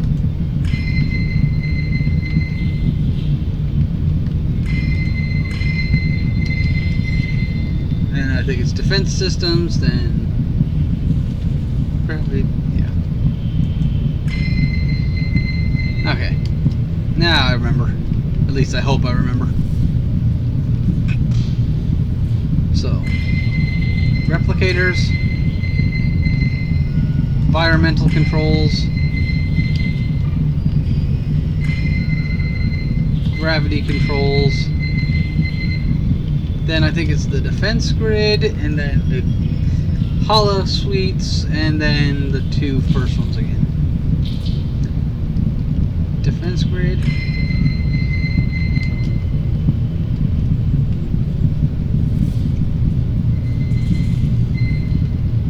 Environmental system. And replicators? Ah, that's alright. You just bypass the hollow suite system entirely, that's right.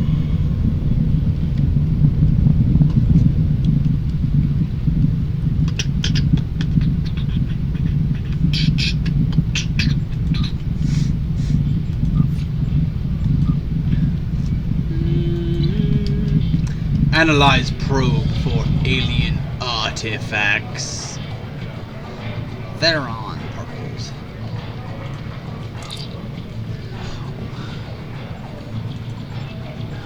Your replicators are working. They are, and I'm exceedingly pleased with your generous offer to repair them for no compensation. I can't let you go away empty-handed though. I was about to give... How about I give you a 15% discount on drinks and souvenirs for the amount of time you'll be here? To be determined by management. We got a deal. Replicators for information about Zamara. Fine, a deal's a deal. Never let it be said I'll cheat a valued customer.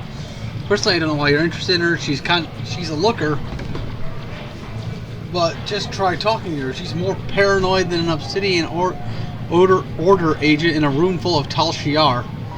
Zamira usually hangs out near the Dabo tables. Keep an eye out for the looker wearing purple. You can't miss her.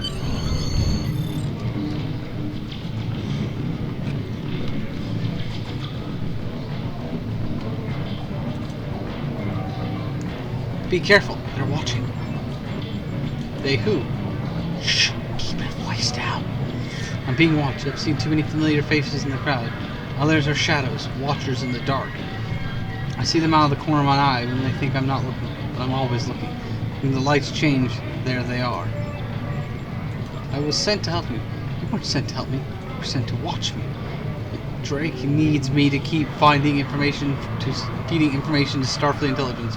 The Klingons come here, they drink, they talk. It's amazing bits of information you can get picked up around the Dabo table. Everything, even the smallest details, important. Captain Gerard was here last week. He ordered blood wine, entire bottle of 2309 vintage, to be exact. That business with the House of Torg must have upset him more than we knew. When Gerard's happy, he drinks Warnog. Warnog! Yes! Tell me more of what happened with the House of Torg. House of Torg was on the High Council until they made a play to destroy the House of Martok. It was partially successful. Maven, the son of Drex, is dead. The house has no heir unless Drex takes a new mate and fathers a new son. But Martok's widow is wise. Her son Drex was off fighting in the war, so Lady Shala called in KDF officers to defend her house. They exposed Targ's treachery and Jimpok forced to decommendate him. As to why that would make Jarad unhappy, Torg raised Jarad after his mother died. Now he's an outcast and his house has fallen. Jarad cannot speak to him without losing his own honor. That's a reference to the Klingon story mode. What can I help? Find out who's watching me. I'm not safe here. The Klingons are looking for me. They know someone has been feeding them the intelligence of them. The ghosts are always watching, their eyes hungry. Yesterday they surrounded a drunken Klingon. Now he's dead. They will find me when the blue light shines, and then I'll disappear. I know what the ghosts are. How could you? You may think you know. You may even have readings from your tricord that you think are right. But you don't know. How could you know? I'm here every day. They watch me. I watch them. I'll take you someplace safe. No, they're everywhere. They're watching. It's been too long. Someone will notice we're together. Go do something else, like play Dobble. I'll contact you when I'm ready. When it's safe.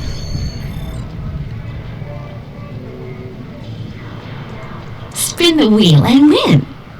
As far as I know, that is actually the actress who played Lita in Deep Space Nine, voicing this hologram of her. Play Double. We'll do 13 and 0. Ah.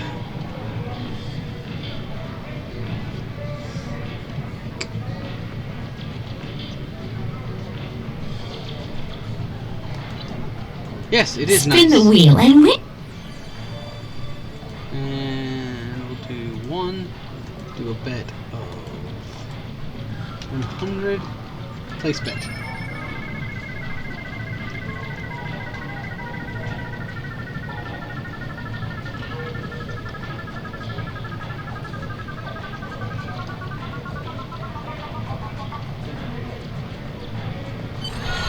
You're a winner. Nice! 2,000 gold press latinum in one interaction? Nice!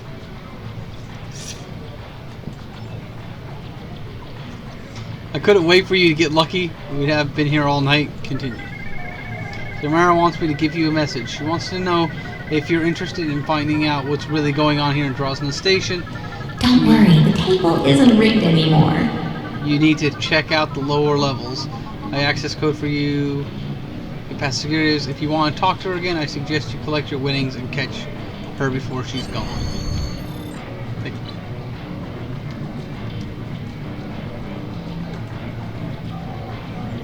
Are you ready to talk now?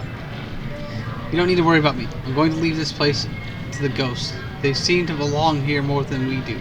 I booked passage on a ship. You don't need to know which one. Just tell Drake that he'll keep getting his intel, one way or another. Good luck, Solidoc. You're gonna need it. Captain, those were Davidians in the Detanu system. Now we found evidence of them again at Drosna Station. Obviously, they're using the neutral zone as some sort of feeding ground, and that puts dozens of worlds at risk. I've requested sensor data from ships closest to the comet's current location for analysis, but it's only half of our problems.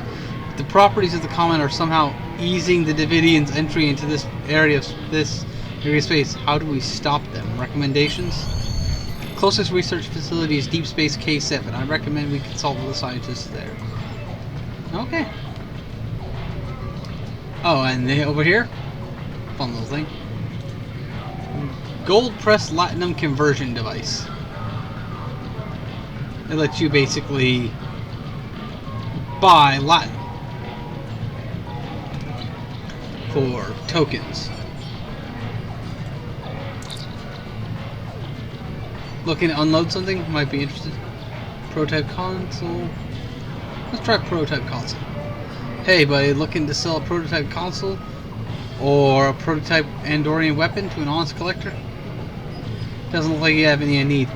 But if you have friends, yeah, it's basically a mission to find that. Let's talk to Greenland. Ah, see? You got these hollow emitter things.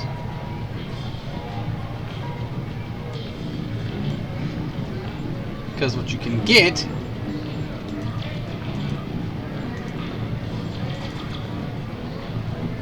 is those things. And costumes are one of the things you can get in there. So you can get the new clubwear, but it's like 200,000 gold press platinum.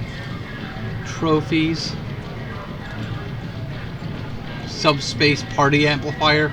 Subspace party nullifier.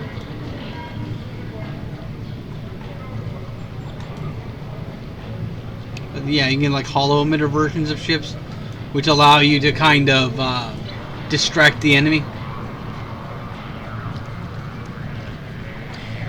See if I can Spin get the wheel and win.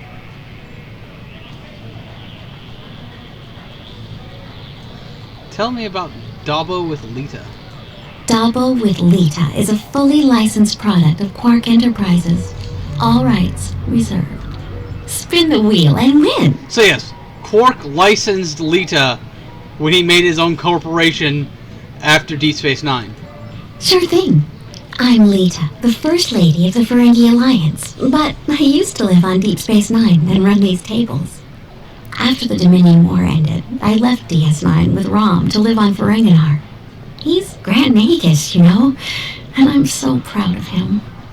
But my old boss Quark was losing profit, so he talked me into posing for this hologram. I'm still not sure it was a good idea, but Quark is family. I had to help him out. And if the players are happy with a hologram, well, who am I to judge? And Ebony, if you ever wanted to know what happened to Lita after Deep Space Nine, now you do. Spin the wheel and win! Our wheels are made on Ferenginar and fully certified by the Ferengi Gaming Commission, so you know your bet is safe and the table is fair. Bet safely and bet often. Spin the wheel and win! Each icon on the wheel has 3 values: color, number, and shape. The colors are red, green, and blue. There is no color on the inner ring. The numbers are 1, 2, and 3, and the shapes are squares, circles, and triangles. The more matches you make, the more you win. See? This is easy. That's why so many people love to play Dabo. Spin the wheel and win! Like, I know what space roulette is, lady. Yes. The swirls are wild, which means that they count as any color, shape, or number. Wild icons count for Dabos, and a Dabo made up of all wild icons is the second highest payout in the game. The yellow shapes are quarks. You'll get extra high payouts with quarks, and a quark Dabo is the biggest win you can get. The gray shapes are DS9s. They have a high payout too, and a DS9 Dabo will fill your pockets with latinum. Black holes are purple. They're null spots. Too many of them and you won't win at all. Spin the wheel and win! Of course you can. Everyone bets on the same wheel. Your bets are represented by red lights, and the other players have yellow lights. You can hover your cursor over those lights to see who's playing and how much they're betting. The highest winner is reported each round to the entire table, and if you click the last 5 games button, you can see your history of play. Spin the wheel and win! Davo! If you match all the colors, numbers, and shapes in a single slot, you win a Dabo. That's when all the latinum will start adding up. You'll be able to buy your own moon in no time. Spin the wheel and win! Spin the wheel and win! Let's see if I get lucky again.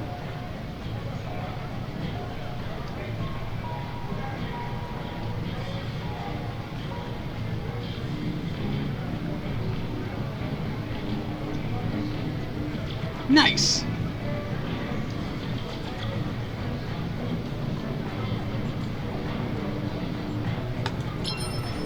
Yes, you guys are watching me gamble in a video game for Latinum. Don't worry, the table isn't rigged anymore.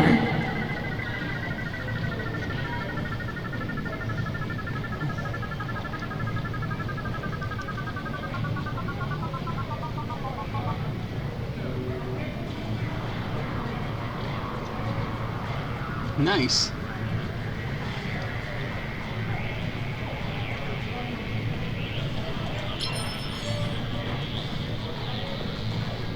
Dabo Dabbler. I promise I'm not going to spend all my money on the Dabo table. Oh, what's the harm in a little friendly wager?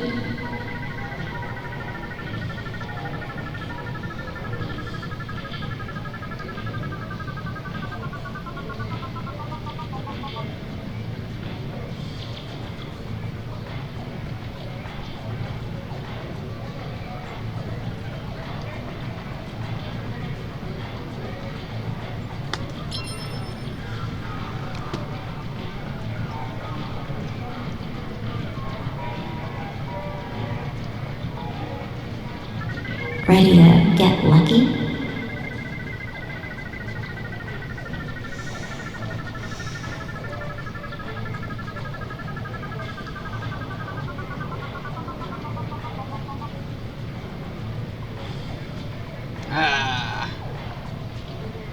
One more spin and then I'll go back to the actual game missions.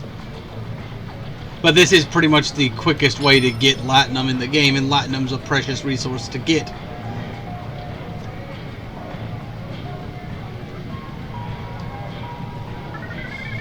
Buy another drink. Maybe it'll bring you good luck.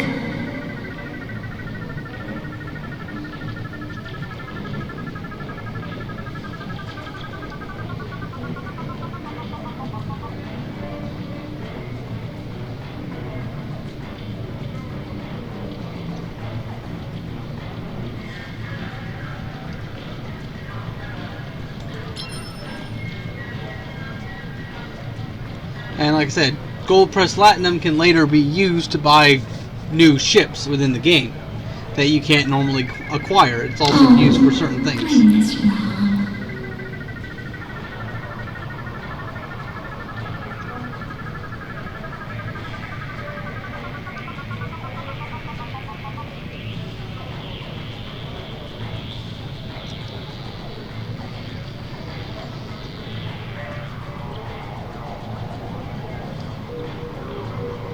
We'll do a 10 and a 35. Just for something. Oh, your luck has to change sometime.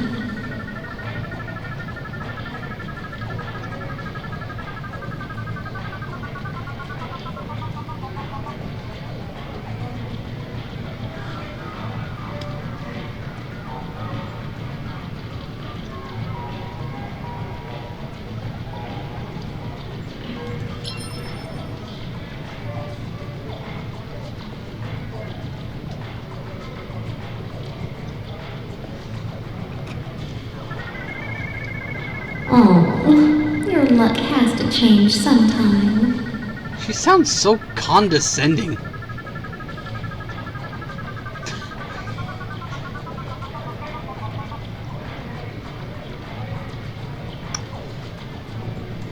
Okay.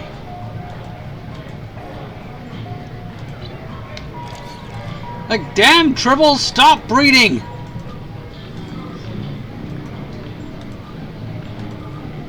Because yes, Tribbles will breed. Ooh, those ship holo emitters are pretty snazzy.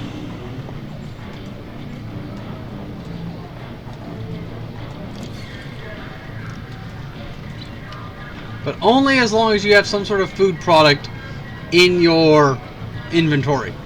If you don't, they'll breed cannibalistic.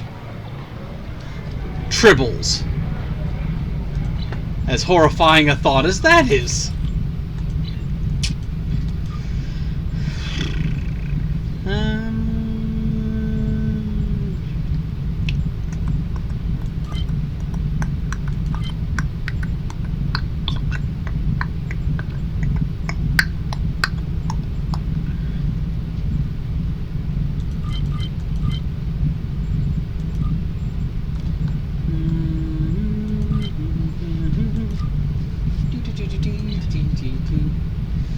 Okay. First, we'll go to the clothing guy, switch back our uniform, re-equip our gun. Then we'll head back to the ship. Can't go into battle with my snazzy ass suit now, can I?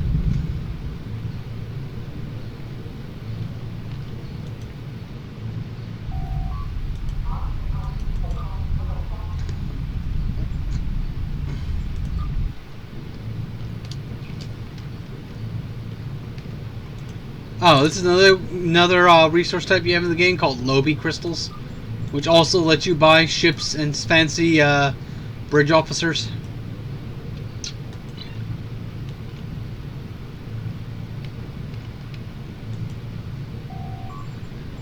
Just various weapons you can pick up.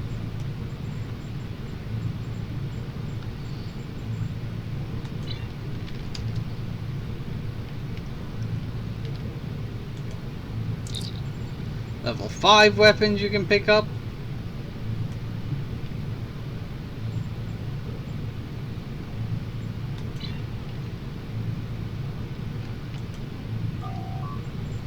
Commodities you use for like things like duty missions and stuff.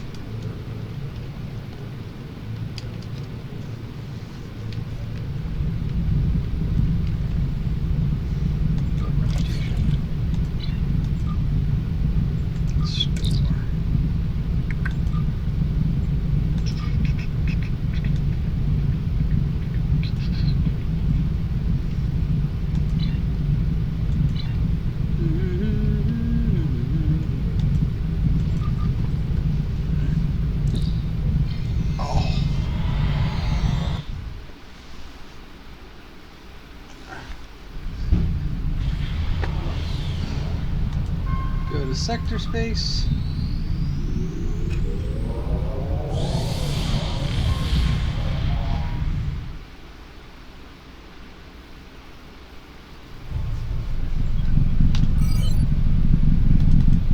Go deep space K7.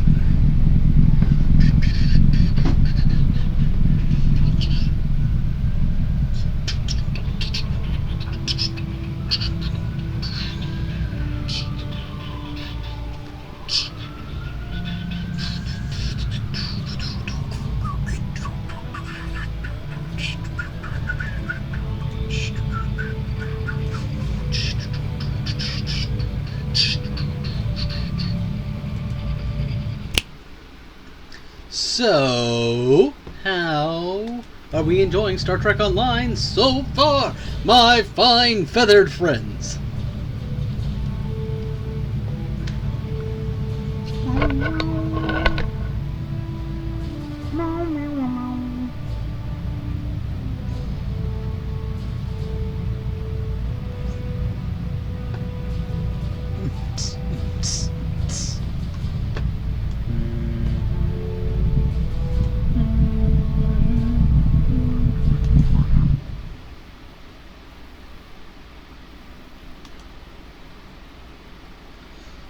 By the way, hello Bibba and Ains. I'm glad you've been liking it. I know the game gets kind of a bad rap, but I think it's pretty decent, all things considered.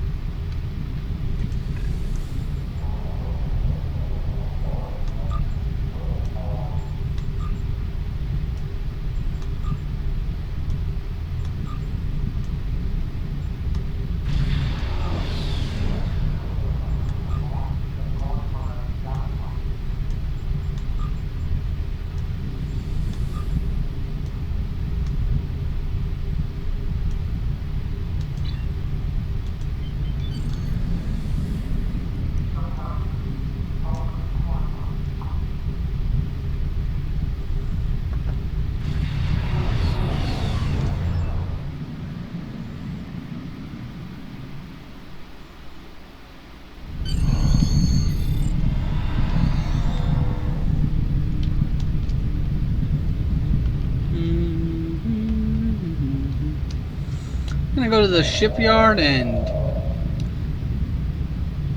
play around with my ship's look.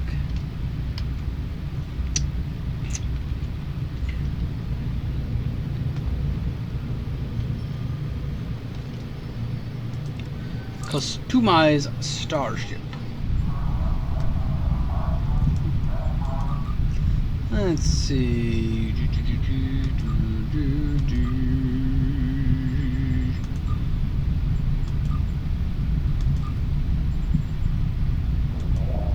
Windows. We'll go with purple and gold. Actually, we'll do red. Because I don't know if I actually showed you guys this method before. But yeah.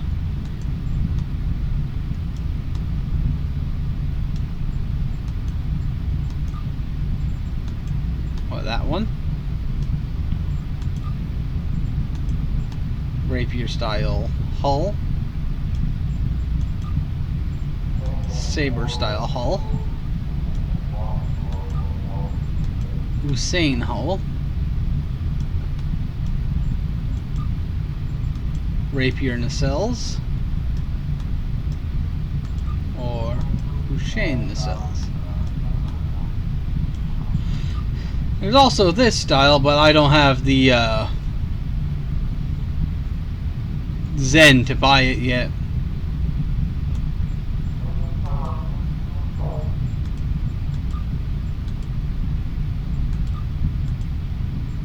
But yeah, that's the Gladius that you can get as a special requisitions.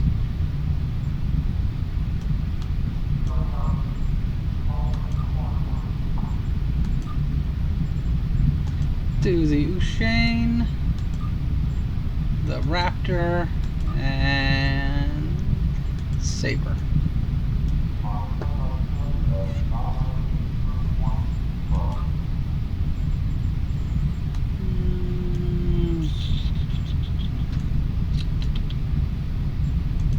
Go with Aries.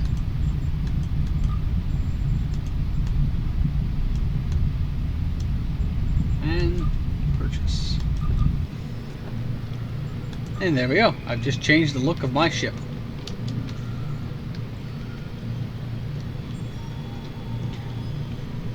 When you buy the ones that are like a refit or a class specific, like, oh, this is the advanced heavy cruiser, advanced heavy exploration cruiser, for example. When you buy something like that, I think you can't change the parts, but if you're buying something that's basically a skin for a ship, you can alter the parts.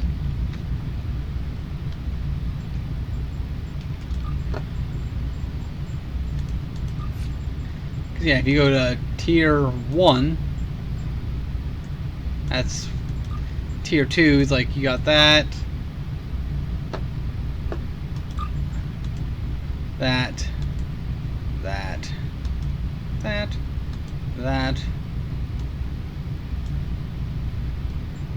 then you have tier 3, which you have the Stargazer basically right there. Modified version of an Excelsior. Modified Katinga. Nebula class.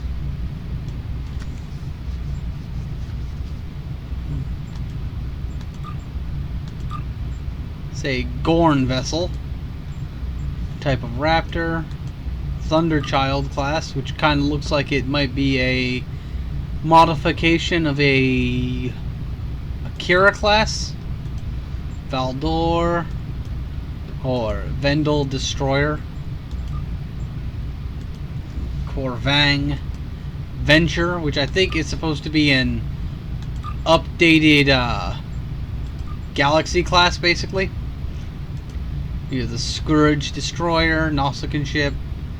Sao Paulo, it's a modification of the Defiant. Raptor, another Gorn ship. Warbird, a Corsair, which is an Orion ship. Kitang refit Chateng class. The Belor Phone science vessel on the Akira Arkala tactical warbird. And you have like the Centaurian ships. This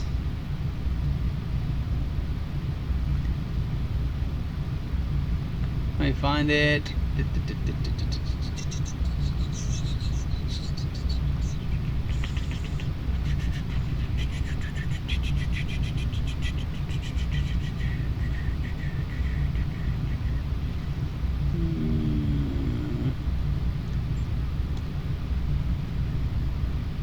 This is a ship Twin wants to get because it's a Cation ship. Looks pretty cool.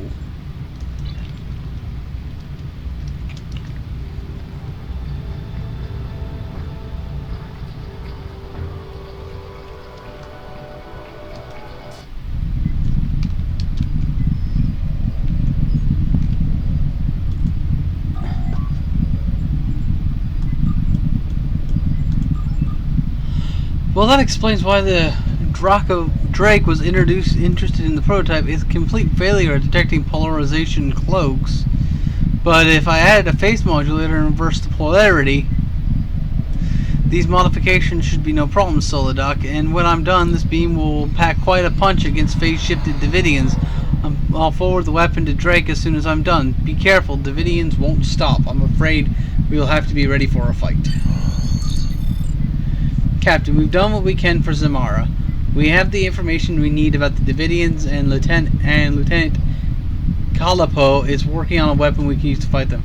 I suggest we report back to Drake and see what he has to say. He's never very forthcoming about his information, but the more we know about him and his operations, the more we learn about Section 31. Are you ready to leave the system? Leave the system. Section 31, in case you don't know, is basically the Black Ops branch of Star Trek. Well, of Federation. Of the Federation Starfleet.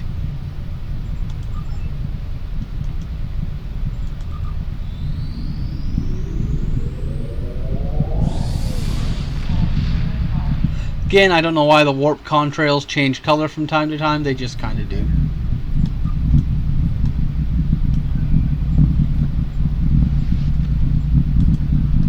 Let's see. Spin the wheel. Zamara might think she slipped my noose, but I have ways of keeping tabs on her.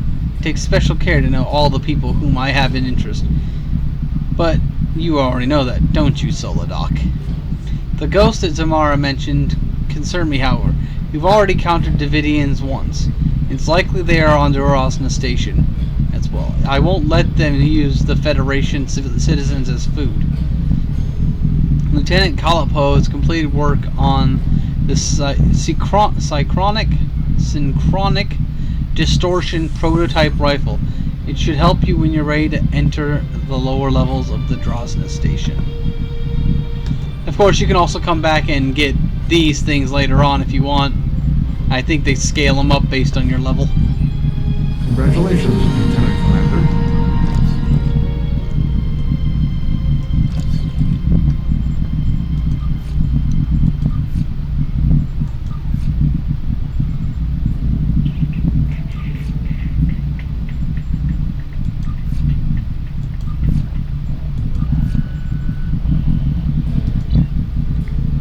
What lies beneath? It's clear that the Davidians are more of a problem than we initially thought. We know they're in the neutral zone. Now we know they're on the Drosna Station as well.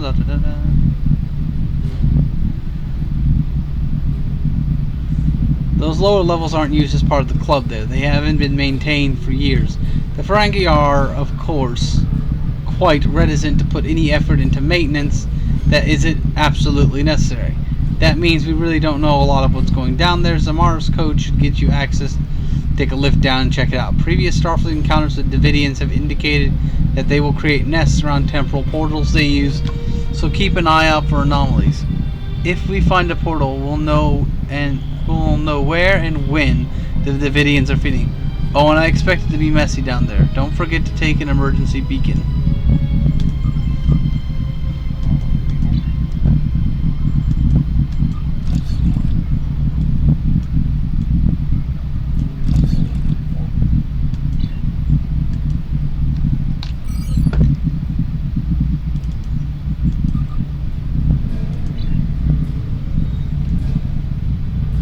more Foundry missions. But yeah, you can go in here and get like a full list of all of the Foundry missions.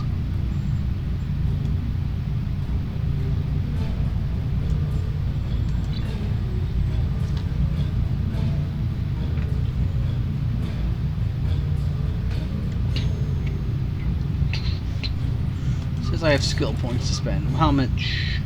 6,000. I'll put a couple of points in weapon proficiency and some points into that, and a point there to increase the rate at which my shields heal.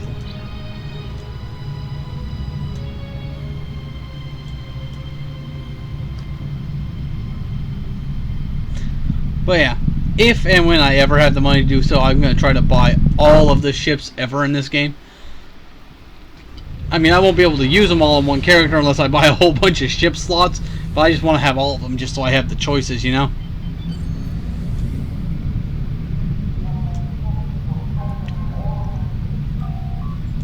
Dock with Dorsna Station.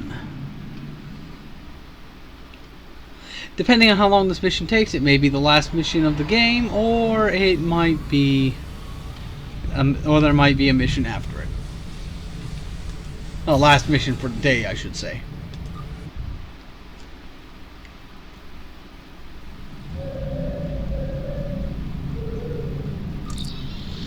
I'm reading temporal fluctuations and triolic energy in these levels of the station. Staying down here too long could be hazardous. Interference may make it difficult to connect to ship or transporter lock if we emergency beam out.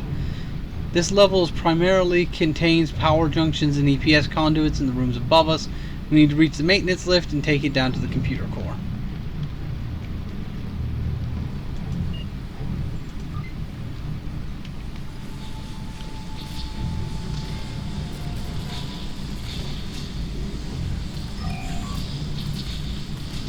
Box of emergency supplies isn't just lying around. Bellin probably bartered with some Nausicaans to pirate for it. Recognize these flashlight drones. Hands-free hover system. Programmed to shift in response to movements. Not the most reliable design though.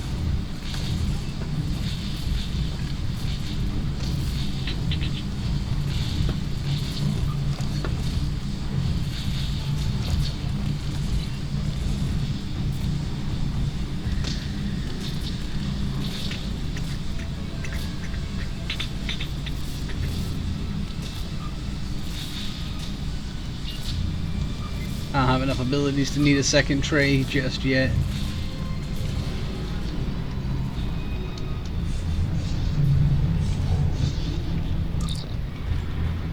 There must be Davidians nearby. I expect we'll see more as we approach the area with the greatest concentrations of trioloric energy. I'm also picking up some indeterminate readings from behind the door to our left. However, interference from the triolic waves is making it hard to get accurate scans at a distance.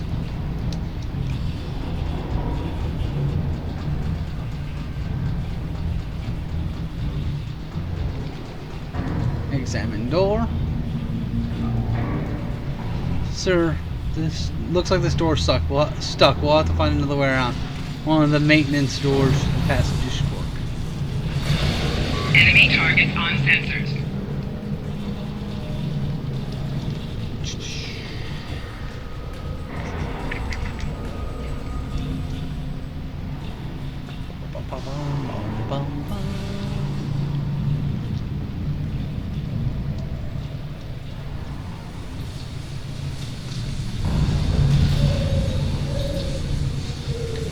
You douche. Dropping a ceiling on me? That's just not polite, man.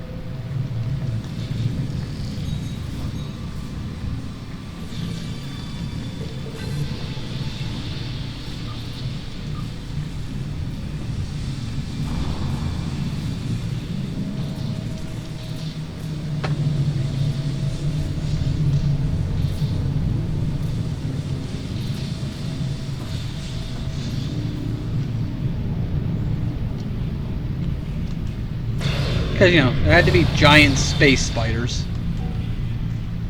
Because there's a fucking thing. It's always in everything ever. Giant space bugs.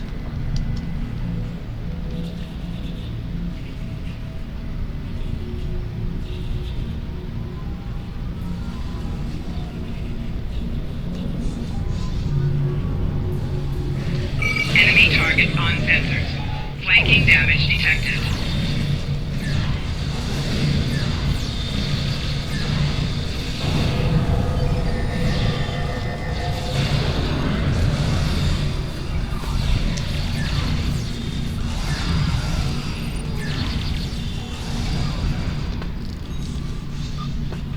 There's that. I'm gonna test my minigun to see if it works a little bit better than the rifle. The Davidians are definitely getting more aggressive. They could have a layer somewhere in the lower levels. If they do, they'll become increasingly more violent as we get closer to their territory. I haven't decided what I'm gonna make for dinner today.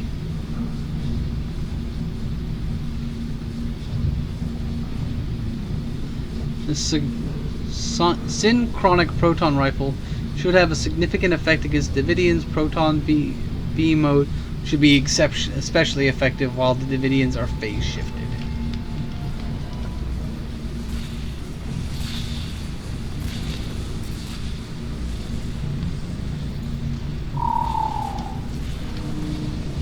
Let's stroke a triple.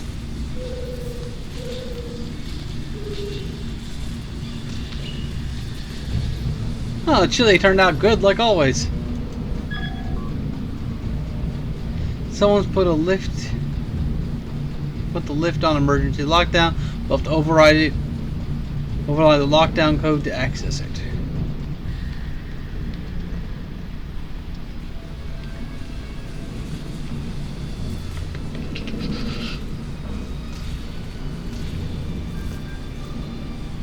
Might do hot dogs tonight. Since we have a little chili left over, maybe make it into like chili dogs.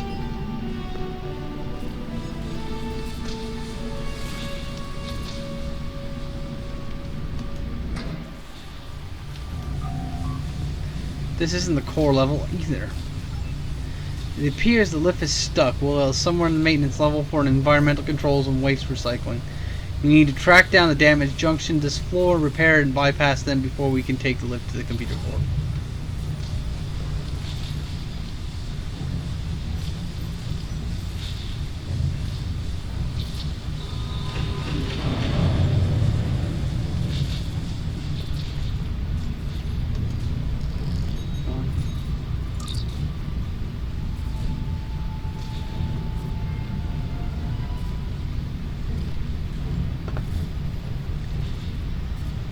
Well, we knew a spammer would show up eventually. They always do.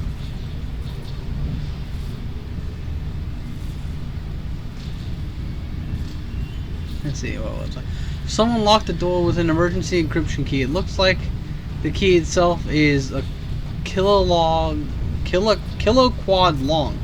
So if we don't find the key, we could be stuck here for a very long time. Contact ship. Captain, are you there? Your signal is too much interference. Looks like we're on our own.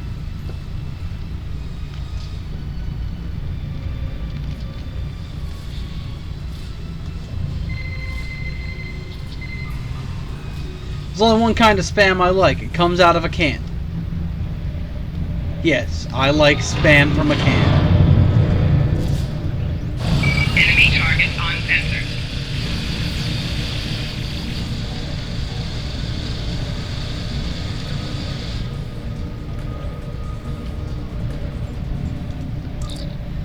Log entry, supplemental. Strange power fluctuations aren't related to the problem in the power subsystems. So I'm looking into the possibility of a feedback damage system spikes in the environmental systems. It should take some time to find out the problem and make repairs though. Particularly if I need to use replicators to create replacement components. Belan is loath to allow the use of replicators for anything more than blood wine and Grimillion sand peas. This is dirty, uncomfortable, and thoroughly disagreeable work. Naturally, as soon as the job involves mucking around recycled atmosphere and waste processing, I get the short straw.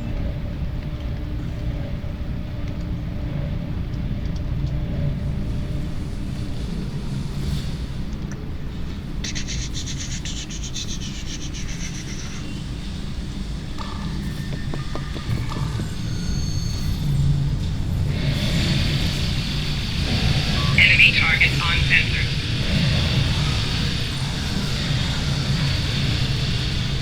Yeah, I think the phaser is actually better against them than the special energy rifle. So I'll just stick with that. I like to grab all the unique weapons because they're unique weapons.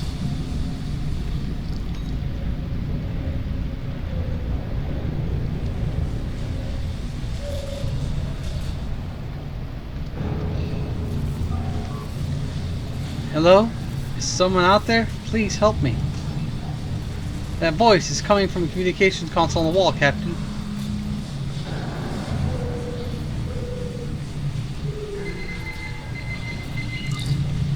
Hello? Is someone there?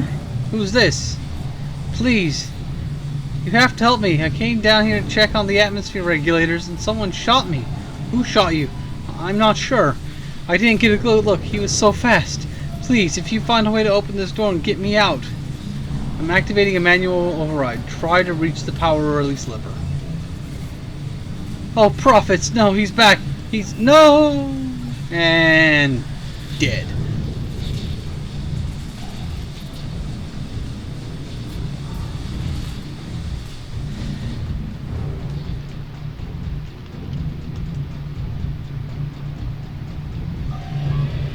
Multiple phaser burns and contusions, sir. This woman was murdered. The wounds are still warm. She was killed just seconds ago. There are no other exits or entrances to this room. Transporters are offline. How could she be killed if she was alone in a locked room? Crazy hologram guy? Probably crazy hologram guy.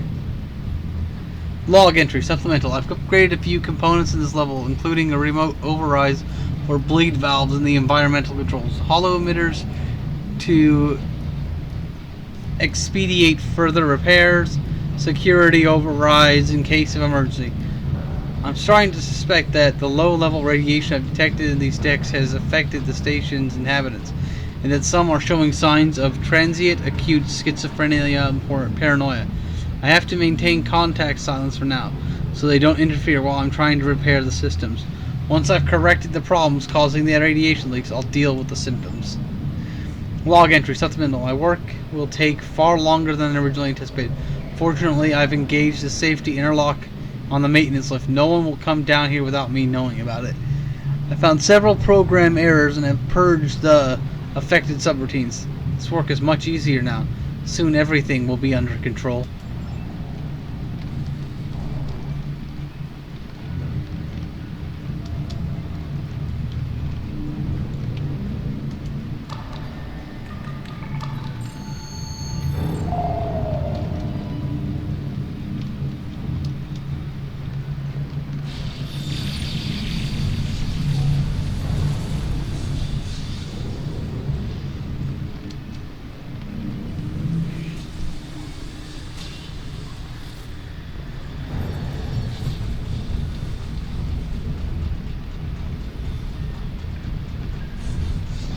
Enemy targets on sensors.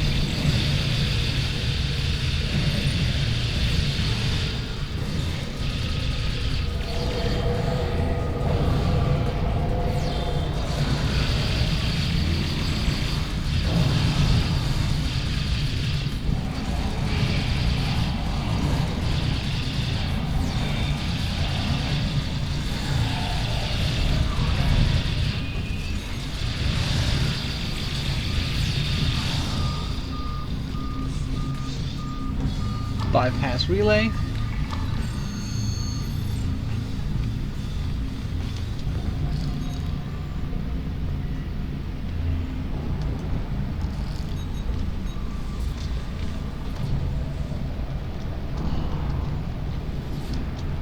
Barnacle, Barnacle, I see you. Barnacle, Barnacle, what will you do?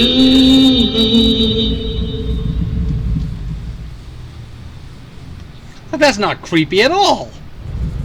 At least he isn't singing Daisy Bell, right?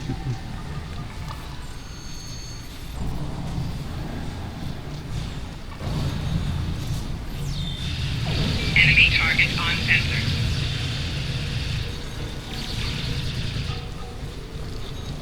He just vanished.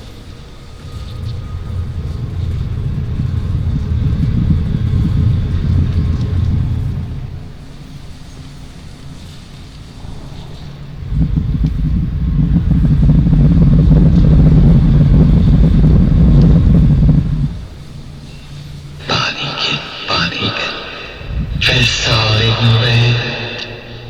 Bonnie-kid, soothe your dead.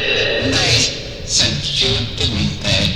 My little Bonniekin, to halt my work, to change my program. You'll not survive to perform such trixies. Oh no, my pretty Bonniekin. Yeah. Psychotic hologram.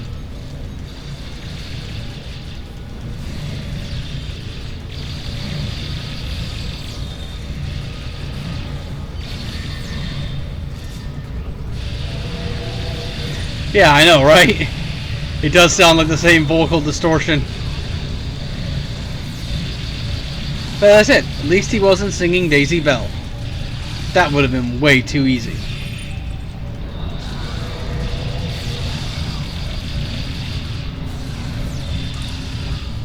A malfunctioning hologram, no wonder. Triolic energy would have degraded his program and caused instability. The Davidians didn't bother it because it had no neural energy for them to feed upon. Sir, it looks like an encryption key for the door might be correspond with the subroutine embedded in the hologram's mobile emitter. We should be able to use it to open the door. The mobile emitters are still rare outside of Starfleet. This staff must have spent quite a lot of latinum to obtain one.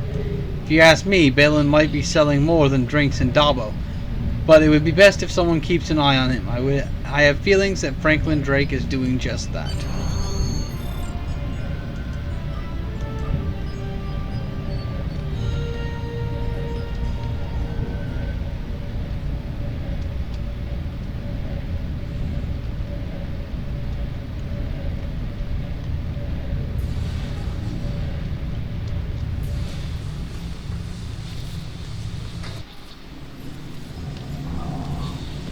That's it. We've made it to the computer core. On this station, the core itself is down a long ramp past some regulator rooms. We should head there as quickly as possible.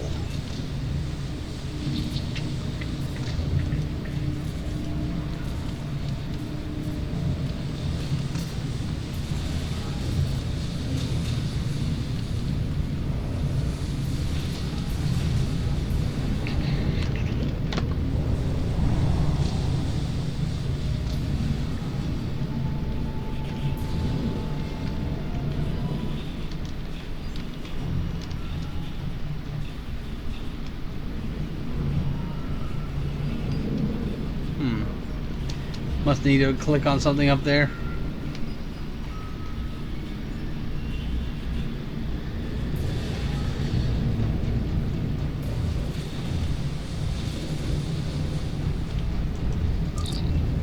Another locked door. It doesn't seem to have any special codes. We should be able to open it from a secondary security console down the hallway. Okay.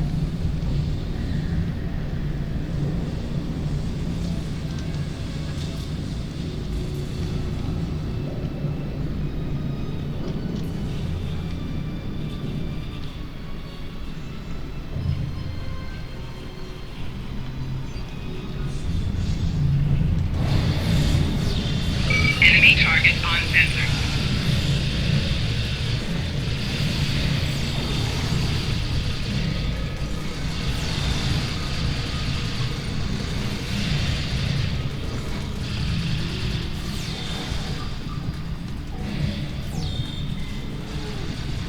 Flanking damage detected.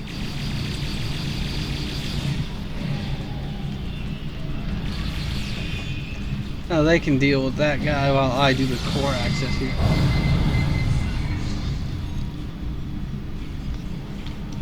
That should do it. We need to double back to the secure door that we saw earlier down the hallway.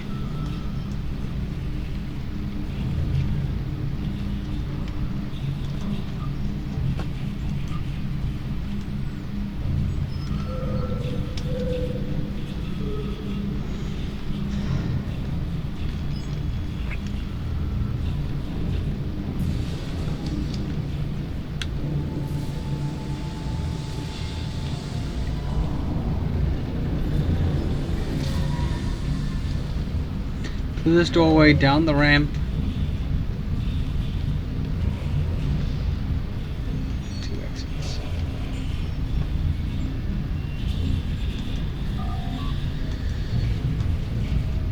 Computer core is located at the very bottom of this level. To reach it, we'll have to go through the door. In the dark, it'll be easy to miss corridors in general. There should be various side rooms and certain auxiliary functions. Examine body. Sir, this person's from the 23rd century. The Davidians must be bringing their victims through time. We have to stop them before they're responsible for any other deaths. They could disrupt the timeline. Like, no shit, Sherlock.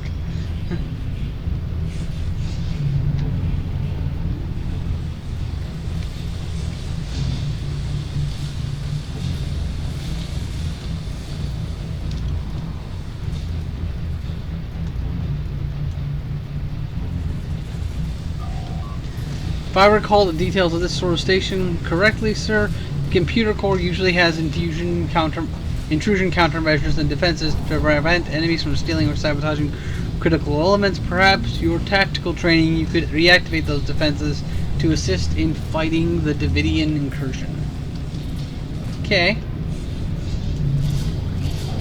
Enemy target on sensor. But yeah, I think my phaser minigun is doing more damage than the fancy synchronic distortion rifle. Probably because it's got higher DPS.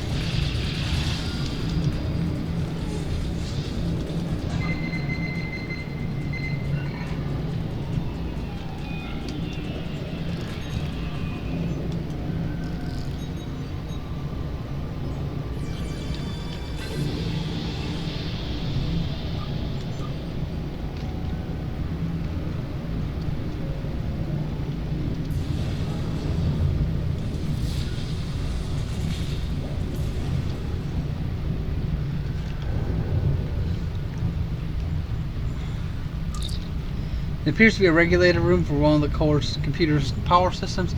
Davidians are probably leeching power from the station to keep their gates open. We could use this console to set up a power spike. We could trigger the computer core, which might disrupt the Davidians and their gate.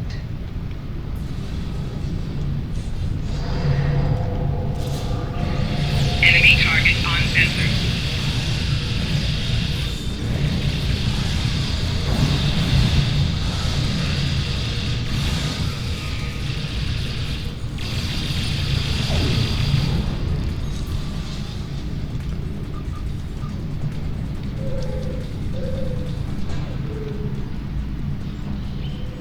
I'm about to be attacked by space spiders.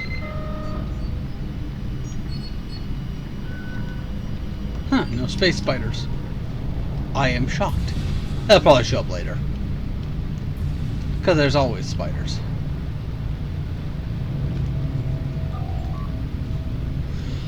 Looks like the field control station, lower levels of the station. We should be able to set up a field system so that we can activate them in the computer core area to counteract the Davidians' phasing abilities that would push them out of sync with our universe.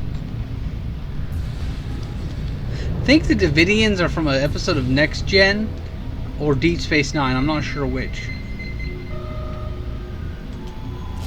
There they are. Space spiders.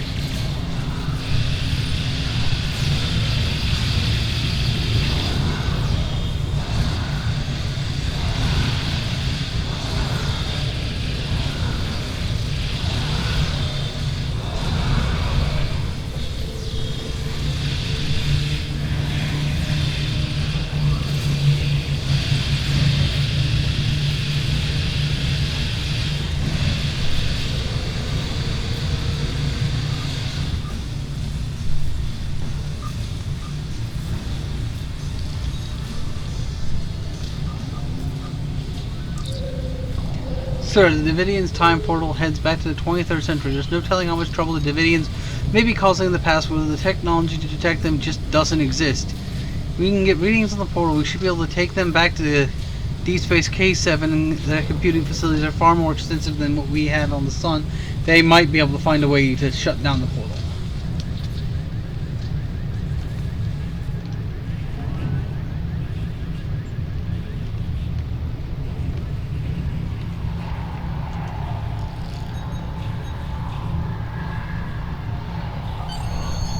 The distortion from the portal is tense here. It's difficult to process all the information. We should at least be able to compensate enough to beam out. We need to take this information to K7 for analysis. Their computers are more powerful, have more powerful processes.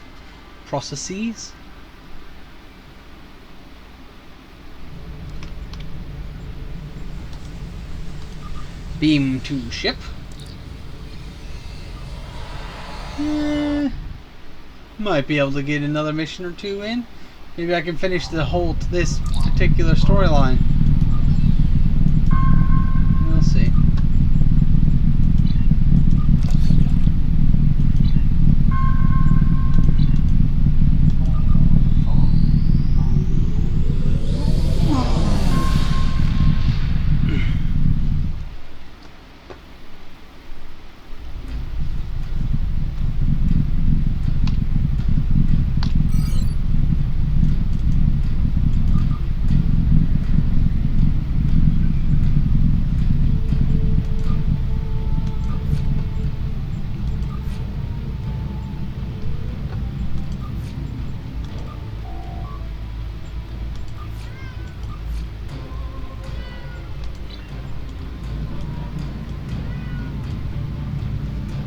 What is it, Jazz?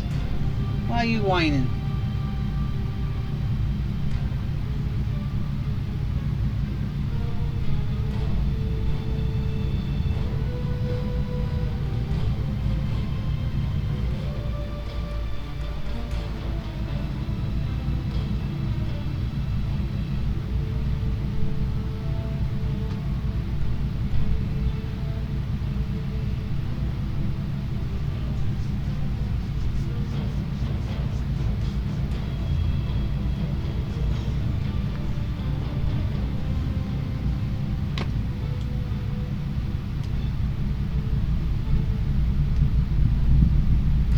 Of course they do. Cats always want attention.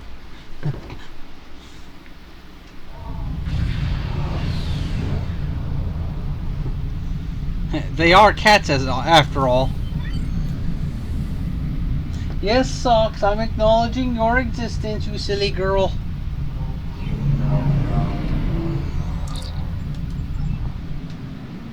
You silly thing. Silly, silly thing.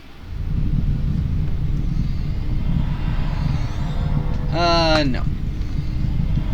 I don't do the whole guild thing.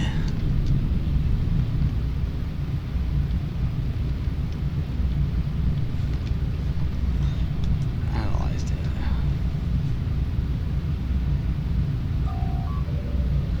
Preliminarily asked, temporal incursion consistent with Davidian time portal technology, approximate linked date, start date 2715.6, Earth Standard Year 2265. Davidian portal based on phase-shifted tachyon spin, supported by draw from doors in the station's power supply. Can the portal be safely closed or used? Portal suffers instability due to the quantum particle entanglement with phase-shifted particles. Portal can be enlarged or accessed with modulated directed energy, and when phase-shifted entangled matter reaches a critical point. So this means that when the triolic wave surges to a peak, we can remodulate an energy weapon, even a hand phaser, to use the portal to travel back in time. We could stop the Davidians at the source. Oh, by the way, for those of you who have possibly read the New Frontier books, here's Mackenzie Calhoun.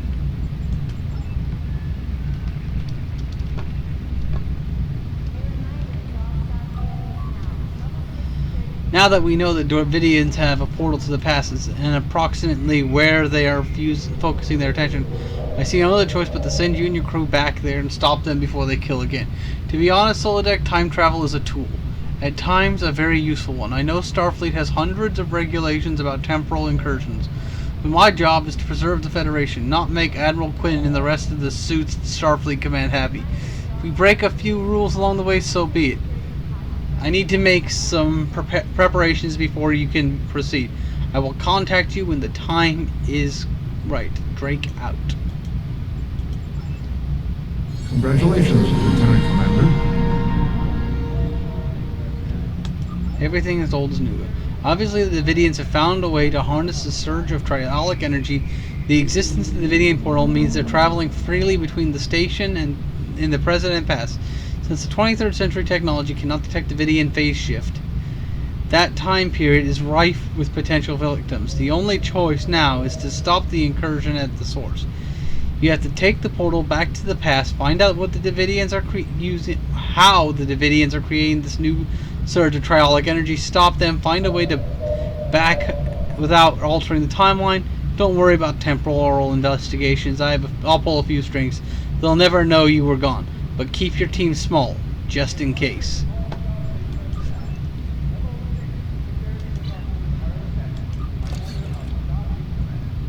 So I can't take all of my ladies with me.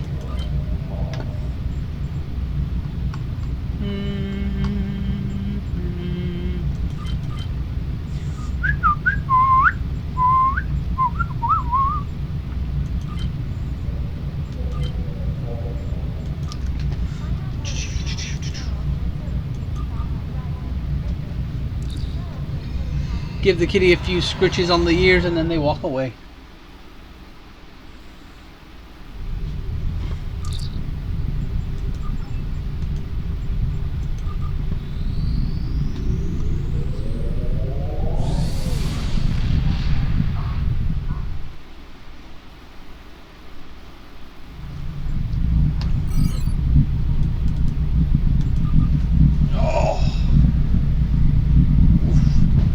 I think there's 2 missions left in this story. Everything is old. Everything old is new again, and can't remember the last one. So maybe I'll complete them both. It'll probably be about 6:30 when I'm done, which will be giving me enough time to wake up, Twin, and get ready to watch Naza's stream.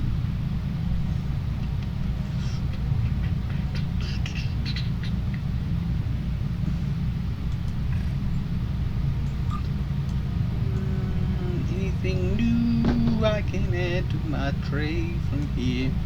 Not particularly. Do, do, do, do, do.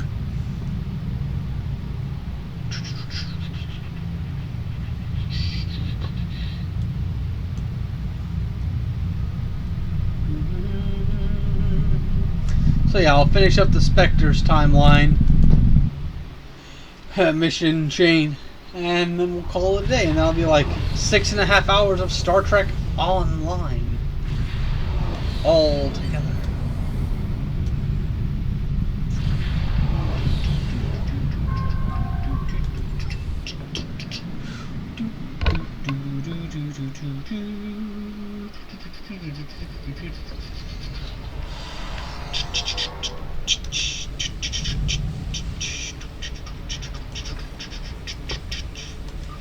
Okay, put on this thing.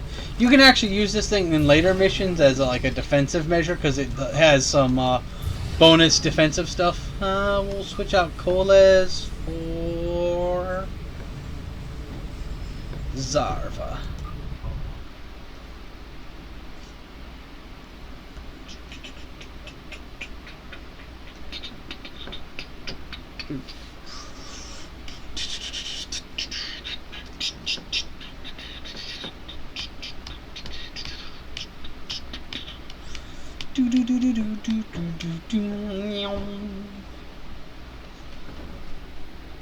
Wow, 2,555.95 megabytes. Alright. A properly modulated energy discharge will allow us to use this portal to follow the Davidians back through time. Once we get there, though, it might be a bit trickier to get back. We should bring as few people as possible to minimize the chance of distorting the timeline.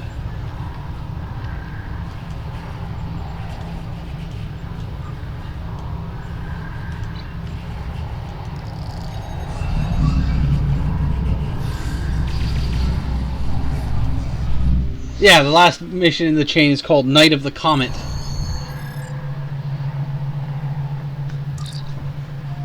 We're on towards the station, sir, just in the past.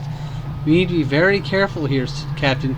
If we damage the station or injure anyone, we could damage the timeline irrevocably. Even if Drake doesn't care about the Temporal Prime Directive, we should. We're still Starfleet officers, after all. Weapons to heavy stun. We're still in the computer core, Captain. Strange. I wonder why there's nobody here. From what I remember about this time period, there should be someone here. Even just a technician.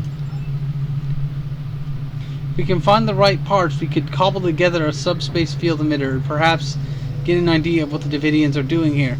But using 23rd century technology will make it a little bit more difficult. The Federation won't develop ways to detect subspace variances that the Davidian use until almost a century from now.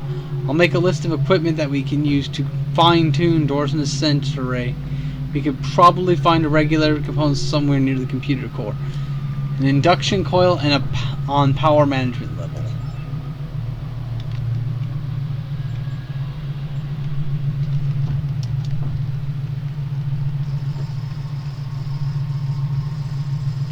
I do love all the classic track sound effects they got playing while you're here.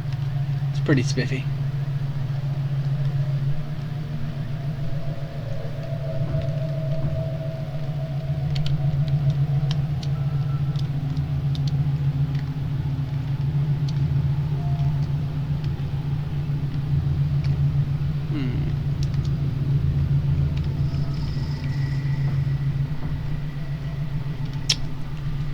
Okay.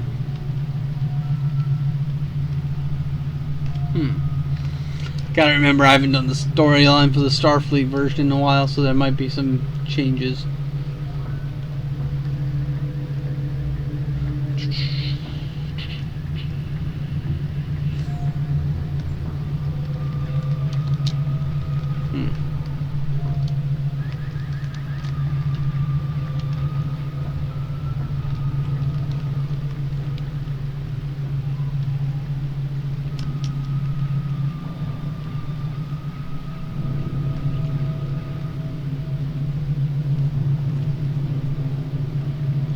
Guess I don't have to set up the door explode. Ah, that's right.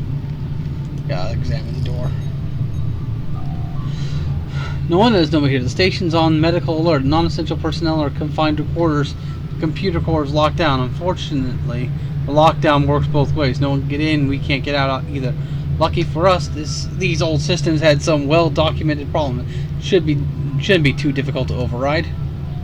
So these old duotonic computers had a memory fault that makes them susceptible to overloads. An overload can cause it to lose processes, like one locking the door. In this century, it shouldn't be any task that could overload them, but there's an infamous 24th century warp geometry problem that could be insoluble with the processing power available. If we set the consoles to divert processing parts of the problem, we might be able to cause the memory overwrite that would make the computer lose its security lockdown. Ah, duotonic computers. Switch.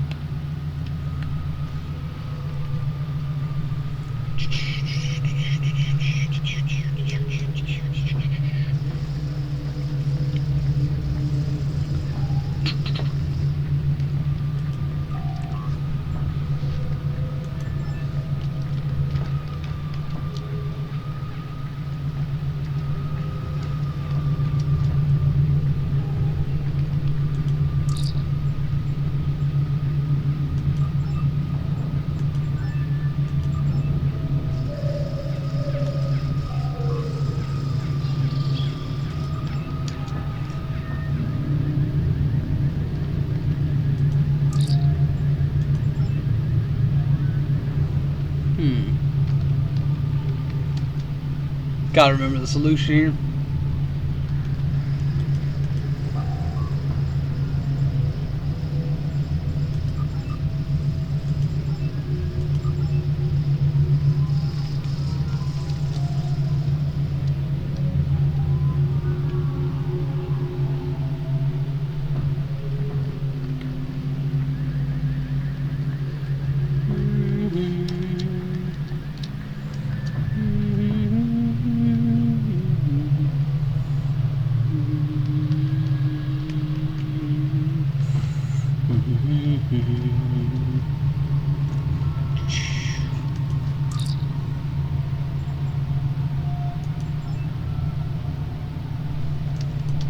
Okay.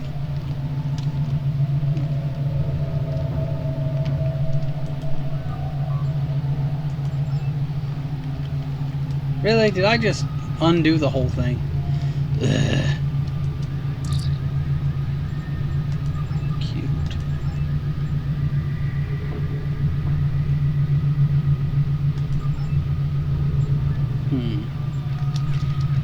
Can never remember the exact order you're supposed to do this in.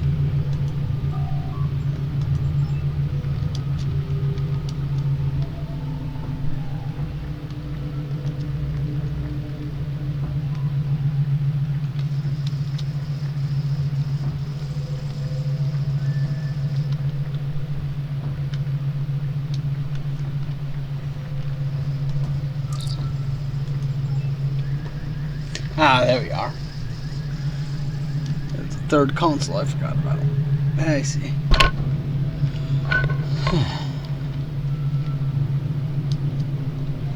I just run around this, do the first, then explodes to 1 and 3, and that should do it.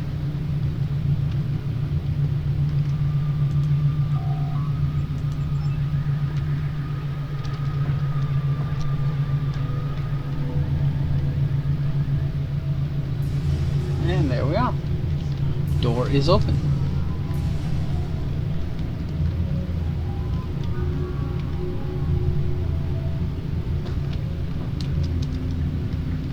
Gonna have to knock that dude out once he gets in here.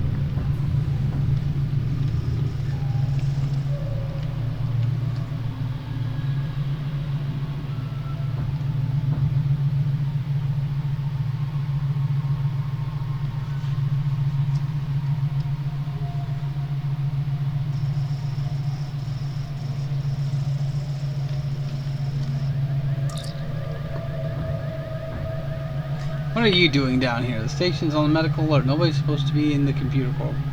Is that a weapon? Don't try anything. I'll have to stun you. I'm lost. Lift shouldn't have let you down. Come here. I got stuck on the lift when it locked down. It would let me out here. Right.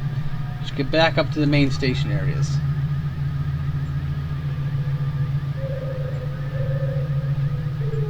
But if I'm contagious, won't that be...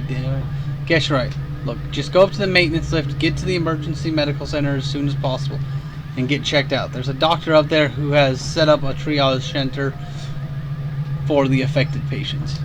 Yay! No having to blast that guy in the face with a stun weapon.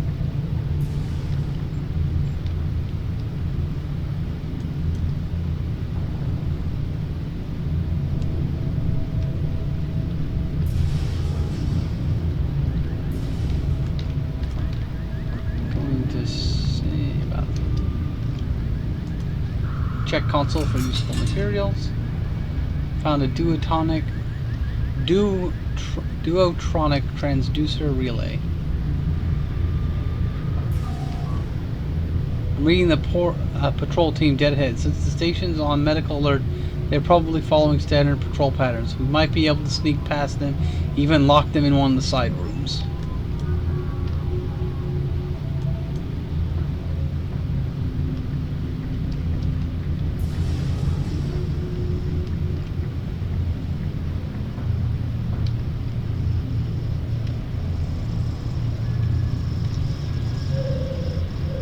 Enemy targets on sensors. Personal shield losing power.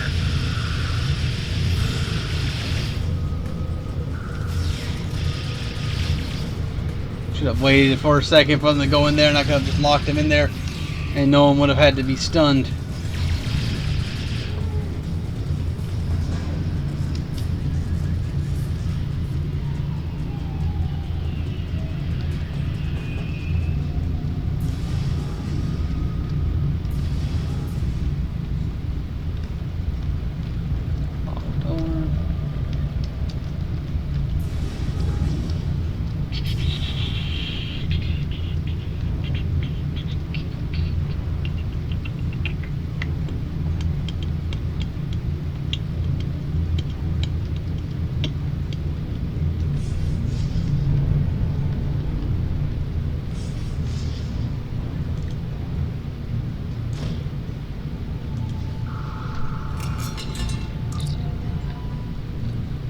Disconnect power.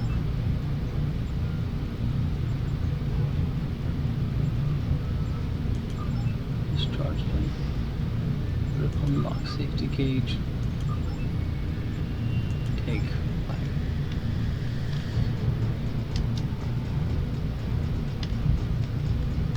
I think there's a version of it where like an accolade you can get for going through the whole thing without having to fight anybody.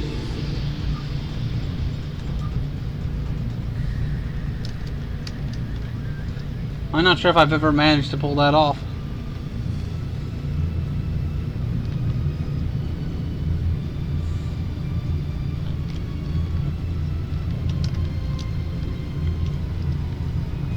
But that's one of the neat things about the game is you can go back and replay every mission, more or less.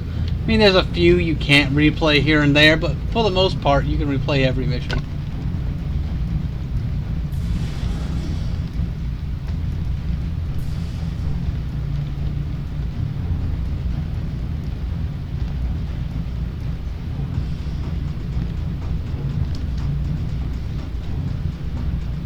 Everything's those bright neon orange and greens from back in the day.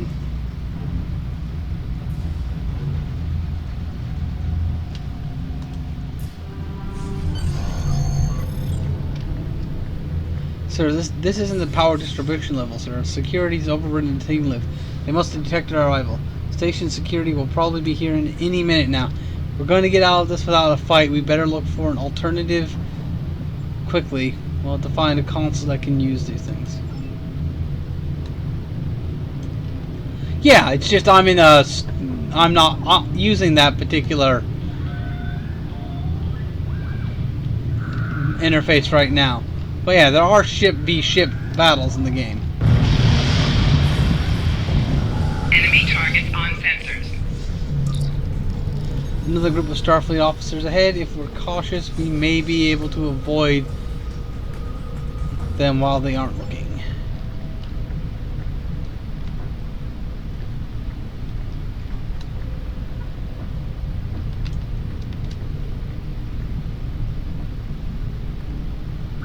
Enemy targets on sensors. Flanking damage detected. Personal shield losing power.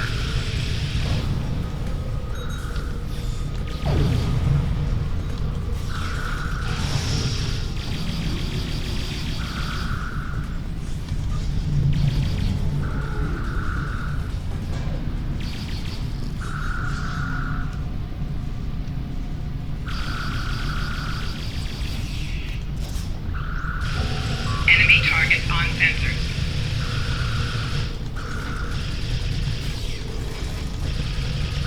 Personal shield losing power.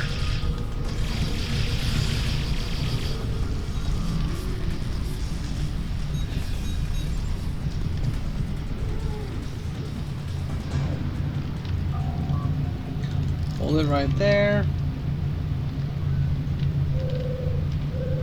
Enemy targets on sensors. Personal shield losing power.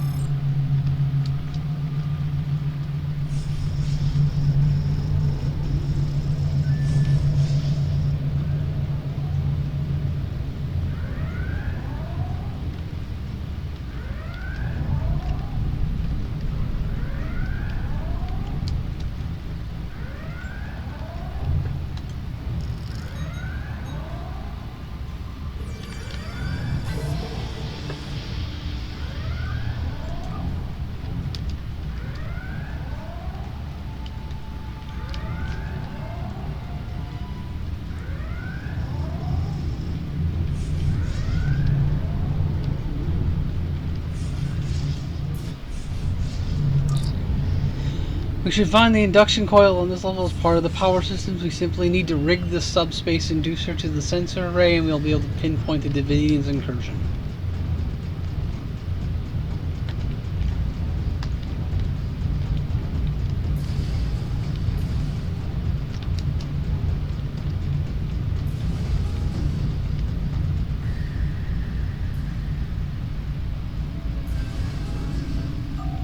There's a familiar looking doctor. You there. Don't just stand there. Come over and give me a hand. People are dropping like flies in the station, and it's all I can do to keep up. Who are you? McCoy, Leonard H. There's no time for introductions. What do you need me to do? As far as I can tell, these people have reported seeing strange blue flashes of light. Now they're all dying. They're worse than dead. Their brains are gone. Whatever the disease is, it's suppressing brain activity at an alarming rate. It's almost as if the energy between the neurons is being removed somehow. The blue flashes seem to be associated with a strange form of radiation, so we've set up a triage center here. That crazy engineer said that the power distribution station is heavily shielded. What kind of radiation? How should I know? I'm a doctor, not an engineer. Blue flashes are still happening anyway. We need to replace that neural energy, jumpstart their brains somehow. Tactical, like reinforcing a drained shield generator. I suppose that's one way of looking at it, but the mind is much more complicated, much more complex and delicate instrument. Maybe that's the key. The brain might be able to restart itself if stimulated correctly. Give it the energy it needs and then a stimulus to make it spread throughout the nervous system. I'll need to know how much neural energy the survivors have so we can figure out how much they've lost. We'll need to apply cortical stimulators to the correct frequency. It's no panacea, but it may save the lives of the crew. Saving these lives is important to making sure that everything turns out the way it should. Come on, grab a tricorder and start checking the neural activity of these survivors. Take notes of your readings, and we're going to have to calculate the differences between a healthy mind and determine the right frequency. Normal human neuron has a resting potential of minus 70 millivolts.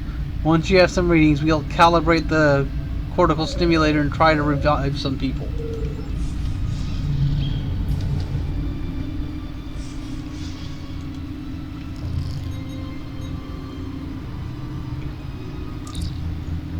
Scan neuron resting potential.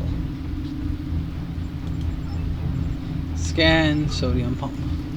Interior neuron sodium ion levels are elevated. Sodium potassium gates damaged. Scan for anomalous technique. Sodium potassium gates are damaged by forcible ion movement, likely cause a sudden change in neural voltage. Predicted results: hallucination, loss of motor functions, nervous system damage.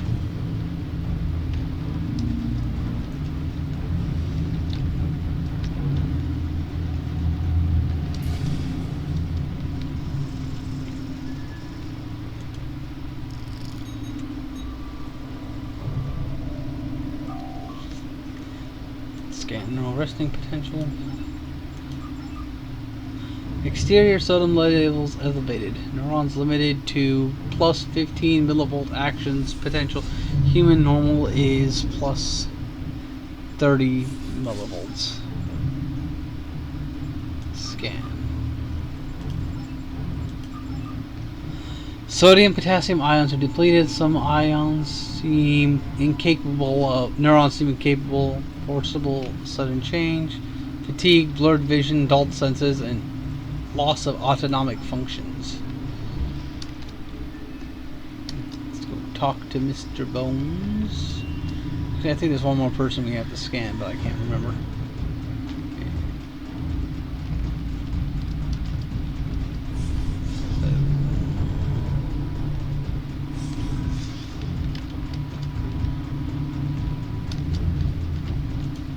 Talk to McCoy. Calibrate cortical extend stimulation. There. Plus 30. And I think it's this one.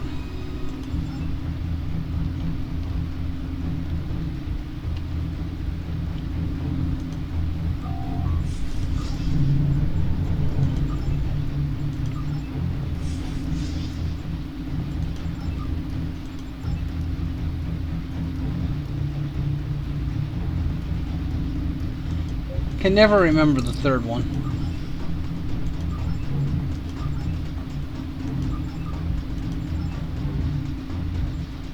Ah, so it's the last one there. I feel strange, but better. It worked. We'll need to get this to the station commander. Come on.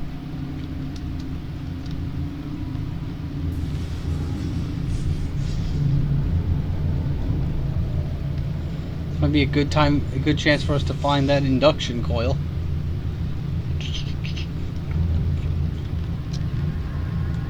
Borrow induction coil. Yes, borrow the induction coil, because that's just something we do.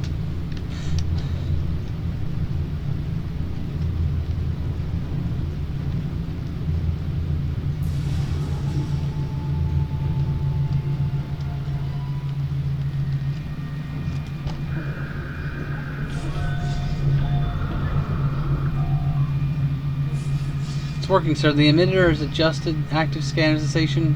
What do you make of these readings? Imaging shows that the station is becoming suffused with triolic radiation. The radiation is coming from Driffin's comet. The comet itself is emitting mass amounts of triolic energy. The Davidians must have realized that it's a natural source of the energy, and they're using it as an easy way to shift into sync with us. It's like riding behind the wake of a ship in water. And it's not their doing, sir. They're just harnessing triolic energy and suffusing it with chronoton particles. With that, they could have enough energy to move an entire station out of phase, maybe even the whole sector. We have to stop them. The comet is the key, sir. We can't do anything about the comet without a ship. I don't think a 23rd century vessel is going to be able to do the work. With this information, it's clear we have to find some way to destroy Driffin's comet. We can use one of the auxiliary reactors to sync with the subspace emitter we've hooked up to the station, or to make a temporary portal that'll get us back to our time. But once we make it back, we'll have to report in and find a way to bring a ship back with us to destroy the comet.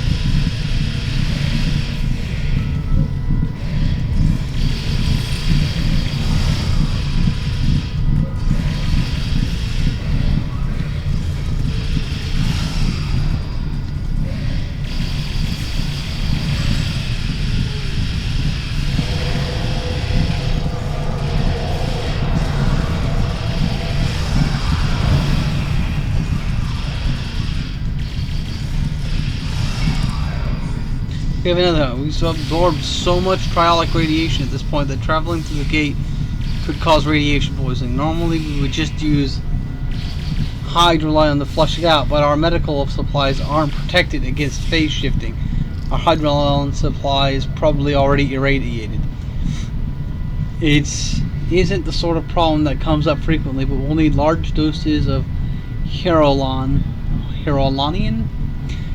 to collate out the existing triolic radiation to protect us from transition back through the portal.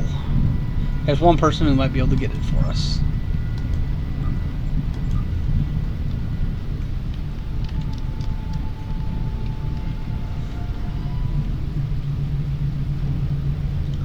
Dr. McCoy. Actually, I have a friend who took a little too much triolic radiation. Could use some hyrolon. A friend, eh? With all the radiation flares in the station, we're probably going to be a little short on himself. We'd maybe spare a hypo, but if your friend is getting radiation, he or she's on the station already. I need double dose to collate out significant amounts of triolic radiation. You should never lie to your doctor or your bartender. That much radiation would mean you've experienced something close to the epicenter, like fooling around with triolic waves You don't need green blood and pointy ears to know that's a bad idea. But when people on this station really needed it, you came through. I appreciate that. I think I can spare a few doses. Just don't let the station's captain hear about it. Thanks. Look, I'm not sure who you are or where you came from. But I'm not one to look a gift horse in the mouth. I'm just an old country doctor. But I know better than to ask too many questions about a little unexpected help. You probably shouldn't loiter around here too much longer, or people will start to ask questions. I'm going to put these cortical stimulators to good use, and thanks. You saved a lot of lives today. Return to our own time.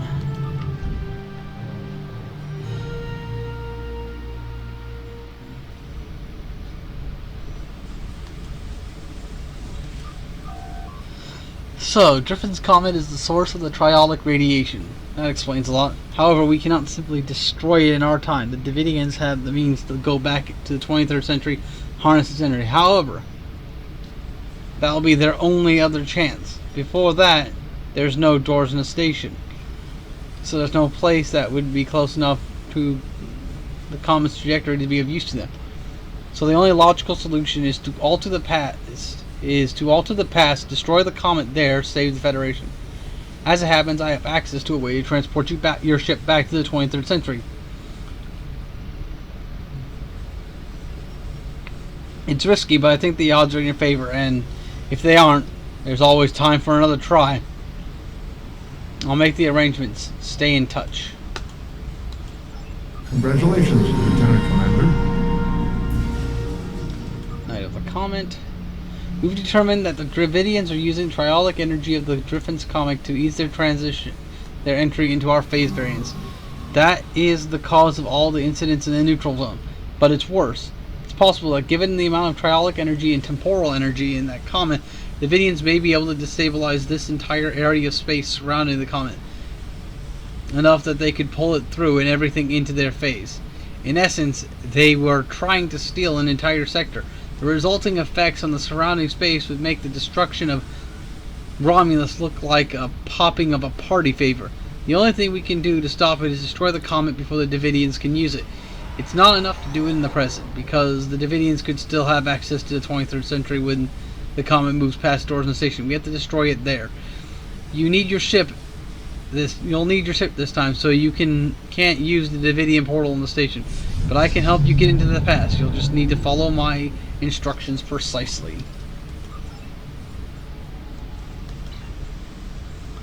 Okay, says we can I can't use a new officer yet, so I'm not going to do that mission.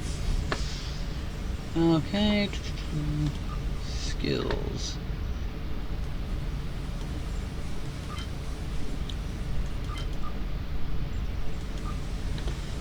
Give me faster shield heal. Make that primary transport.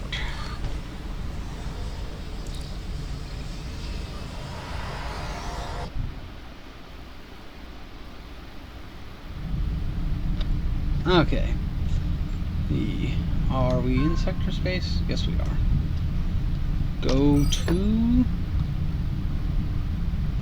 Oh wait, no, we're not in sector space. We're still in system space.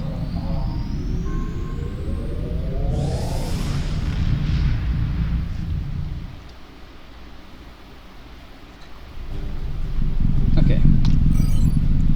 Go to the Pippi system.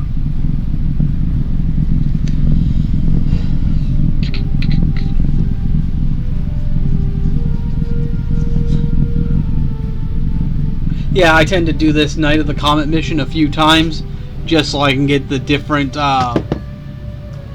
weapon types.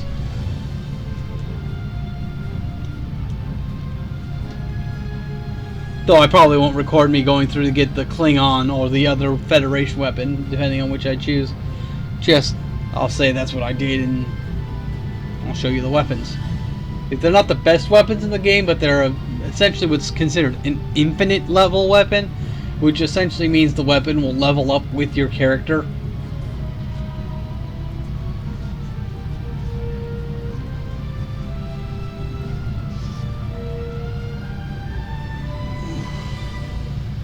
Not enough to put it on par with weapons of your level, but enough to give you a stopgap measure between upgrades if you're not getting good weapon drops.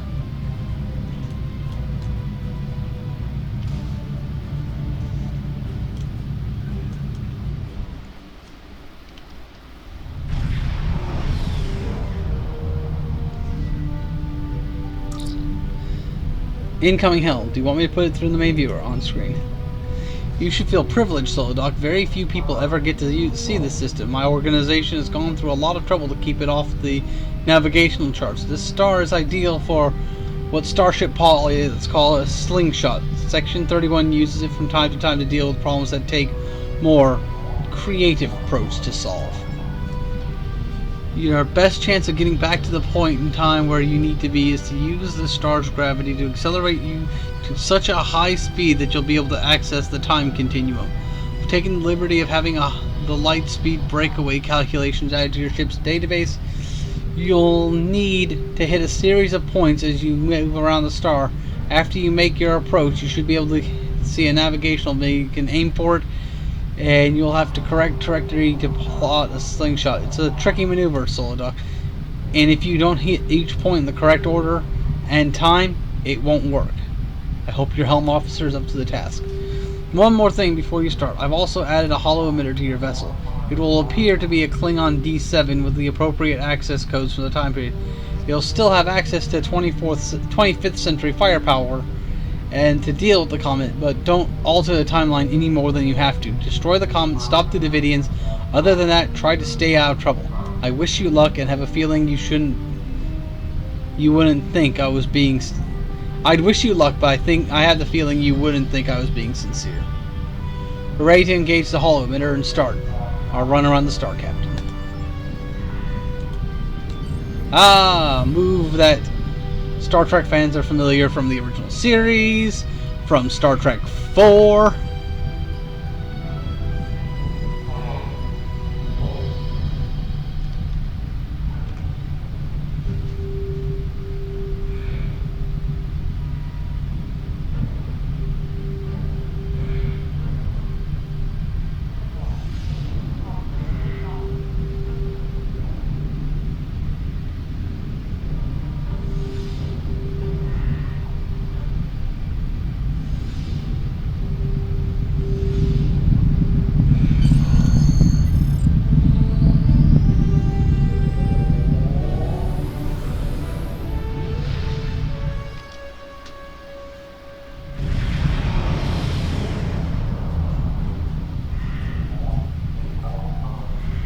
Captain, based on the decay elements in this system, we have arrived approximately 150 years in the past, somewhere around Earth year 2265. Incoming hail from a Constitution-class starship identifying himself as the USS Reuben James. Putting it on screen now. Attention, unidentified ship. This is Commodore Jacob Ross in command of the USS Reuben James. We've been searching for a Klingon vessel reported to have attacked a colony in the Galley system. You fit the description of the ship we're looking for. Unless you can prove you are not, we will take immediate action. Captain, the Reuben James has closed the channel. They are not responding to hails and weapons are charging. We cannot seriously damage the Commodore's ship without risking damage to timeline, but we must defend ourselves to complete our mission. We recommend we fight to disable. Warning, ship is under attack. Target's shields have failed.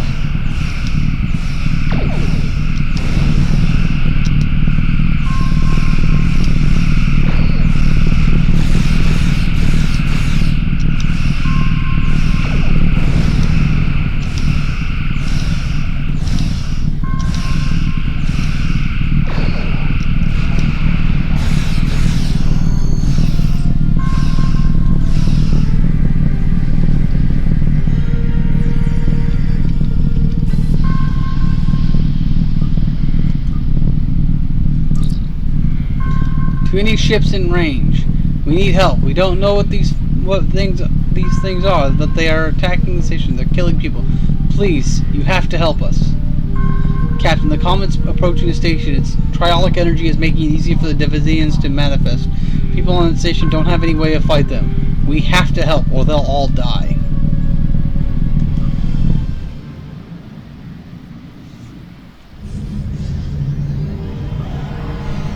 I am reading multiple Davidian life signs. We'll need to work quickly to clear out the station of their presence.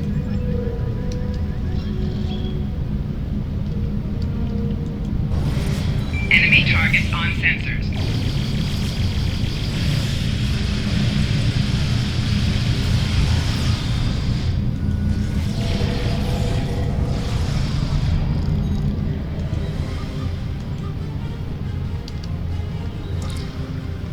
I don't think anyone here appreciated Davidian crashing that party.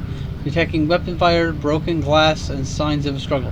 It's a bar fight, sir, and we need to quell it if we want any chance of stopping the Davidians. Temporal prime direction is in effect, sir. I recommend we send all weapons to stun and to minimize possible damage to the timeline.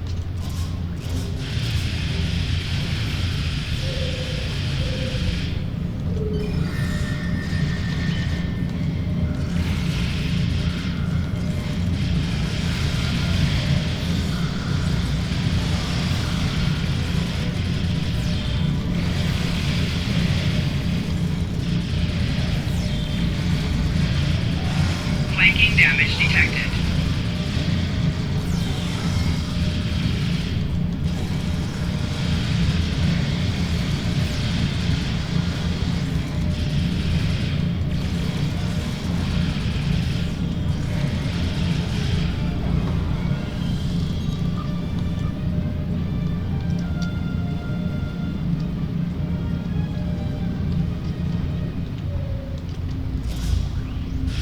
Enemy targets on sensor.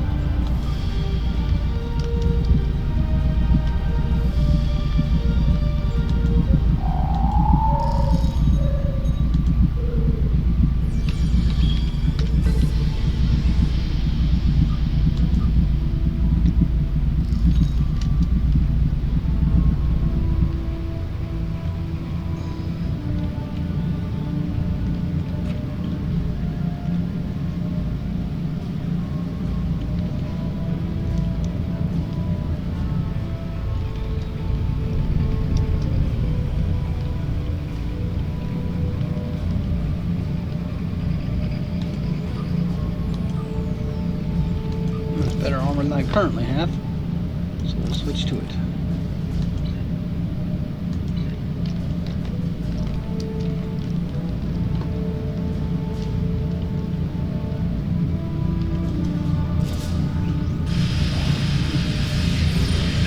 Flanking damage detected.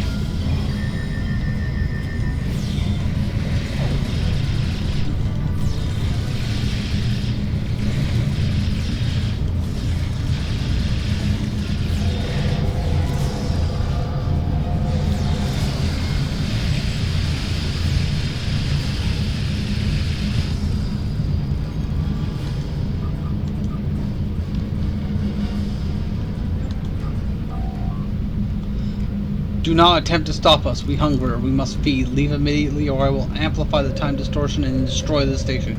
You will not survive. Hey, those things are holed up in the lounge. They got some of my customers in there with them. Doors barricaded. A few hits with a phaser should take care of that. Get my people out of there.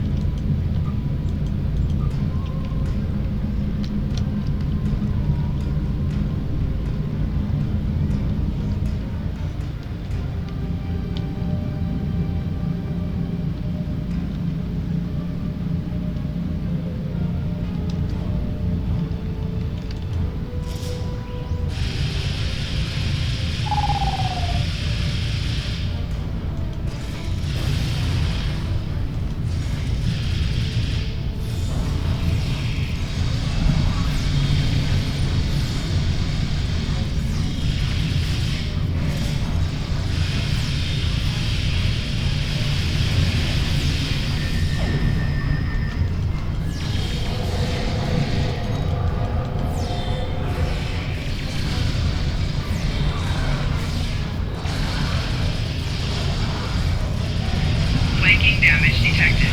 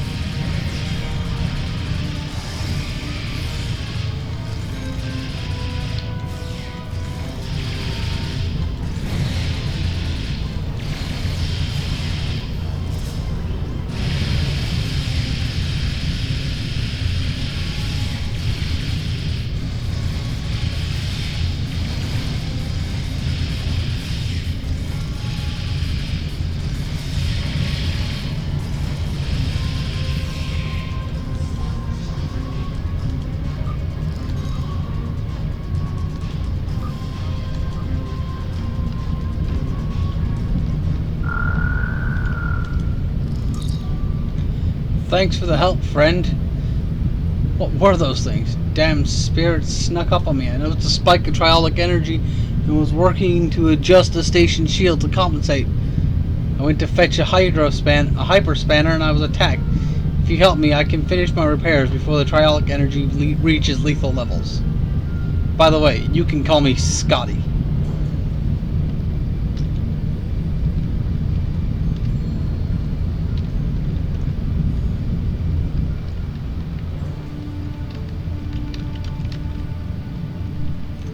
Haven't seen you around before.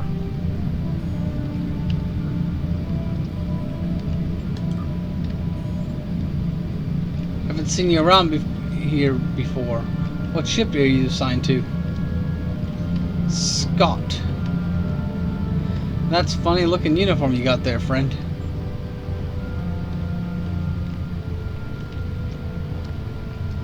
Come here for a few days of shore leave and the next thing I know, these crazy energy beings are overrunning everything.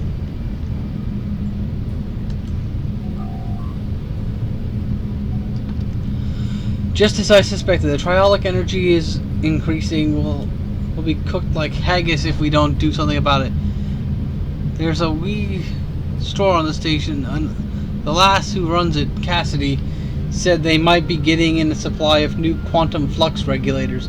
The Mark II versions. If we had one of those regulators, I could modify the flux coordinating of the sensors and use them to modulate the shields protecting the station. That would buy us some time. Go find Cassidy. She'll know what they are, where they are.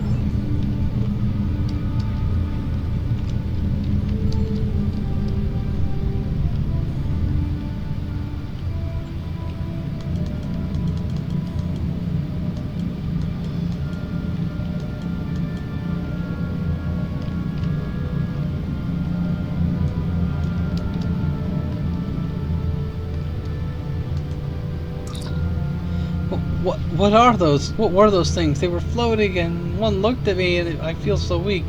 And then it lifted me up and it was horrible. Continue. You're looking for something from the store? Quantum... Sorry, I'm too scared right now to think about selling anything. I'm closing down now until I get my wits about me. Maybe best if I picked up and went back to Sherman's planet. What can I do to help? I don't know, maybe a nerve tonic would soothe me. Can you get me one?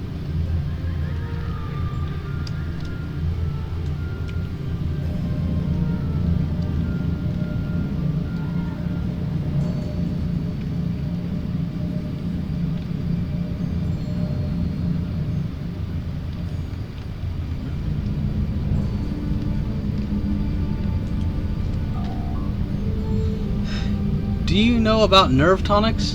Nerve tonics? Ugh, you don't look like you're needing one of those. These wee beasties are troublesome. They're not as bad as a ship full of angry Romulans. Now, I've been known to enjoy an occasional sip of Scotch whiskey. It's only a nerve tonic if you ever need. Why do you ask? Need to know about them. Looking for a nerve tonic for Cassidy. Oh, for Cassidy? Now that makes sense. She's a bonny lass, that Cassidy, and more than willing to spend a little time with the right Starfleet officer, if you know what I mean. But she hasn't got the stomach for fighting. Is she alright? I'd hate for anything to have happened to her. She's shaken up, but she'll be fine. Good, glad to hear it. Sounds like she'll need a little something to take a wee bit of the edge off.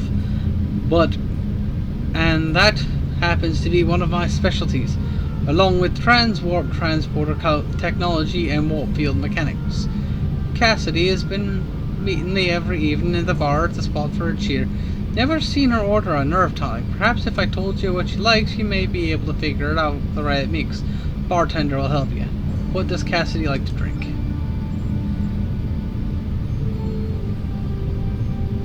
Albion brandy. She didn't like the salty taste of Albion brandy, but she really enjoyed the fact that it was garnished with a drop of honey that floated on top of the drink. Bah! Garnishes get in the way of a fine beverage, if you ask me.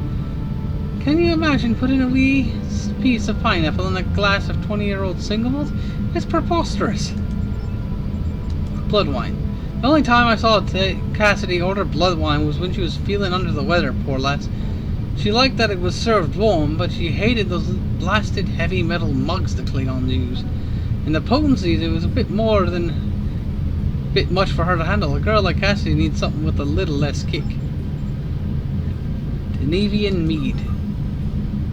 Sally bought Cassie a Denevian mead a few nights ago. Ugh, terrible sweet stuff. It's like drinking syrup. Cassie didn't like the cloying sweetness, and the wee barn broke into hives because she was allergic to the fruit garnish. I'm not ordering that stuff again. Fire wine. Cassie and I got to a drinking contest once with a Klingon one night, and we ended up drinking fire wine. Not as good as Scotch, mind you, but it's better than drinking warp coil coolant. The next morning, after she picked herself up the floor, Cassie told me fire wine was so spicy she was afraid it had eaten the hole through her stomach. I had to send her to Bones for a checkup. Also, she said that drinking from those shallow bowls made her feel like she was someone's pet targ. Martini.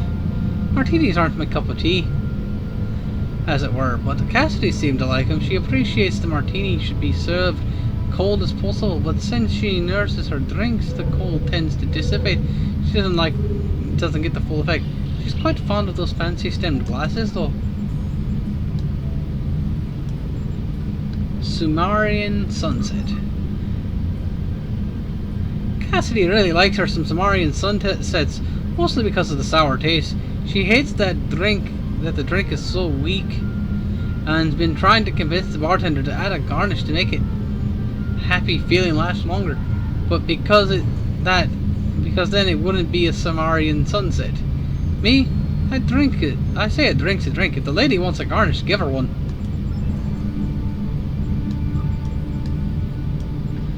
Skargian whiskey. Cassie really likes a little pick-me-up with a drop of Skargian whiskey.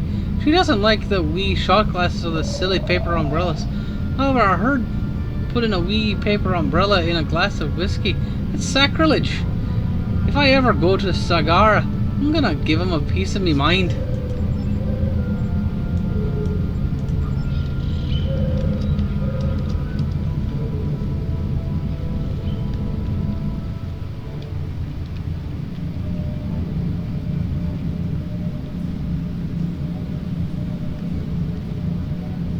Talk to the bartender. What can I get you? I need a drink. Make it hot, sour. A little pick-me-up. Stemmed glass. Drop of honey. Thank you. Pick up glass.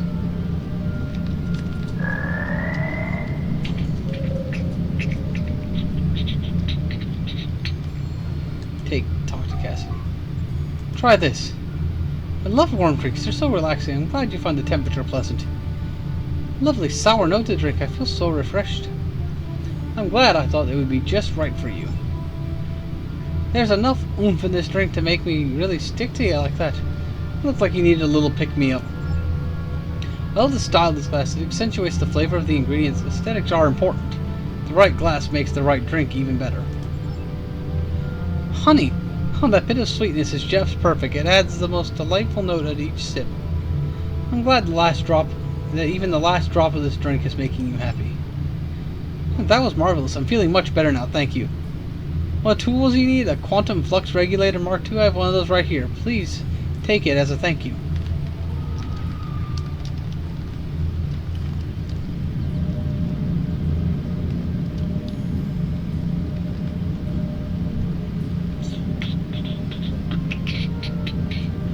Oh, these colors, man. These colors.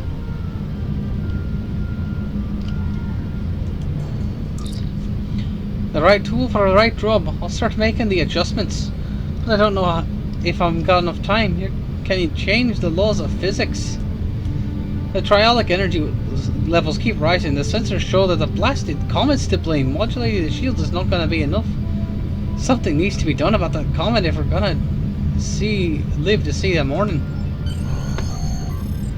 Captain, the station is safe for now, but we will need to deal with the comet in orbit. The Davidians are able to harness its energy, then they will be able to pull most of this sector into their phase variants. Past, present, it will all be disrupted. Beam to ship.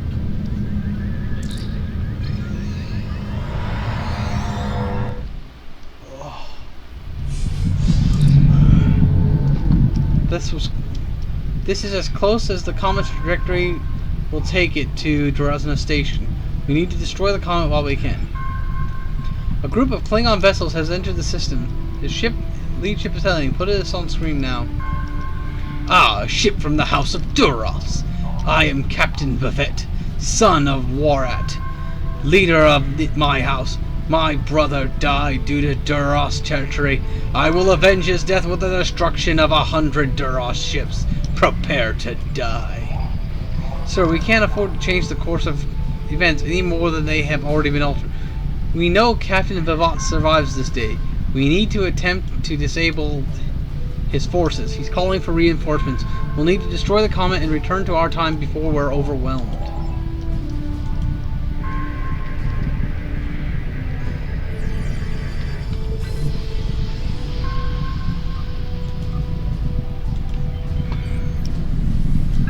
Warning, ship is under attack. Target's shields have failed.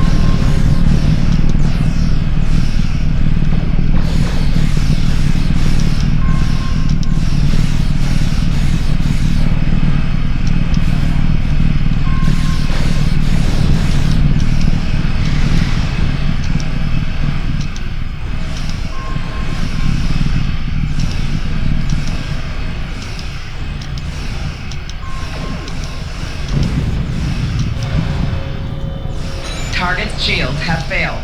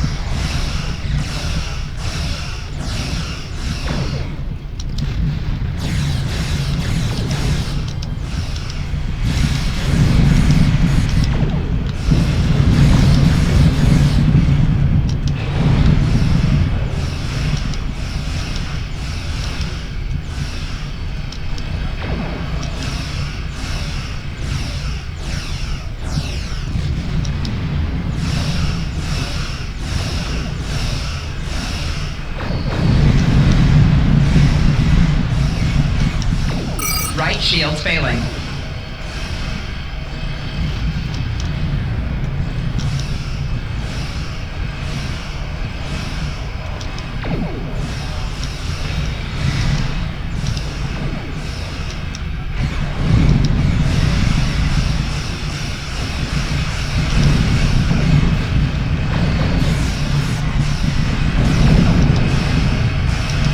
Four shields failing.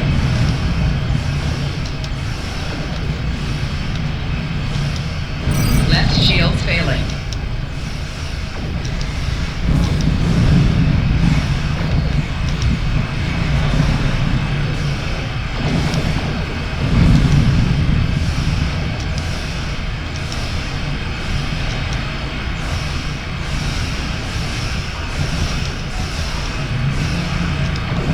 Hull integrity below 75%.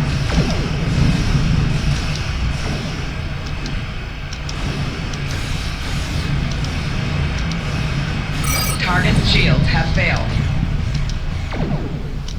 Rear shields failing. Right shields failing.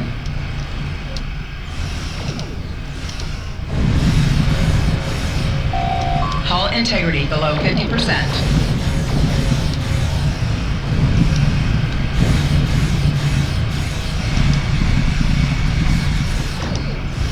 Target's shields have failed.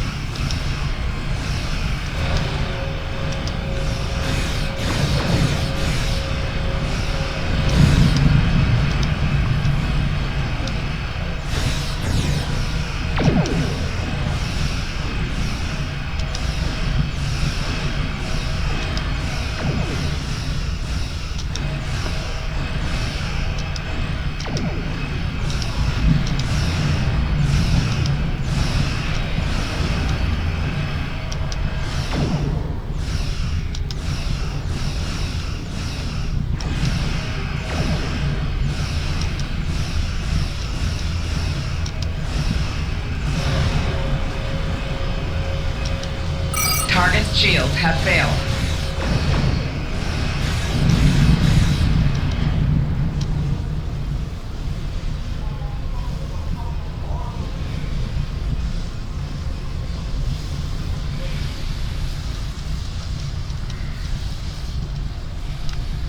Warning, ship is under attack.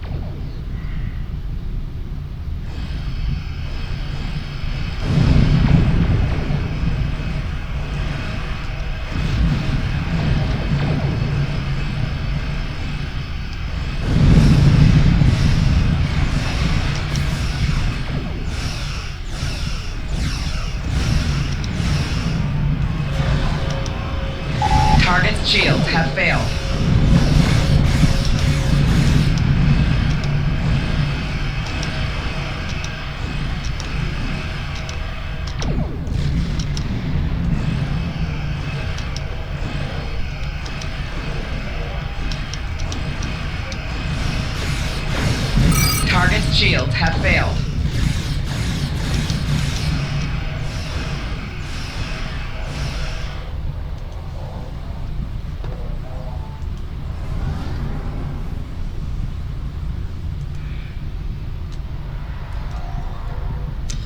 That did it, Captain. Remain calm, but debris is too small to be a threat. Now we need to find a way to... One moment, sir. I'm detecting a temporal anomaly. It's forming inside the sun. Solidoc, if you're receiving this message and you and your crew have completed your mission to the Driftfest colonists destroy, the Davidians are no longer a threat to the Federation. You've done well. And to prove that I'm not an immoral monster some make me out to be, I'm going to help you. Last time you docked at Deep Space K7, I had a modification made to your vessel. One of those was the addition of a Borg temporal node, salvaged from a cube in the Batran sector. It's set to return you to our time. Congratulations on a job well done. Drake out.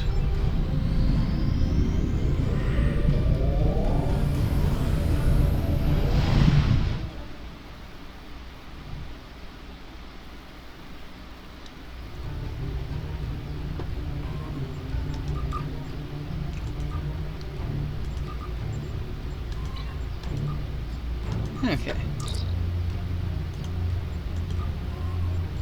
Let's do some assignments real quick.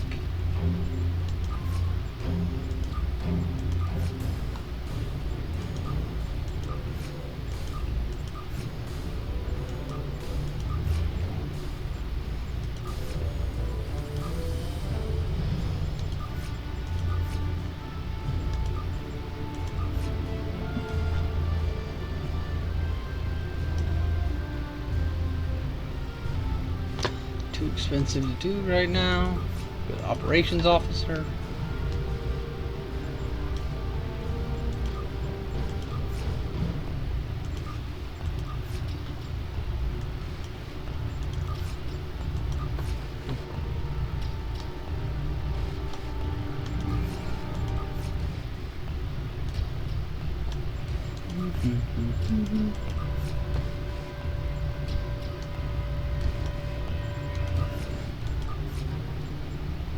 Okay.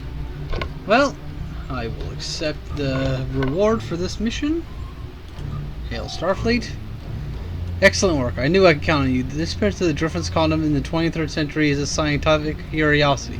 It's taken steps to suppress the information that might reveal our involvement, and I trust that you and your crew will refrain from telling stories about what happened here. After all, we were getting along so well. One thing I hope that you take away from all this is that any opinion you may have of the immorality of the so-called rogue elements like Section 31 is a bit naive. Contrary to popular opinion among Starfleet officers, we do not spend our days plotting evil and committing random acts of villainy like characters in a bad novel. We protect the Federation from threats, and thanks to you, the Davidian are no longer on that list. If you think about it, everything we do is to preserve the freedom you so enjoy. So you should be grateful. Drake out. Oh, I've heard that logic before. Congratulations, Lieutenant Commander. Okay. Level up.